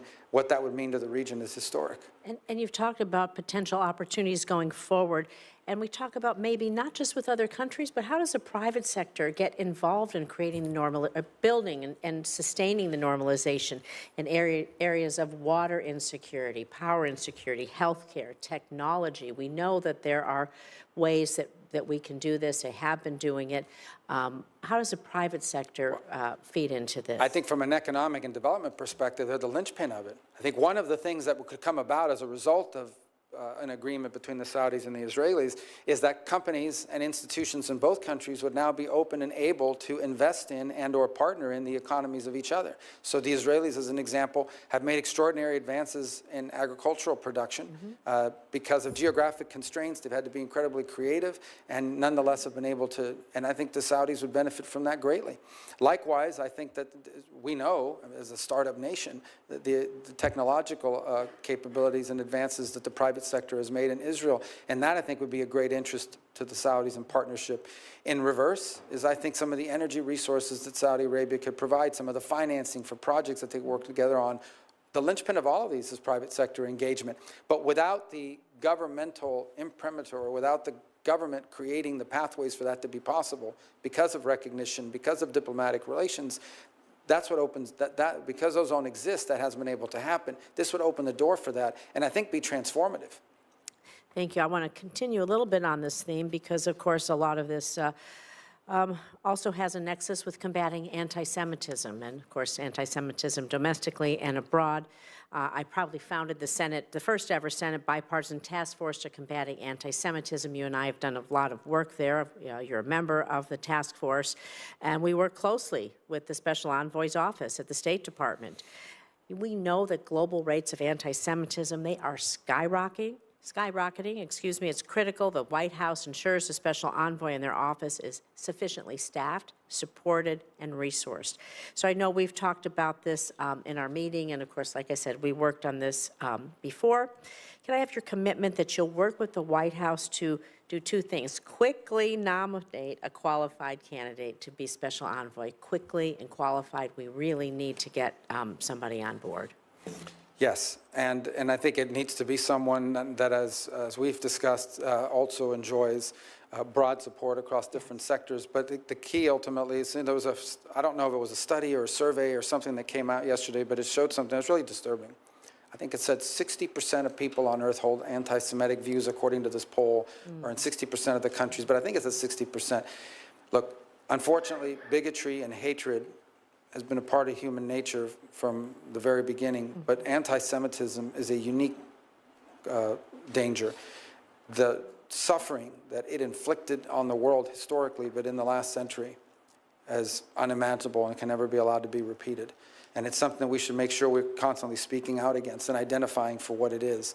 I think the U.S.'s role as a leader in speaking out in that regard is indispensable. And we need to be forceful about it. One of the things that's most troubling is what seemed to me that one of the things that's undermining the legitimacy of many of our international organisms is they've become havens for anti-Semitic activity.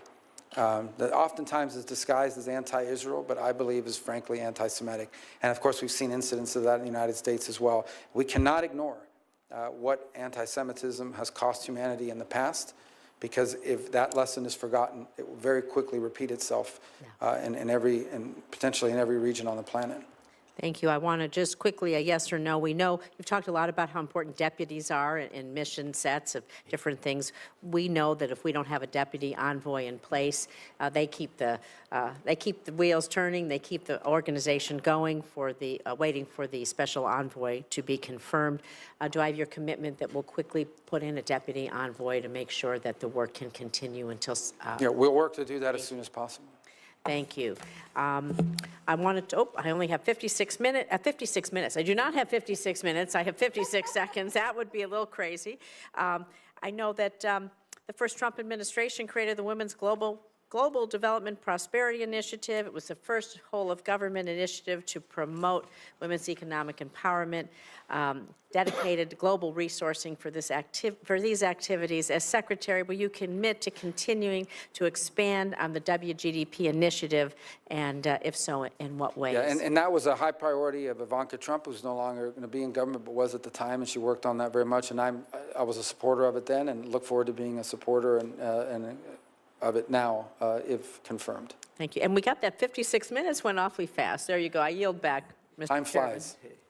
You yield back all 8 seconds? Yes. Senator Cornyn. Thank you, Mr. Chairman. I can barely see you down there. I know. I was there one time. They had to extend the dais so Senator Curtis and I could actually sit with at the big boys and girls table.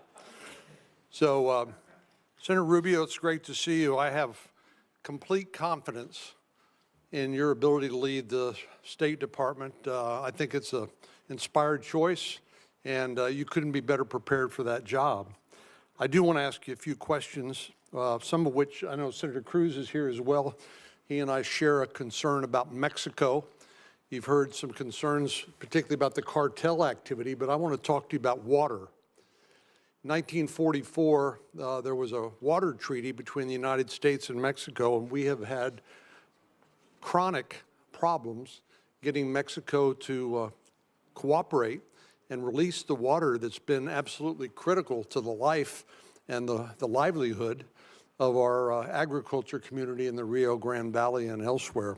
We've had I've talked to Secretary Blinken about this. We've written letters. We've done everything we know how to do, but I would just like to get your commitment to work with us to try to just simply get Mexico to live up to its requirements under the treaty, and if they won't do it voluntarily, to look for leverage and ways we can persuade them to do what they already have a legal obligation to do, which is to release water on a timely basis.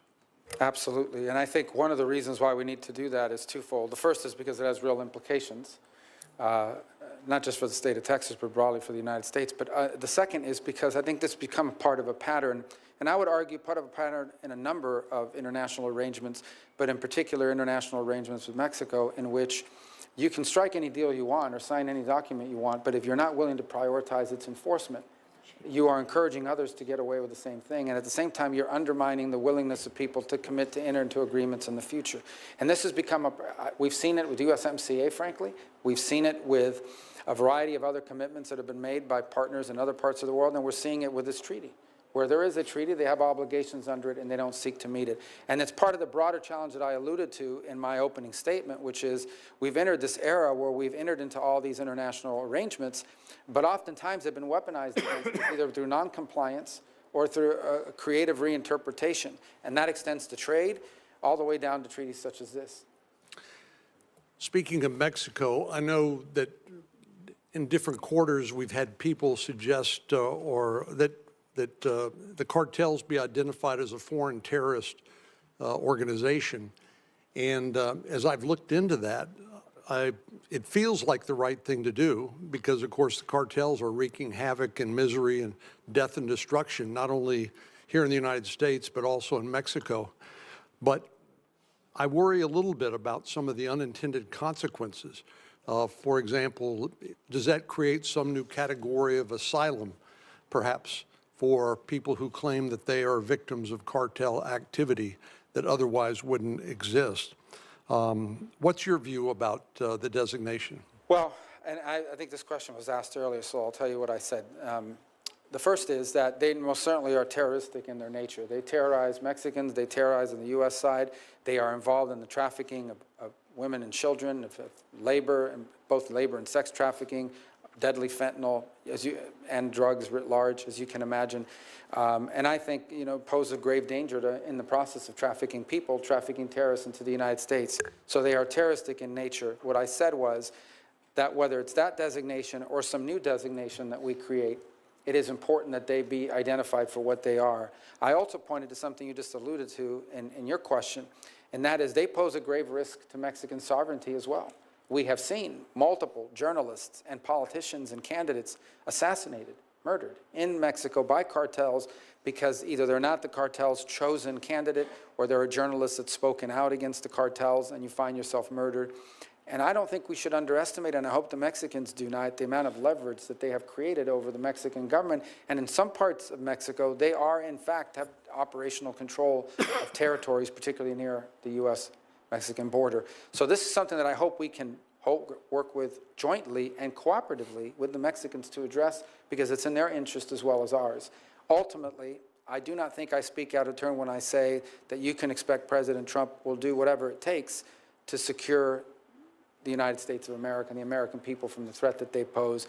But it is my sincerest hope, and frankly, I think the most productive outcome would be if we could do so in partnership and cooperation with the government of Mexico, who I know shares many of our concerns.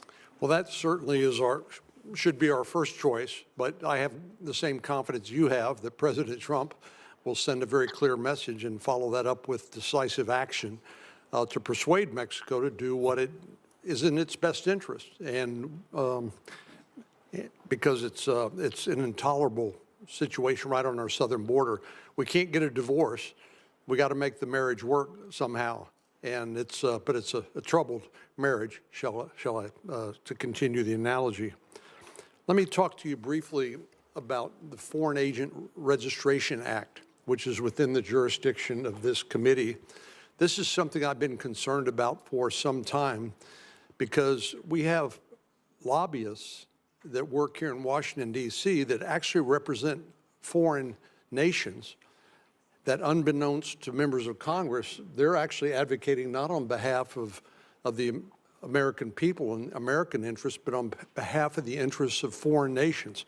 Now, there is a loophole called the Lobbyist Disclosure Act, which is frankly weak sauce when it comes to providing the kind of transparency that we need. Anytime somebody shows up in your office and is advocating for something, purporting to represent American interests, but in fact is there motivated by and being paid by a foreign interest to advocate their interest, is that something that you would be willing to work with us to further reform and refine? Yes, and as you know from our time serving together on the Intelligence Committee as well, it's something we spend a lot of time talking and thinking about as well. And I would raise 3 points. The first is, look, the straight up, some foreign government hires a lobbyist. You know that because they're registered and we're aware of it. The second is more nefarious, and that is that you hire someone through a cutout, a third party, without aware of the fact that they are in fact being paid by a foreign entity, and sometimes dressed up as an American interest, when in fact it's furthering the interest of a foreign entity. And then the third, and it's one that I don't think gets talked about enough and it isn't covered by this law, but needs to be said, is some of the most effective and vociferous lobbyists on behalf of Chinese interests in the United States for a long time was U.S. corporations, who had a pretty good deal going in China with regards to manufacturing and the like, and would come here and argue in favor of outcomes and policies that favored China. And by the way, China would weaponize this openly. They would, in fact, bring in CEOs of corporate America and encourage them to go back and talk to your member of Congress and tell them they better not do that, because if they do, companies like yours are not going to do very well in China. And that was weaponized against us, too.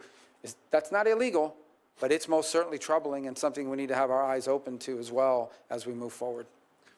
Well, that's a perfect segue into my last question, and this has to do with outbound investment transparency. As you know, the Senate has passed legislation providing for a reporting requirement for American companies who are investing in China. It's not a prohibition. It's merely a disclosure requirement, because the unique circumstances that you're well aware of that China provides. There is no division between civilians or the private sector and government. Under Chinese law, the private sector, so-called private sector, is required to share any and all information that might be of use to the People's Liberation Army or to the Chinese intelligence agencies. And it is not a stretch to say that due to the tactics of people like, or strategies really, of people like Deng Xiaoping, who said, hide your motives and bide your time, we've seen massive U.S. investment in China, which has not only helped them rebuild their economy, which is fine, but more ominously, rearm their military, modernize their military so that they become a threat not only to their neighbors in the region, but to world peace. We can all imagine a nightmare in which China decides to take Taiwan, which President Xi said he's committed to do. So I think it just makes sense for us to have more transparency so that as policymakers, we can then figure out what is the right policy. I could care less whether American companies want to build more Burger Kings or Starbucks in China, but I do care if American companies are investing in dual-purpose technology or in ways that would undermine the national security of the United States. Do you share that concern? Absolutely, and in fact, I shared it beyond just simply what you've discussed. This was a few years ago when the Thrift Savings Plan, the retirement 401k basically for federal workers, was investing in funds that are going directly to Chinese military use. So you think about it, there were people serving in the armed forces of the United States whose retirement funds were being invested in companies that were building the weapons designed to one day blow the ship that they served on, even the Indo-Pacific. And in the case of other private sectors, you're right, every sector is not created equal in terms of the threat they pose to our country. But at a minimum, we should have insight into whether American investment dollars, be they institutional or individual, are going through the funding of activities designed to undermine the United States of America. That's a core national security interest. Thank you, and Godspeed. Senator Kane. Thank you, Mr. Chair. Ranking Member Shaheen, welcome the opportunity to work with you in this Congress. Senator Rubio, congratulations on your nomination. If you're watching the hearing, you probably notice senators coming in and out, and most people understand why that is, but for those who don't, we have a lot of other hearings, a lot of other responsibilities. We get in a queue and kind of know when our questioning time is coming up. I decided that I would show up, albeit 11 minutes late, and stay because this is so important to the country and to me. But I think for those of you who have watched this hearing that was gavelled in at 10, what you've seen is a nominee who is extremely well prepared. We're used to seeing nominees who know a lot about a couple of things, and sometimes who know very little about virtually everything. But I think you've seen a hearing with a nominee who agree or disagree with the points he's made. He's not talking out of a briefing book. He's not having a thumb through a binder to decide how to answer a particular question. I've always been struck in working with Senator Rubio on this committee since I came to the Senate in January of 2013 that he has a very well-developed sense of the world and a passion and interest in all corners of it. I was particularly happy that he was nominated for two reasons. One, we have worked together significantly on legislation touching many different areas over the years, and one was referred to by Senator Shaheen, legislation to send a clear message that NATO and the U.S. participation in NATO is not just simply an executive priority that could come and go depending upon the Article II Commander-in-Chief, but it was also something so important that Congress would say that the membership of the United States in NATO is something that Congress would want to weigh in on should there ever be a decision by an executive that we should back out of NATO. And I think sending that message from Congress has been a very important thing that has led to a NATO that is expanding. Finland and Sweden, where the polling would have been de minimis 10 years ago for joining NATO, are now in. And I think a strong message from Congress is part of that. Obviously, the fear of Russia is a huge part of it, but a strong message of congressional support is part of it. I'm particularly proud that the Virginia National Guard has now struck a deal under the State Partnership Program where we are partners with the military in Finland, a very capable military. And the first exercises of the Virginia Guard with the Finnish military will start next month. I'm very excited about that. The second reason I was particularly gratified to see Senator Rubio nominated for this position is he cares about the Americas. I cast my first vote in a presidential election in 1976. I have not seen a single administration, Democratic or Republican, that has devoted enough attention to the Americas. We devote attention to it in a time of crisis and then move our attention elsewhere. It seems like secretaries of state have often thought that the world only has an east-west axis and not a north-south axis, and Senator Booker addressed that with his questions around the attention that should be paid by the United States to Africa. I feel that very strongly about the Americas. I don't have to ask Senator Rubio questions to gauge his interest and attention level. Everyone who comes before the committee tells us they're really interested in the Americas, only to find that they end up spending all their time somewhere else. I don't have to ask that question of this nominee to know that he has a passion about the nations that are our nearest neighbors, a passion about the nations who are so connected to us in our cultural roots and in our family ties.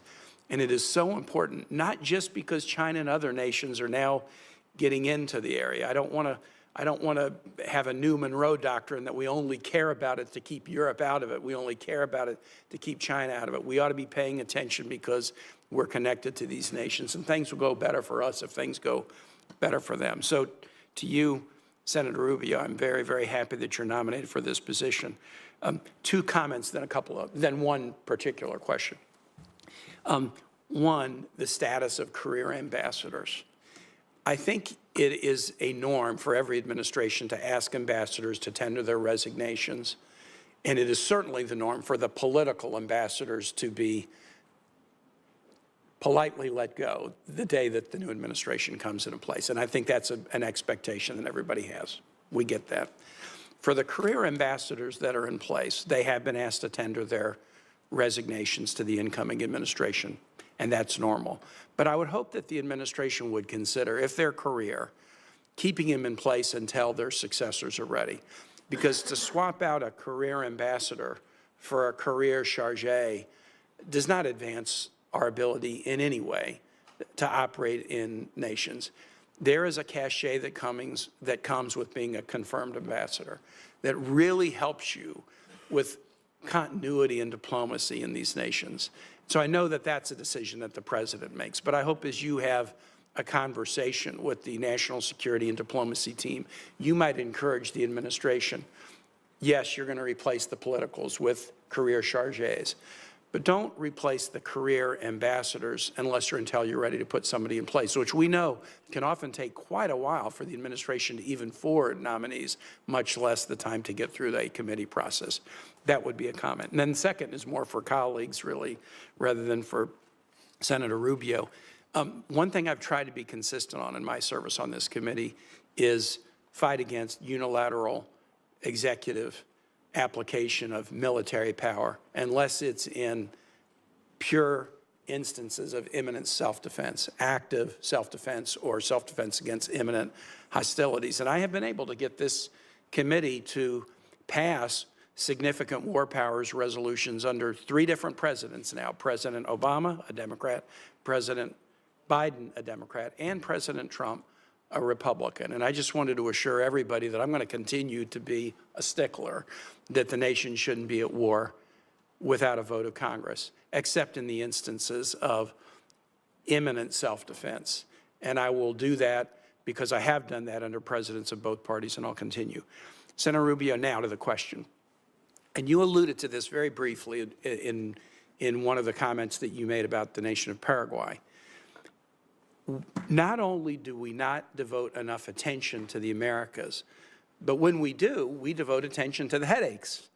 And the headaches abound in the Americas and elsewhere. And so we've talked about Haiti, a problem. We've talked about Venezuela, a problem. But so often we don't pay attention to lift up, elevate, provide resources to celebrate the nations in the Americas that are doing things right. And so when I travel through the region, and I'm sure you've heard the same thing, I hear these nations that are doing things right. Why won't you pay attention to us? Ecuador threw out a pro-China government, put a pro-U.S. government. All they wanted was a trade deal. We want to be closer to the United States. We're the only nation on the Pacific coast of the Americas that doesn't have a trade deal with the United States. This administration, I've been critical about the Biden administration, didn't do anything to advance that cause. Talk to us about some of the nations in the Americas that you think are doing things right, and what we ought to do to help those nations, because we'll be much more likely to spread the right if there are other nations in the region that are doing better and better and better than if we're just trying to lecture people about how to improve. Well, just as a general matter, one of the things that's always struck me is that the region, and then maybe this is true in other parts of the world as well, but particularly in the region, it's almost better to be America's adversary or enemy than friend, because there's the the impact of friendship or the benefits of friendship are not tangibly clear to a lot of them. And you know, I've seen that expressed time and again over multiple years. And it's easier to pay attention to a headache. You're going to sanction, you know, some country that's not acting in anti-American ways, but the people that are sort of doing it the right way or want to be cooperative, they're ignored, and the countries that are doing it the right way are ignored. So I think there are a number of countries that right now as we speak, and I always say this with caution because I may not mention one country and they say, well, they left us out, but I just want to point to a few that I think are present and clear for us. You mentioned one with Ecuador. Ecuador was actually left out of CAFTA because at the time, the people in charge didn't want to be a part of anything with us. They're facing some real security threats that are unique to Ecuador's history. And they're facing these threats because you've got violence and gangs coming over from the Colombian border and then pushing up through Ecuador as a transit country, but they bring with it the turf fights and the gangs, and to the point where last year there was a real threat to the stability of the government, where they took over television stations and things of this, these armed elements did. And there's a lot we can do, and have done, but can do. Not a lot, we're not talking about a lot of money. We're not even talking about money in many cases, just equipment, to help them at least to restore some sense of stability. The other thing that Ecuador, these are just off topics, but I think they're all relevant. Ecuador faces a very significant challenge with illegal fishing off their coasts by Chinese fishing fleets who violate their territorial waters on an almost daily basis in massive quantities, and it's an ecological crisis as well on top of it. That's a country that can use our help tremendously. I think about the Dominican Republic. People don't talk about the Dominican Republic enough, and they face a real challenge because of Haiti and the instability next door. They were also one of the countries that emerged from COVID the fastest, and not just because of the tourism return quicker there, and they've really been able to do some positive things. I think Argentina, I know people, some have not met the new president of Argentina. This is a serious, well-trained economist. I would not, if you sit down and talk to him for a few minutes, he has real clear ideas about economic development and is doing some really necessary things in terms of restructuring the direction of Argentine economics in a way that I think is very positive. Can I just say to every other nation out there that thinks you're a good guy, he was about to mention you, but my time has expired. But please focus on the good guys, and let's help them do better and better and better and be good examples in the region. Thank you. Thank you. Excellent point, Senator King. Excellent point. Senator Curtis, welcome to the committee. Thank you, Mr. Chairman, Ranking Member. It's great to be with you today. Great to be on this committee. Senator Rubio, for the last 7 years, from a distance of about 600 feet, that's what separates the House chamber and the Senate chamber, I've watched and admired your work from a distance. And on a few, but very fortunate times, I've had the chance to actually be wind at your back on some of your work supporting Taiwan and protecting Hong Kong dissidents as we work together on some legislation. Now, in a twist of events, I sit not far from where you once sat, and there's another symbolic 600 feet between us, between the State Department and the Senate. And I'm excited to work with you in your new role. And I would like to continue to be wind at your back on a lot of issues, and none more important to me than China. And if you remember really nothing else about our short interchange today, please know that that's very important to me, and I hope to work with you on what I do with the aggression of China, and in many ways, their global push for military and economic supremacy, I think, is a threat in many ways. China is imposing, it's what they call China One Principle on the world, which is very different than you know from our China policy. Can you kind of describe how we can push back on that and how we need to make sure we're shaping that conversation? Yeah, and well, the first is to understand that the One China policy is, and the U.S. policy towards the issue of Taiwan has been consistent and reaffirmed by every administration since 1979, and it is the combination of the Taiwan Relations Act with the 6 assurances that make clear that the United States, we're not going to pressure Taiwan into any arrangement. We're not going to tell you when we're going to stop, or if ever. We make no commitment to not helping them in their national defense. We're not going to force any outcomes. And frankly, we are going to do everything, and we reject any effort to coerce, intimidate, and or forcibly drive Taiwan to do whatever China wants them to do. And that's been our position, and that will continue. That was the position under President Trump's first administration. I anticipate it will continue to be in the second administration.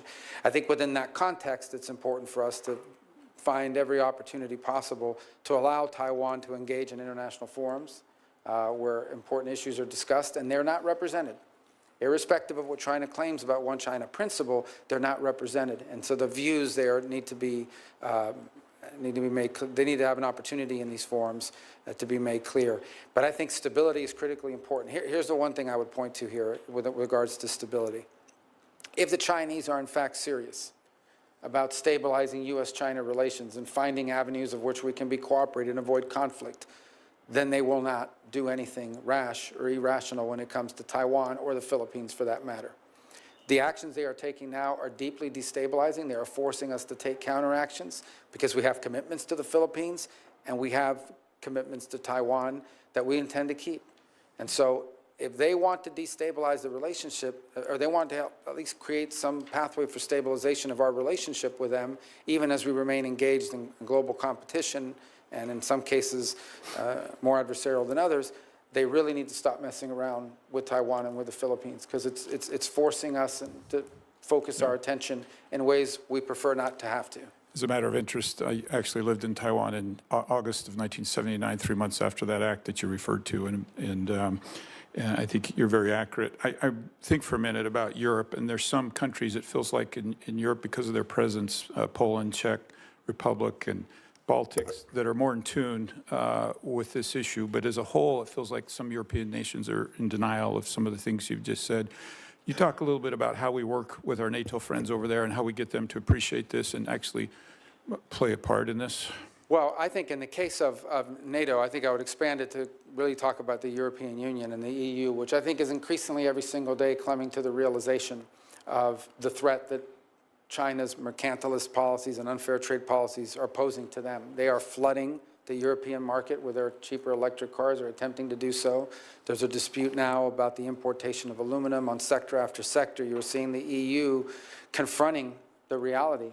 By the same token, you know, they're like many countries around the world, including ours to some extent, there's a quandary involved. There is an intermeshing economic relations that you can't just walk away from, but you also recognize the long-term threat that Chinese practices are having on your economic lives. And so I think that's an area in which the Europeans are, some more than others, are increasingly aware and willing to be more forceful. Italy has been willing to lean into it more than perhaps some other countries in the region. Hopefully that will continue to change. On the security front, look, an event in the Indo-Pacific, say, let's leave Taiwan out of it for a moment and say it's the Philippines. Okay, in the last 48 hours, there's this massive, I don't even know how to describe it, but this massive ship that the Chinese have built that's like headed towards the Philippines, and the Philippines feels threatened by it, rightfully so. We've seen this on a daily basis with the harassment and so forth, but on a daily basis. If, God forbid, there is some miscommunication or some inadvertent conflict emerges there, and we have obligations to them, the impact that will have on the entire globe, the impact that it will have on the entire globe is enormous, and that includes Europe. So they have a selfish vested interest in seeking for the Chinese to curb their behaviors. I would also point to the Europeans that what the Russians have done with Ukraine would not have been possible without the assistance of China, whether it's the sharing of technology or aid in evading sanctions or selling their oil in secondary markets. The Chinese have been hidden, but clear to everyone watching, partners in the Russian endeavor. Yeah. And the Europeans know this, and they need to be continually reminded of it, because it reveals the nature of who we're dealing with. That was actually my next question, so I'm going to skip that one, but thank you for addressing that. I want to turn to Hong Kong. I mentioned I lived over in that area, and I actually remember as a young man in the 1980s shopping for a camera in Hong Kong. As a businessman in the 2000s, I tried to sell my product over there in Hong Kong. I've been over there a number of times as a tourist and just enjoyed that beautiful city. And unfortunately today, none of that is possible. As a matter of fact, I actually have a warrant for my arrest over there because of the work in the house that I've done over there. Can you talk a little bit about the role there, and what's even worse is Hong Kong's now playing a role in facilitating sanctions, evasion, and money laundering. And can you address that issue? Well, I think it's important to take 30 seconds down memory lane. Hong Kong was turned over by the UK with a strong set of assurances that it would remain autonomous and independent. It would be governed by the Chinese, but independent. They would have a democracy. They would be free enterprise. They would be left alone. In essence, they would, that's the promises they made. They have violated over time, they violated every promise. They basically broke the deal. Just like they lied about all the island chains that they said they weren't going to populate and militarize, and they have done so as well. And so today we cannot consider Hong Kong to truly be autonomous anymore. It is not. It is now under the full control, especially on national security matters, of Chinese authorities. And it should not be surprising to us that these deeply rooted banking institutions that are in Hong Kong, who long had served as financial capital on the global scale, are now being used to the benefit of the Communist Party and to evade global sanctions. And I think there has to be a growing recognition of that. I also think it's important to remind those sectors in finance that are still involved there that the Chinese national security now that's now been implemented in Hong Kong allows them, if they don't like what you're doing, to basically trump up any charges they want, go into your offices, raid the boxes, see all of your files, threaten to jail you, and they've done so in some cases. So it's no longer a hospitable place for people to conduct financial activity. So I think we'd have to call it for what it is. The notion that Hong Kong is now some autonomous entity that operates within China's system but independent of it and the decisions they make is a complete work of fiction. Yeah, and I hate to I want one more quick question, but I also want to point out before we go on how good it could have been for Hong Kong and China had they kept that agreement. I think that'd been a whole lot better for China. Last question as we run out of time. Obviously, there's a lot of conversation about Panama in the news. Can you talk about the Chinese influence in the Panama Canal, what Americans should know? Well, let me tell you, I actually didn't print a lot of, things to read like verbatim here, but there's one that I thought was interesting that I wanted to share, and I'm not going to put it out there for everybody, but the whole thing, but maybe I'll submit it for the record. But I just went through, this thing with Panama and the canal is not new. I visited there, I think it was 2016. I think I've consistently seen people express concern about it, and it's encapsulated here in quote after quote. Let me tell you, the former U.S. ambassador who served under President Obama said, the Chinese see in Panama what we saw in Panama throughout the 20th century, a maritime and aviation logistics hub. Just immediate past head of U.S. Southern Command, General Laura Richardson, said, I was just in Panama about a month ago and flying along the Panama Canal and looking at the state-owned enterprises from the People's Republic of China on each side of the Panama Canal. They look like civilian companies or state-owned enterprises that could be used for dual use and could be quickly changed over to a military capability. We see questions that were asked by the ranking member in the House China Select Committee, where he asked a witness and they agreed that in a time of conflict, China could use its presence on both ends of the canal as a choke point against the United States in a conflict situation. So the concerns about Panama have been expressed by people on both sides of the aisle for at least the entire time that I've been in the United States Senate, and they've only accelerated further. And this is a very legitimate issue that we face there. And I think I'm not prepared to answer this question because I haven't looked at the legal research behind it yet, but I'm compelled to suspect that an argument could be made that the terms under which that canal were turned over have been violated because while technically sovereignty over the canal has not been turned over to a foreign power, in reality, a foreign power today possesses, through their companies, which we know are not independent, the ability to turn the canal into a choke point in a moment of conflict, and that is a direct threat to the national interest and security of the United States, and it's particularly galling given the fact that we paid for it and that 5,000 Americans died making it. That said, Panama is a great partner on a lot of other issues, and I hope we can resolve this issue of the canal and of its security and also continue to work with them cooperatively on a host of issues we share in common, including what to do with migration. Senator, I'm out of time. Thank you so much. Thank you. And Senator Rubio, I think that you're right about doing an analysis of the turnover documents, but I think even before that, we ought to do an analysis of the original documents that went into place because they were very strong documents giving us control over a 5-mile wide on each side of the canal path and was very specific. So I think a legal analysis beginning to end is critical. Senator Schatz. Thank you, Chair. Thank you, Ranking Member. Senator Rubio, nice to see you again. Thanks for taking the time with me, and thank you for being willing to serve. I want to start with the Pacific Islands. As you know, it's an area of focus of mine, and the Indo-Pacific is, look, we've been through several administrations, and they all say the same thing. They all talk about the future being in the Indo-Pacific and that it's the most important region in the world. That continues to be true. My concern is that specifically when people talk about the Indo-Pacific, they're mostly talking about China. They may be talking about other East Asian countries, but there's very little conversation about Pacific Island nations. And we've got some auspicious things happening, but we've also got some challenges in front of us. The embassy in Kiribati is stalled.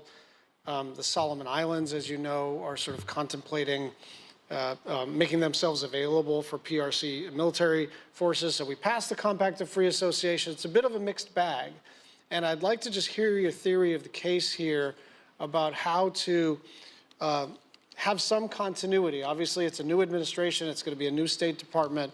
But I think some of the things that have happened over the last 4 and even 8 years in terms of Pacific Island relationships have been good for the United States of America. So give me your theory of the case, not generally Indo-Asia Pacific, but specifically these small island nations with whom we want stronger ties. Sure. So I think the first, obviously, is the ability to engage bilaterally with each of these individual nation states, and that opportunity is already there. I think we should continue to build on it, and it's important and bears great fruit. I think the second, and it's an open question, which I certainly want the State Department to look at, and I think policymakers on the Hill need to consider as well, is, we are dialogue partners in the Pacific Island Forum. And the question is whether we are fully utilizing that ability to be at the table in that forum. Now, that forum includes Australia and New Zealand, which are bigger than some of these, but nonetheless important elements of it. And look, I think our expectations of the forum is, and they've had some internal friction with some of the member states, about who's going to lead it and how the succession. So we hope they can work that out. But it's an existing forum, which I think could potentially, as a dialogue partner, provide us the ability to not just engage bilaterally with the individual nation states, but also collectively. And we may not agree on 100 million things, but there might be some things we can do through that forum. At a minimum, have a presence at it at a high enough level that shows our level of commitment and interest has been elevated even further, and then ultimately some real deliverables. I do think that given, again, we keep saying they're small, but they're important both because of geographic location, their presence in international forums, and I do think that whether it's the Millennium Challenge Grant, whether it's through the successor to OPIC, there are opportunities as well to leverage some private sector engagement from the American side and the U.S. side or the broader North American side on some of the, whether it's energy needs or resiliency needs or other development projects that they may have. So I think we have to explore that both bilaterally with individuals by ensuring that we have people there, but also explore whether we are fully utilizing the Pacific Island Forum as a dialogue partner to its full effect. And you know that China engages in debt trap diplomacy, which can be effective for their needs, but it's usually, people get figured out eventually. And I think one of the areas where we can provide something that there's no other country that can provide is in the resilient space. In a severe weather context, we're really the only folks that really know how to prepare for, respond to, and rebuild from disaster. So, the United States Navy has always been helpful in this context, but that's something we should continue to focus on. So, staying in the Pacific, and I'm glad you mentioned the Philippines.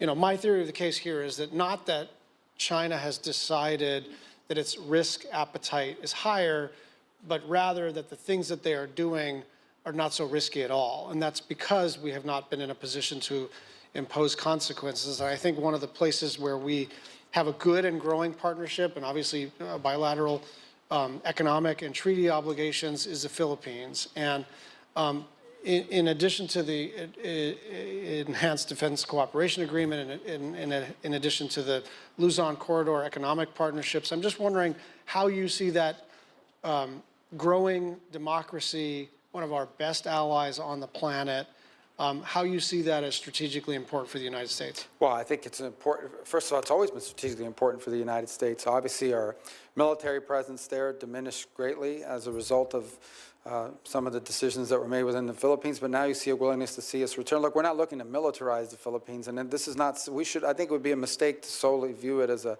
security arrangement. There are long ties between the United States and Philippines that date back to 1899 in the Spanish-American War. And, so I think it's important to build on that as well. I think there are real economic opportunities that we should be exploring. And so it's one that we need to show us commitment. If I'll be frank, I think where this kind of fell off was, and I'm not getting involved in internal Filipino politics, but I'm telling you, during Duterte, it was a little tougher to work with them, and obviously there's some issue going on there internally as well. I'll leave that to their electorate and their politics to solve. So I think to the extent that over the last few years you have seen a reinvigoration of American interests, it's not simply driven by the fact that the Chinese are harassing them.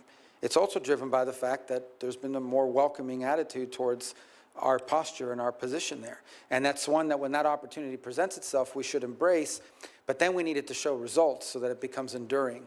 In essence, when your engagement with a country leads to economic development, whether it's outbound U.S. investment in the Philippines or what have you, then that becomes enduring. Then it makes it difficult, no matter who's in charge, to walk away from the alliance, because the alliance is more than just military and a military presence. It also involves jobs and businesses and investment and economic opportunity. And we need to look for ways to emphasize that. I think it would be a mistake to simply view it as a military or defense alliance. Absolutely, and coming from Hawaii, it's the people-to-people ties that is the foundation of the relationship for sure. I want to talk to you a little bit about our approach on the Korean Peninsula, and I'm going to say something rather provocative. I think our North Korea policy is broken. I think it's broken on a bipartisan basis. I think CVIT is a fantasy. I think that the non-proliferation community wants to hold on to it for reasons related to other countries and non-pro priorities. But it's clear to me that it's not working. 10 years ago, you would have been laughed out of the room for suggesting that North Korea was able to develop maneuverable hypersonic warheads, solid fuel ICBMs, submarine-launched ballistic missiles. But all of that has happened. 40 launches in 2024 and more launches yesterday. So I just like you, I know you're a hawk. I know you've been a strong supporter of sanctions. I never have opposed a sanction against North Korea in my life, but I just think that we need to look at this thing realistically and say, whatever it is that we have been doing, it's not working. These guys keep getting more and more capable. And whatever sacrifices they are making internally in terms of the suffering of their people, they got the technical capacity. Like I remember 10 years ago being told, well, they can do this, but they can't do a nuclear tip. Oh, they can range Guam, but they can't range Hawaii. Oh, they can range Hawaii, but they can't range the continent. They keep meeting and exceeding every technical mark that we think they can't make. And we are attached to a policy that is basically, it doesn't appear to be slowing them down in the least. So is there an appetite for a rethinking of this, in my view, totally failed policy? Well, I think there has to be an appetite for a very serious look at broader North Korean policies. And so I think it would be difficult for me today to come here and tell you this is going to be the official United States position on it moving forward, because I do think, because of the factors you've just pointed to, there's some things we have to look at in a broader perspective. Now, to his credit, President Trump, and look, I'll be frank, I was one of the people that was very skeptical about it. But he sort of reached out to Kim Jong-un, walked away from negotiations twice, ultimately didn't reach something enduring. But here's what he did able to achieve in that engagement, is he stopped testing the missiles. Now, that didn't stop the development of the program, but at least it calmed the situation quite a bit. I think what you're alluding to, and I'm not saying this is going to be the policy of the United States, because that policy is set by the president, and ideally set through a process that involves a bunch of stakeholders rethinking and being creative about it. But I do think what you're pointing to is the following. You have a 40-something-year-old dictator who has to figure out how to hold on to power for the rest of his life. He views nuclear weapons as his insurance policy to stay in power. Despite it means so much to him that no amount of sanctions has deterred him from developing that capability, and, in fact, has not even kept him from having the resources to develop it. Unfortunately, recent events now also have them engaged in conflicts beyond the Korean Peninsula, in fact, providing troops and weaponry to the Russians in their effort in Ukraine. And so all of this needs to be taken in conjunction and looking at the policy and seeing what can we now do that destabilizes that situation, that lowers the risk of an inadvertent war, be it between South Korea and North Korea, maybe including Japan at this point, and ultimately the United States. What can we do to prevent a crisis without encouraging other nation states to pursue their own nuclear weapons program? That's the solution we'd like to get to. And I just didn't bring it in my folder today because we're not ready to deal, but it's important. And you got to involve the committee, and this is certainly multi-agency, multilateral. The president has to drive some of this, but I think none of this is possible without an acknowledgement of more than a decade of bipartisan failure in this space. And so if we can at least start with the premise that whatever we're doing right now is not working, we can start to work on something else. Thank you. Thank you. Thank you. Senator Cruz. Thank you, Mr. Chairman. And I got to say, boy, that sounds good, Mr. Chairman. That isn't as good as it sounds to me, Senator. Thank you. Well, congratulations, and I'm looking forward to the next 2 years working together. Thank you. And to Senator Rubio, let me say congratulations to you as well. We're going to miss you on this committee. We're going to miss you in the Senate, but you're going to do an extraordinary job at Foggy Bottom. And I will say if they capture you and tie you up in the basement, we will send a team to pull you out. You know, as I look back over the last 4 years of the Biden-Harris administration, there are a lot of policies that have done a lot of damage. Domestic policies, economic policies, but I think all of those pale compared to the damage that has been done to national security and foreign policy over the last 4 years. Over the last 4 years, this administration has systematically undermined and abandoned our allies, and it has systematically shown weakness and appeasement to our enemies. And the consequence has been disastrous. We've gone from 4 years ago, peace and prosperity, to today, a situation with wars across the globe and every enemy of America stronger than they were when this administration came into office. I am confident the incoming administration is going to change that direction. I am confident that President Trump and the White House and you as Secretary of State are going to shift us back to where we should be, which is standing by our friends and allies and standing up to our enemies. Do you agree with that assessment? Is that what you intend to do as Secretary of State? Well, let me say first, the foreign policy of the United States will be set by the president, and my job is to advise on it and ultimately to execute. I think the president's been abundantly clear, and that is his policy is going to be driven about making America safer, stronger, and more prosperous. As I said in my opening statement, everything the State Department does, every policy, every program, every dollar it spends, every initiative it takes has to answer 3 questions. Does it make us safer? Does it make us stronger? Or does it make us more prosperous? And if it doesn't, if the answer is not yes to one of those 3, you're going to have a hard time moving that forward because that's the priority that the president, and that's the priority that, by the way, voters gave this president when they elected him. You point to a number of things that I think are critically important, and I'll phrase it a different way, but I think we're saying the same thing. We have lost deterrence in multiple theaters around the world. So as an example, and I use this as a small-scale example, but it's really an important one. I think of the year was 2019, the Wagner Group tried to get cute and came after some of Americans operating in Syria. And fire from the sky rained down on them. And that group was pushed back pretty hard. That's deterrence. At that, they threatened us, and they knew what the response would be. I recall the consternation here and in other places when Soleimani met his demise. But I can tell you it impacted Iranian behavior for a substantial period of time. No matter how tough they talked, it impacted their behavior. I think it's important to reestablish deterrence. And to the extent that that's been lost for a variety of reasons, the lack of deterrence is an invitation to war. The lack of deterrence is an invitation to hostility. It prevents the very thing that we hope to achieve, which is peace and stability in the world. And I do think we've lost deterrence. And I think in some ways it contributed to what happened in Ukraine. An item I know is very close to you and you've worked very on and we talked earlier today about is energy dependence. I recall President Trump at both a NATO summit and at the United Nations, and I recall the United Nations one in particular, President Trump said Germany is entirely going to be left dependent on China, on Russia for its energy.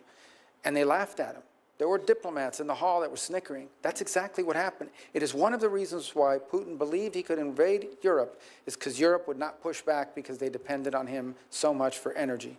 Now, Europe is to be congratulated. They have moved very swiftly, particularly the Germans, to diversify their energy resources.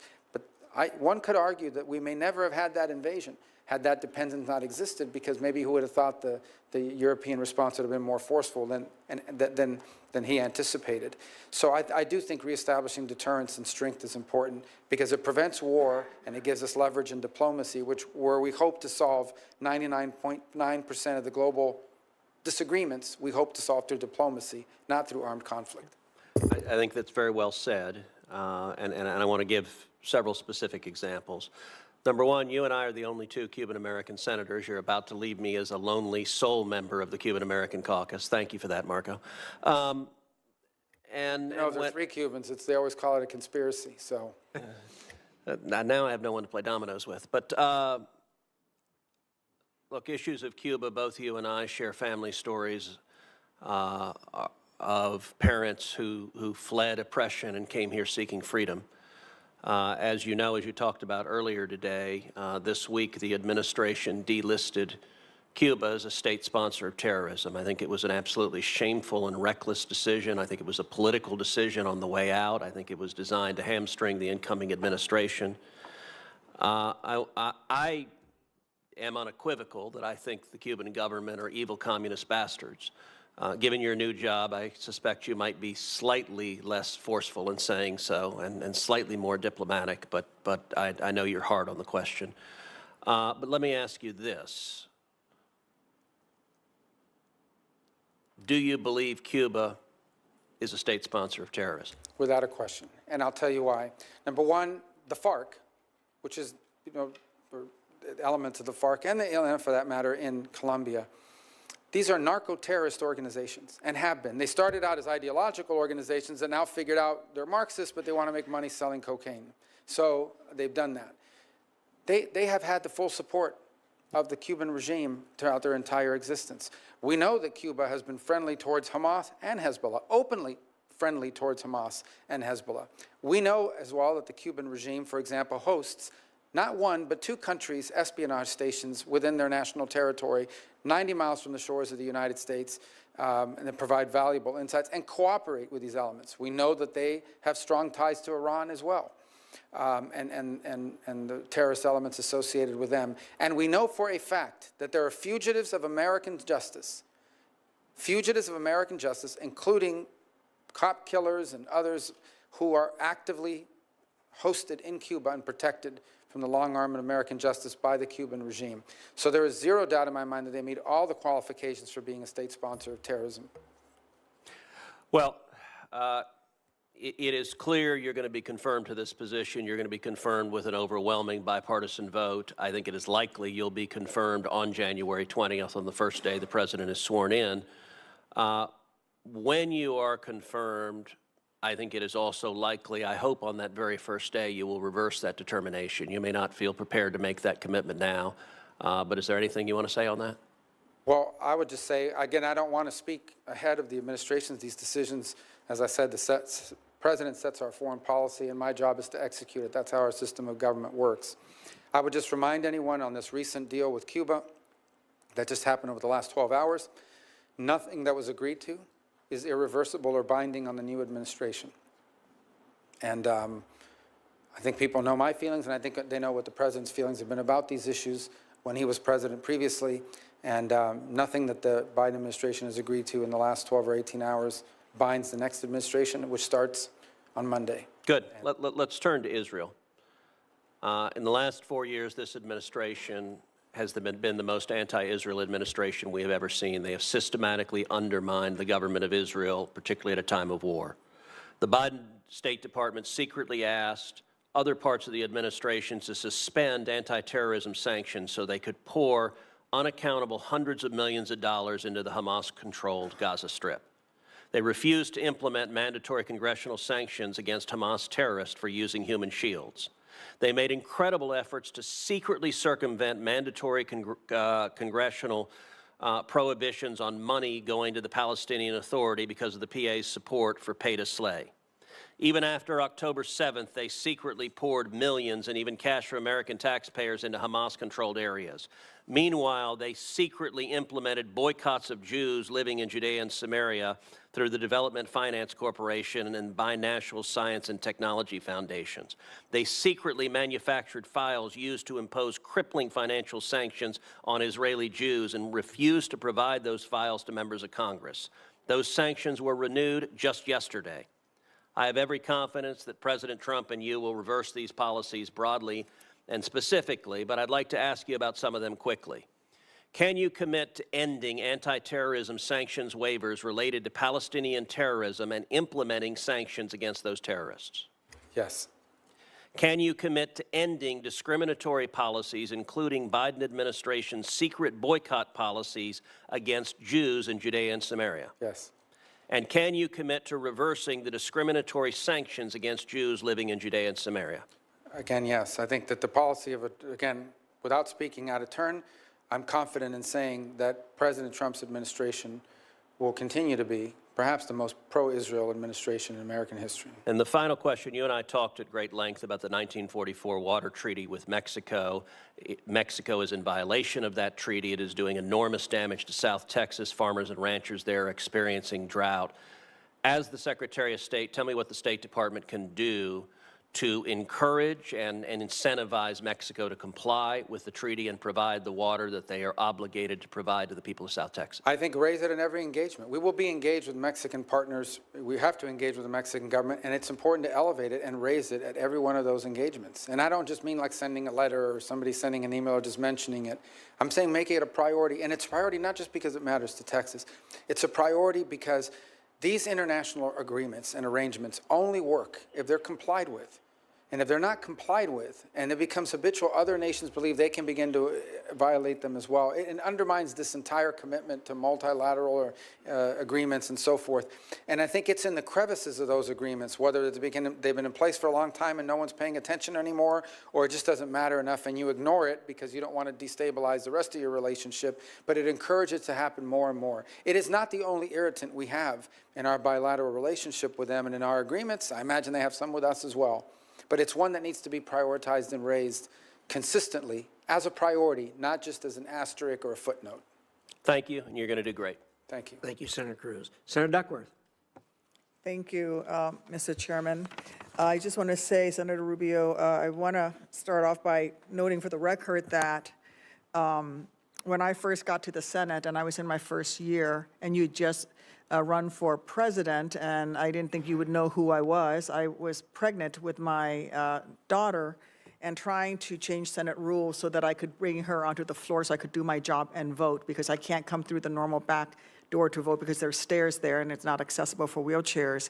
And I remember in the middle of that battle, rolling through the Senate floor to vote, and I heard, "Tammy Duckworth," from across the Senate chambers, and you came running down from the top back of the Senate chambers to tell me, "I'm with you, I will support you, you have the right to vote, and I will support you being able to bring your daughter, your child onto the floor when she's born." And I want to thank you for that kindness, because you did speak to your leadership about it. And it was a moment of true bipartisanship, but also as parents and as someone who was new to the Senate, I was extremely grateful to you for that kindness. I think what I exactly said is, what's the big deal? This place is already full of babies. Exactly. So I want to touch on a topic we discussed last month. Thank you for sitting down with me. I always appreciate the opportunity to sit down with nominees. I appreciate also your earlier response to Senator McCormick about Americans detained abroad and your commitment to tackling this head on. As you and I also discussed last month, I appreciate your attention and commitment to addressing the case of Illinoisans in particular that we discussed as well. Thank you for that. Another topic, you already touched on some of the issues in the Indo-Pacific, particularly around the PRC and the DPRK, but I'd like to dive back into the issue of ASEAN and the ASEAN nations. Since coming to the Senate, I make a point of visiting Southeast Asia annually to reinforce our friends and partners there, and those that we want to become our friends and partners there, that the United States, and particularly those of us in the Senate, care deeply about these longstanding historic relationships and making sure that those relationships live up to their potential. And as you know, respect for ASEAN centrality has been a core part of our foreign policy in that region. In fact, the first Trump administration's Indo-Pacific strategy correctly emphasized ASEAN centrality as an important principle. Unfortunately, not all of President Trump's nominees this time seems to grasp the importance or in fact know what ASEAN is. Yesterday, I was distinctly unimpressed when questioning Secretary of Defense nominee Hegseth that he could not mention a single nation in ASEAN, particularly shameful when we have at least two major non-NATO allies in the bloc, one of which, Thailand, is the longest treaty alliance that the United States has at over 190 years long. What can you share with us today about how you would approach ASEAN as a whole and with individual member states to capitalize on some of the key opportunities and challenges facing the region? I know you've spoken about the Philippines, but can you build on that? Sure. ASEAN, the first thing is, I mean, the group's utility begins by the fact that through its 10 members, they've also, I believe, have 5 or maybe it's 6 free trade agreements now with neighboring countries as well. Look, we have to be very pragmatic in our approach and how we prioritize it.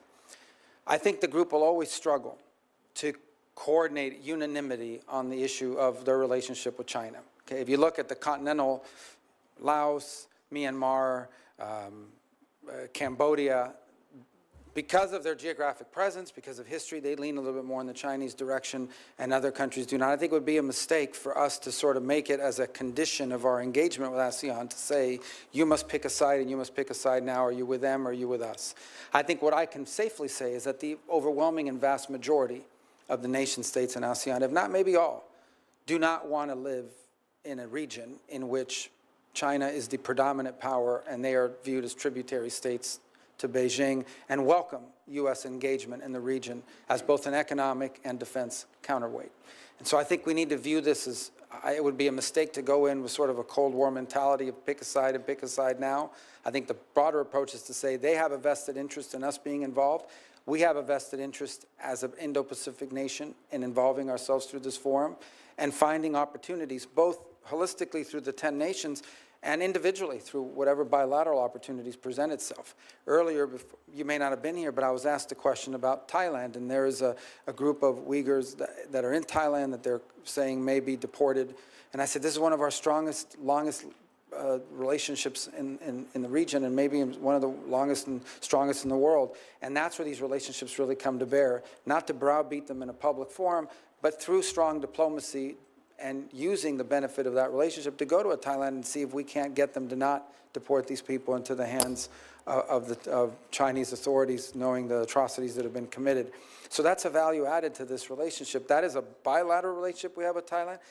It's not the one we're going to have with every country in the region, but I do think the forum serves as a useful platform for us to be able to engage the region and individually these countries.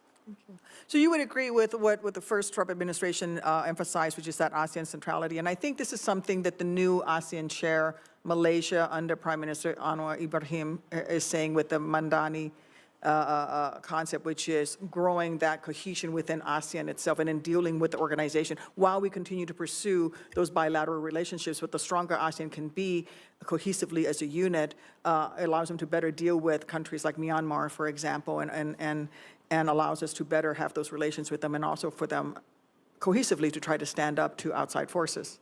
Well, one of the things that I think, and I think you saw this in the first Trump term, and we'll probably see again, is to the extent you see production sort of moving from China to other countries, some of these countries stand to benefit from that, assuming they themselves are not the target of some tariff or what have you. But I think there are benefits there in that regard. I would imagine that there are also some concerns they would share with us about maybe some of our other policies, economic or otherwise. But I do think it's an opportunity that provides some real economic development benefit opportunities for a number of the countries in ASEAN. We would hope all of them, but certainly some more than others because of alignment of interests. What I do think is we have to be realistic, and I just want to reiterate this because I think sometimes we go into these things viewing them with the lens of NATO or something else. The key component to understand is we are probably never going to have sort of a overwhelming majority consensus on the role China is going to play. But I do think you could argue that the vast majority of countries in this forum, if not all, do not want to live in a region in which China is the predominant, overwhelming power, and they all are viewed as sort of tributary states. They are not interested in that, and they view the United States as a very logical and welcome economic and defense counterweight to that. And I do think that even the mainland ASEAN nations that, as you, in your words, are lean more towards China, have suffered.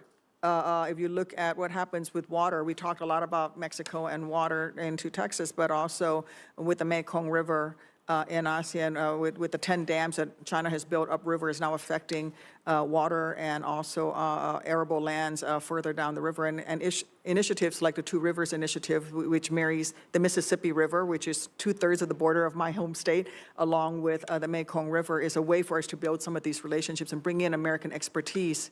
A different place where we can also provide expertise is international disability rights. We have been working with ASEAN on developing disability rights and a cohesive approach to it in ASEAN. But I think on an international scale, whether it's ASEAN or Ukraine as they rebuild, I do think that disability awareness, rebuilding Ukraine to become more accessible, promoting disability rights around the world is something that is a way that we can engage with the rest of the world as well.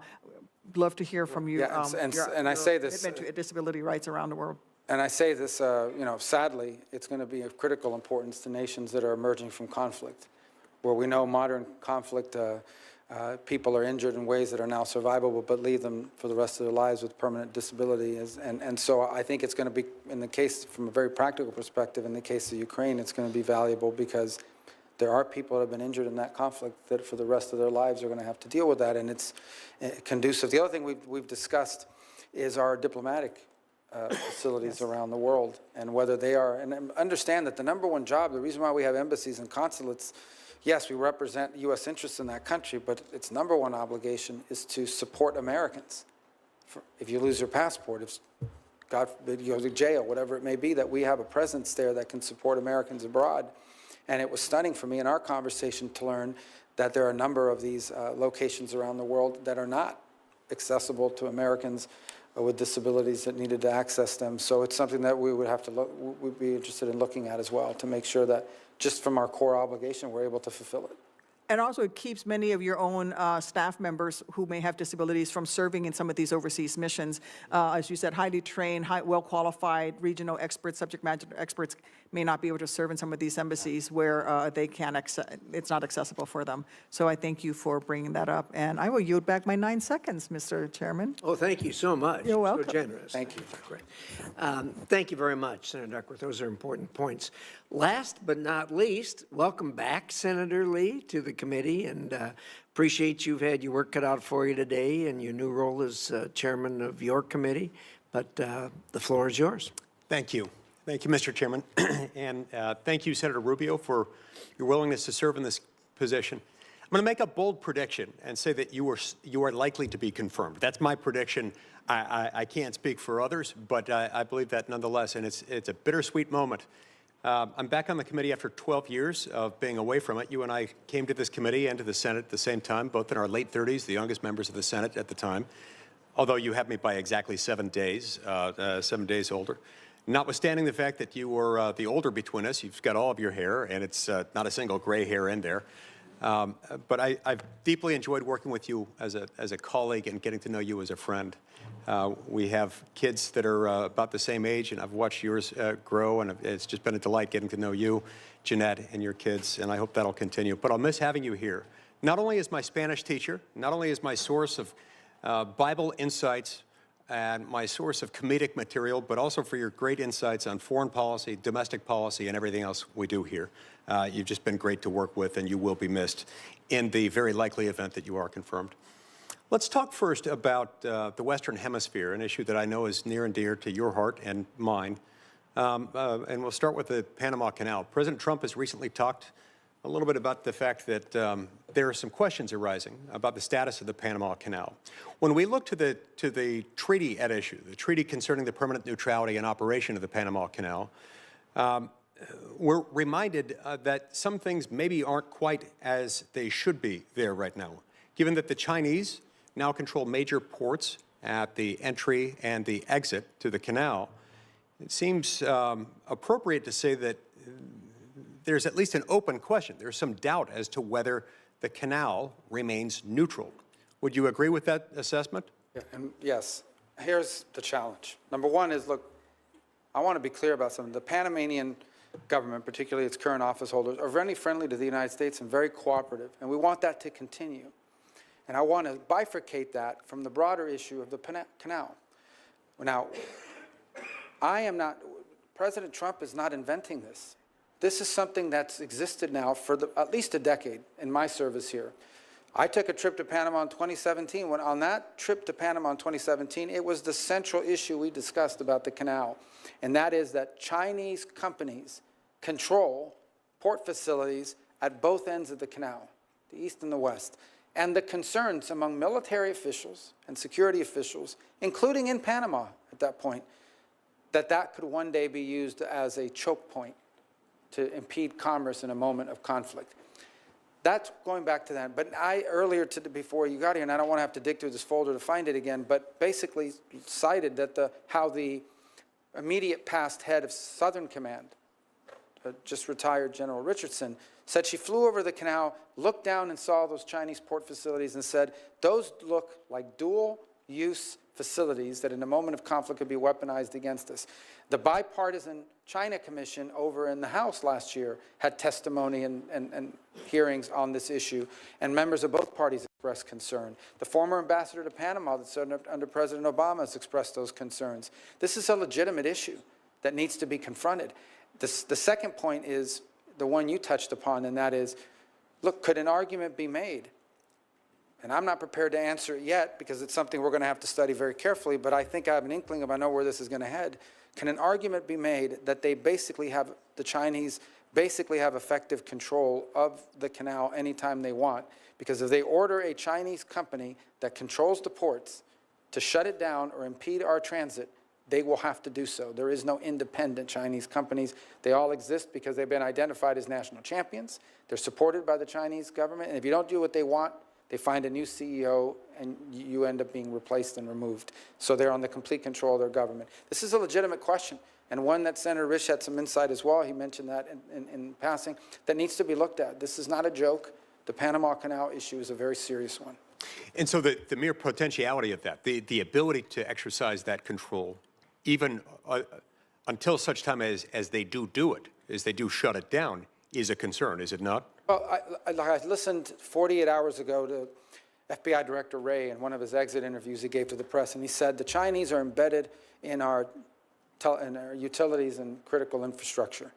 Now, he didn't say every single day they're shutting off the power in the United States. He said that if there's a conflict, they're embedded and they could shut off the power in key places. We've all identified that as a threat.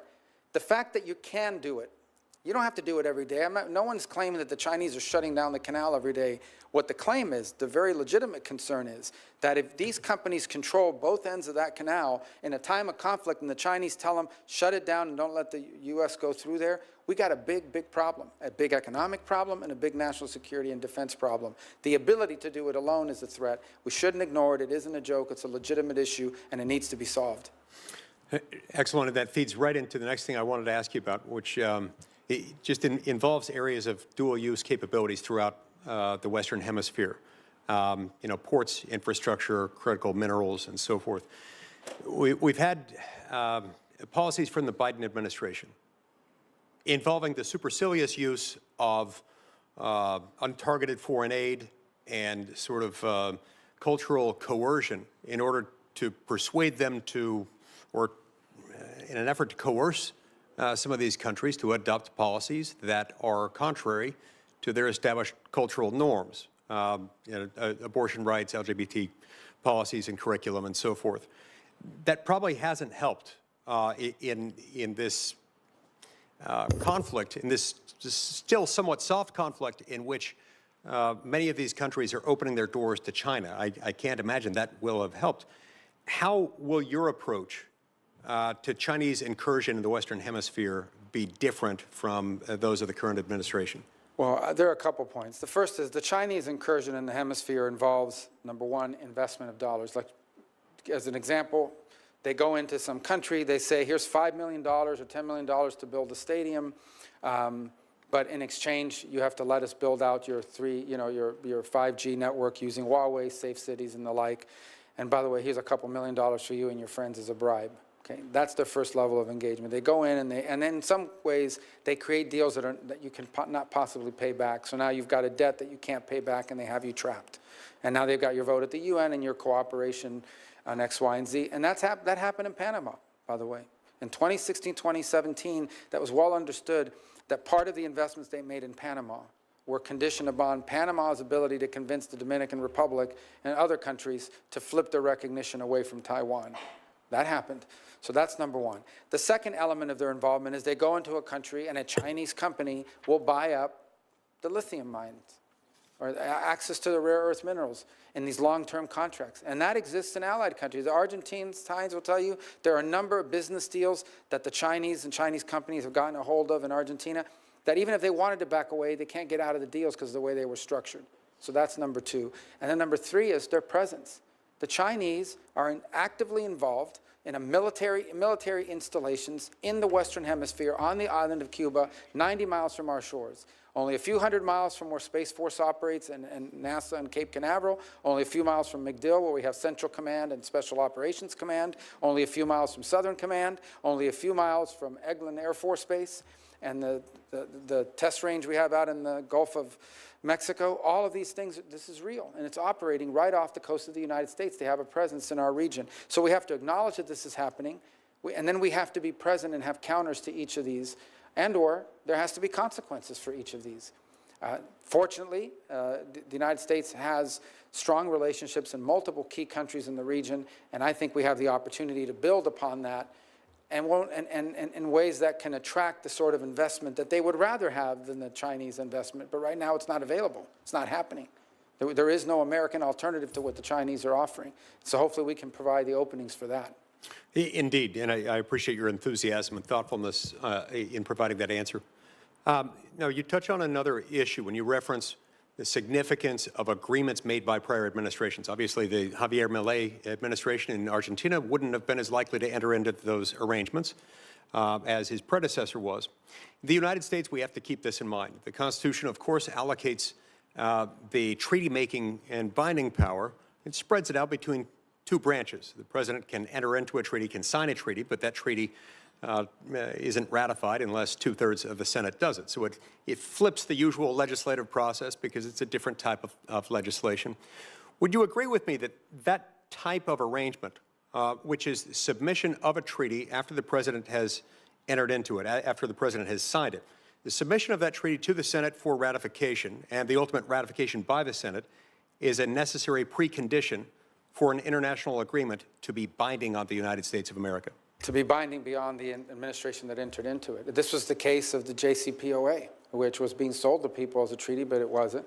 And the reason why it was a political agreement. It's basically a political arrangement between the current administration and the regime in Iran, and that's why President Trump had the authority to pull us out of it when he did.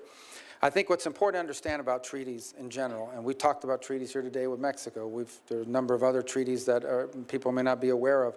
Every treaty, by definition, okay, is a surrender of sovereignty at some level as a nation. But you do it and you enter into it. Why? Why do you enter into a treaty even though you're surrendering some sovereignty? Because you've concluded that that surrender and the benefit of it to the national interest or the national security far outweighs the surrender of sovereignty and the consequences of it. And that is why it's so critical that the Senate be involved in that deliberation, because an individual administration may get that calculus wrong. But when you have this overwhelming majority that concludes that it too agrees that that surrender of sovereignty is exceeded by the benefit of the treaty, now you know you've increased your chances of have something that's good and makes sense. And so I agree with your view of it, and I think that's the way I would hope we would pursue arrangements in the future if we enter into any. That's why it takes 2/3. Thank you so much, Senator Rubio. Thank you, Mr. Chairman. Senator Rubio, we know you have an appointment at the White House at 3 o'clock. Senator Shaheen has one brief question for you. I have a couple of brief remarks, and then we'll get you on your way. Yeah. Thank you, Senator Rubio. I think that was a very impressive display of your knowledge of the global situation. But the one area that you mentioned, but we haven't really talked about, is the Arctic. And given what's happening in the Arctic and China's designs on the Arctic, can you just speak to what you think our posture ought to be with respect to the Arctic? Well, we're an Arctic power. The Russians, legitimate Arctic power. The Chinese are not. Whether they're near Arctic power or I don't know what the term they came up with to give an excuse for them to be up there. Quasi. I think, frankly, I know you didn't ask me this question, but it's one I welcome the ability to talk about in some of this discussion with Greenland, putting aside all the things that are going on in the media. I think we need to understand that Greenland has been strategically important to the United States and to the West for a very long time. In fact, in 1941, at the outbreak of World War II, the United States was signed up as a protectorate, even though the Denmark had been occupied. You think back into the night, I think Harry Truman tried to buy Denmark. Harry Truman had made an effort to try to buy it for like $100 million. He was rebuffed. And then the U.S. has maintained, through the mutual defense agreement there, the opportunity to base itself, to have military bases, and it had them for a while. Why? The reason why is because of where it's located geographically. Yes, the access to the minerals on Greenland are critically important. But as more navigable space is opening up in the Arctic, particularly this northern passage that goes from Russia to China, Russia to Asia, and could cut transit times by as much as 40%, the Arctic is going to become incredibly critical. And so we have to have a presence there. We have to have a presence there, not just saying, okay, we have a base, we have 200 people, or we have a flag flying. We have to have the ability, for example, to have the ships that can navigate on the naval level and keep those shipping lanes open if, in fact, they're being threatened. We have to have partners along the Arctic region that will join us in ensuring that the Arctic region is open for free and flow of navigation as these passages open up, because global trade is in many ways going to be infused by it. We have positions within the State Department that I think in the past have been diminished or people just haven't paid a lot of attention to. I just had this conversation the other day with Senator Murkowski that all of a sudden I think people are interested in serving in Arctic affairs and in Arctic posts, because this issue of Greenland has opened our eyes to the broader geographic importance of the Arctic region, which long has been a curiosity or something people have not talked about. But I think now we have the opportunity to see it for what it is, and that is one, if not the most important, one of the most critical parts of the world over the next 50 to 100 years will be whether there's going to be freedom of navigation in the Arctic and what that will mean for global trade and commerce. Thank you. I'm going to order that Senator Rubio's responses, written responses to the questions regarding his relationship with this committee be filed for the record. I'm also going to order that the letters in support of Senator Rubio's confirmation be entered in the record. And finally, I want to say thank you, Senator Rubio, for providing us with the benefit of your testimony, your responses, and your knowledge. It was outstanding. This committee takes oversight of U.S. foreign assistance extremely seriously. You know well that transparency and accountability are paramount. To that end, I want to flag for you my work with the Office of the Inspector General on the State Department's Bureau for Global Health, Security, and Diplomacy, PEPFAR, and the Biden administration's failure to uphold long-standing United States laws protecting life in global health assistance.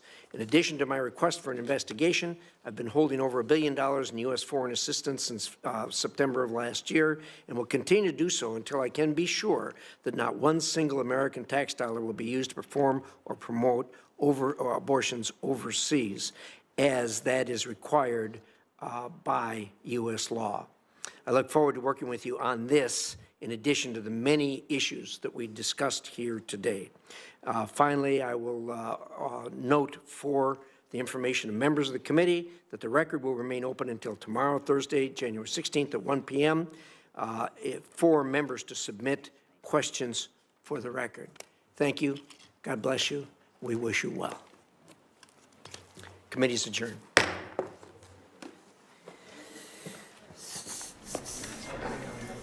This way.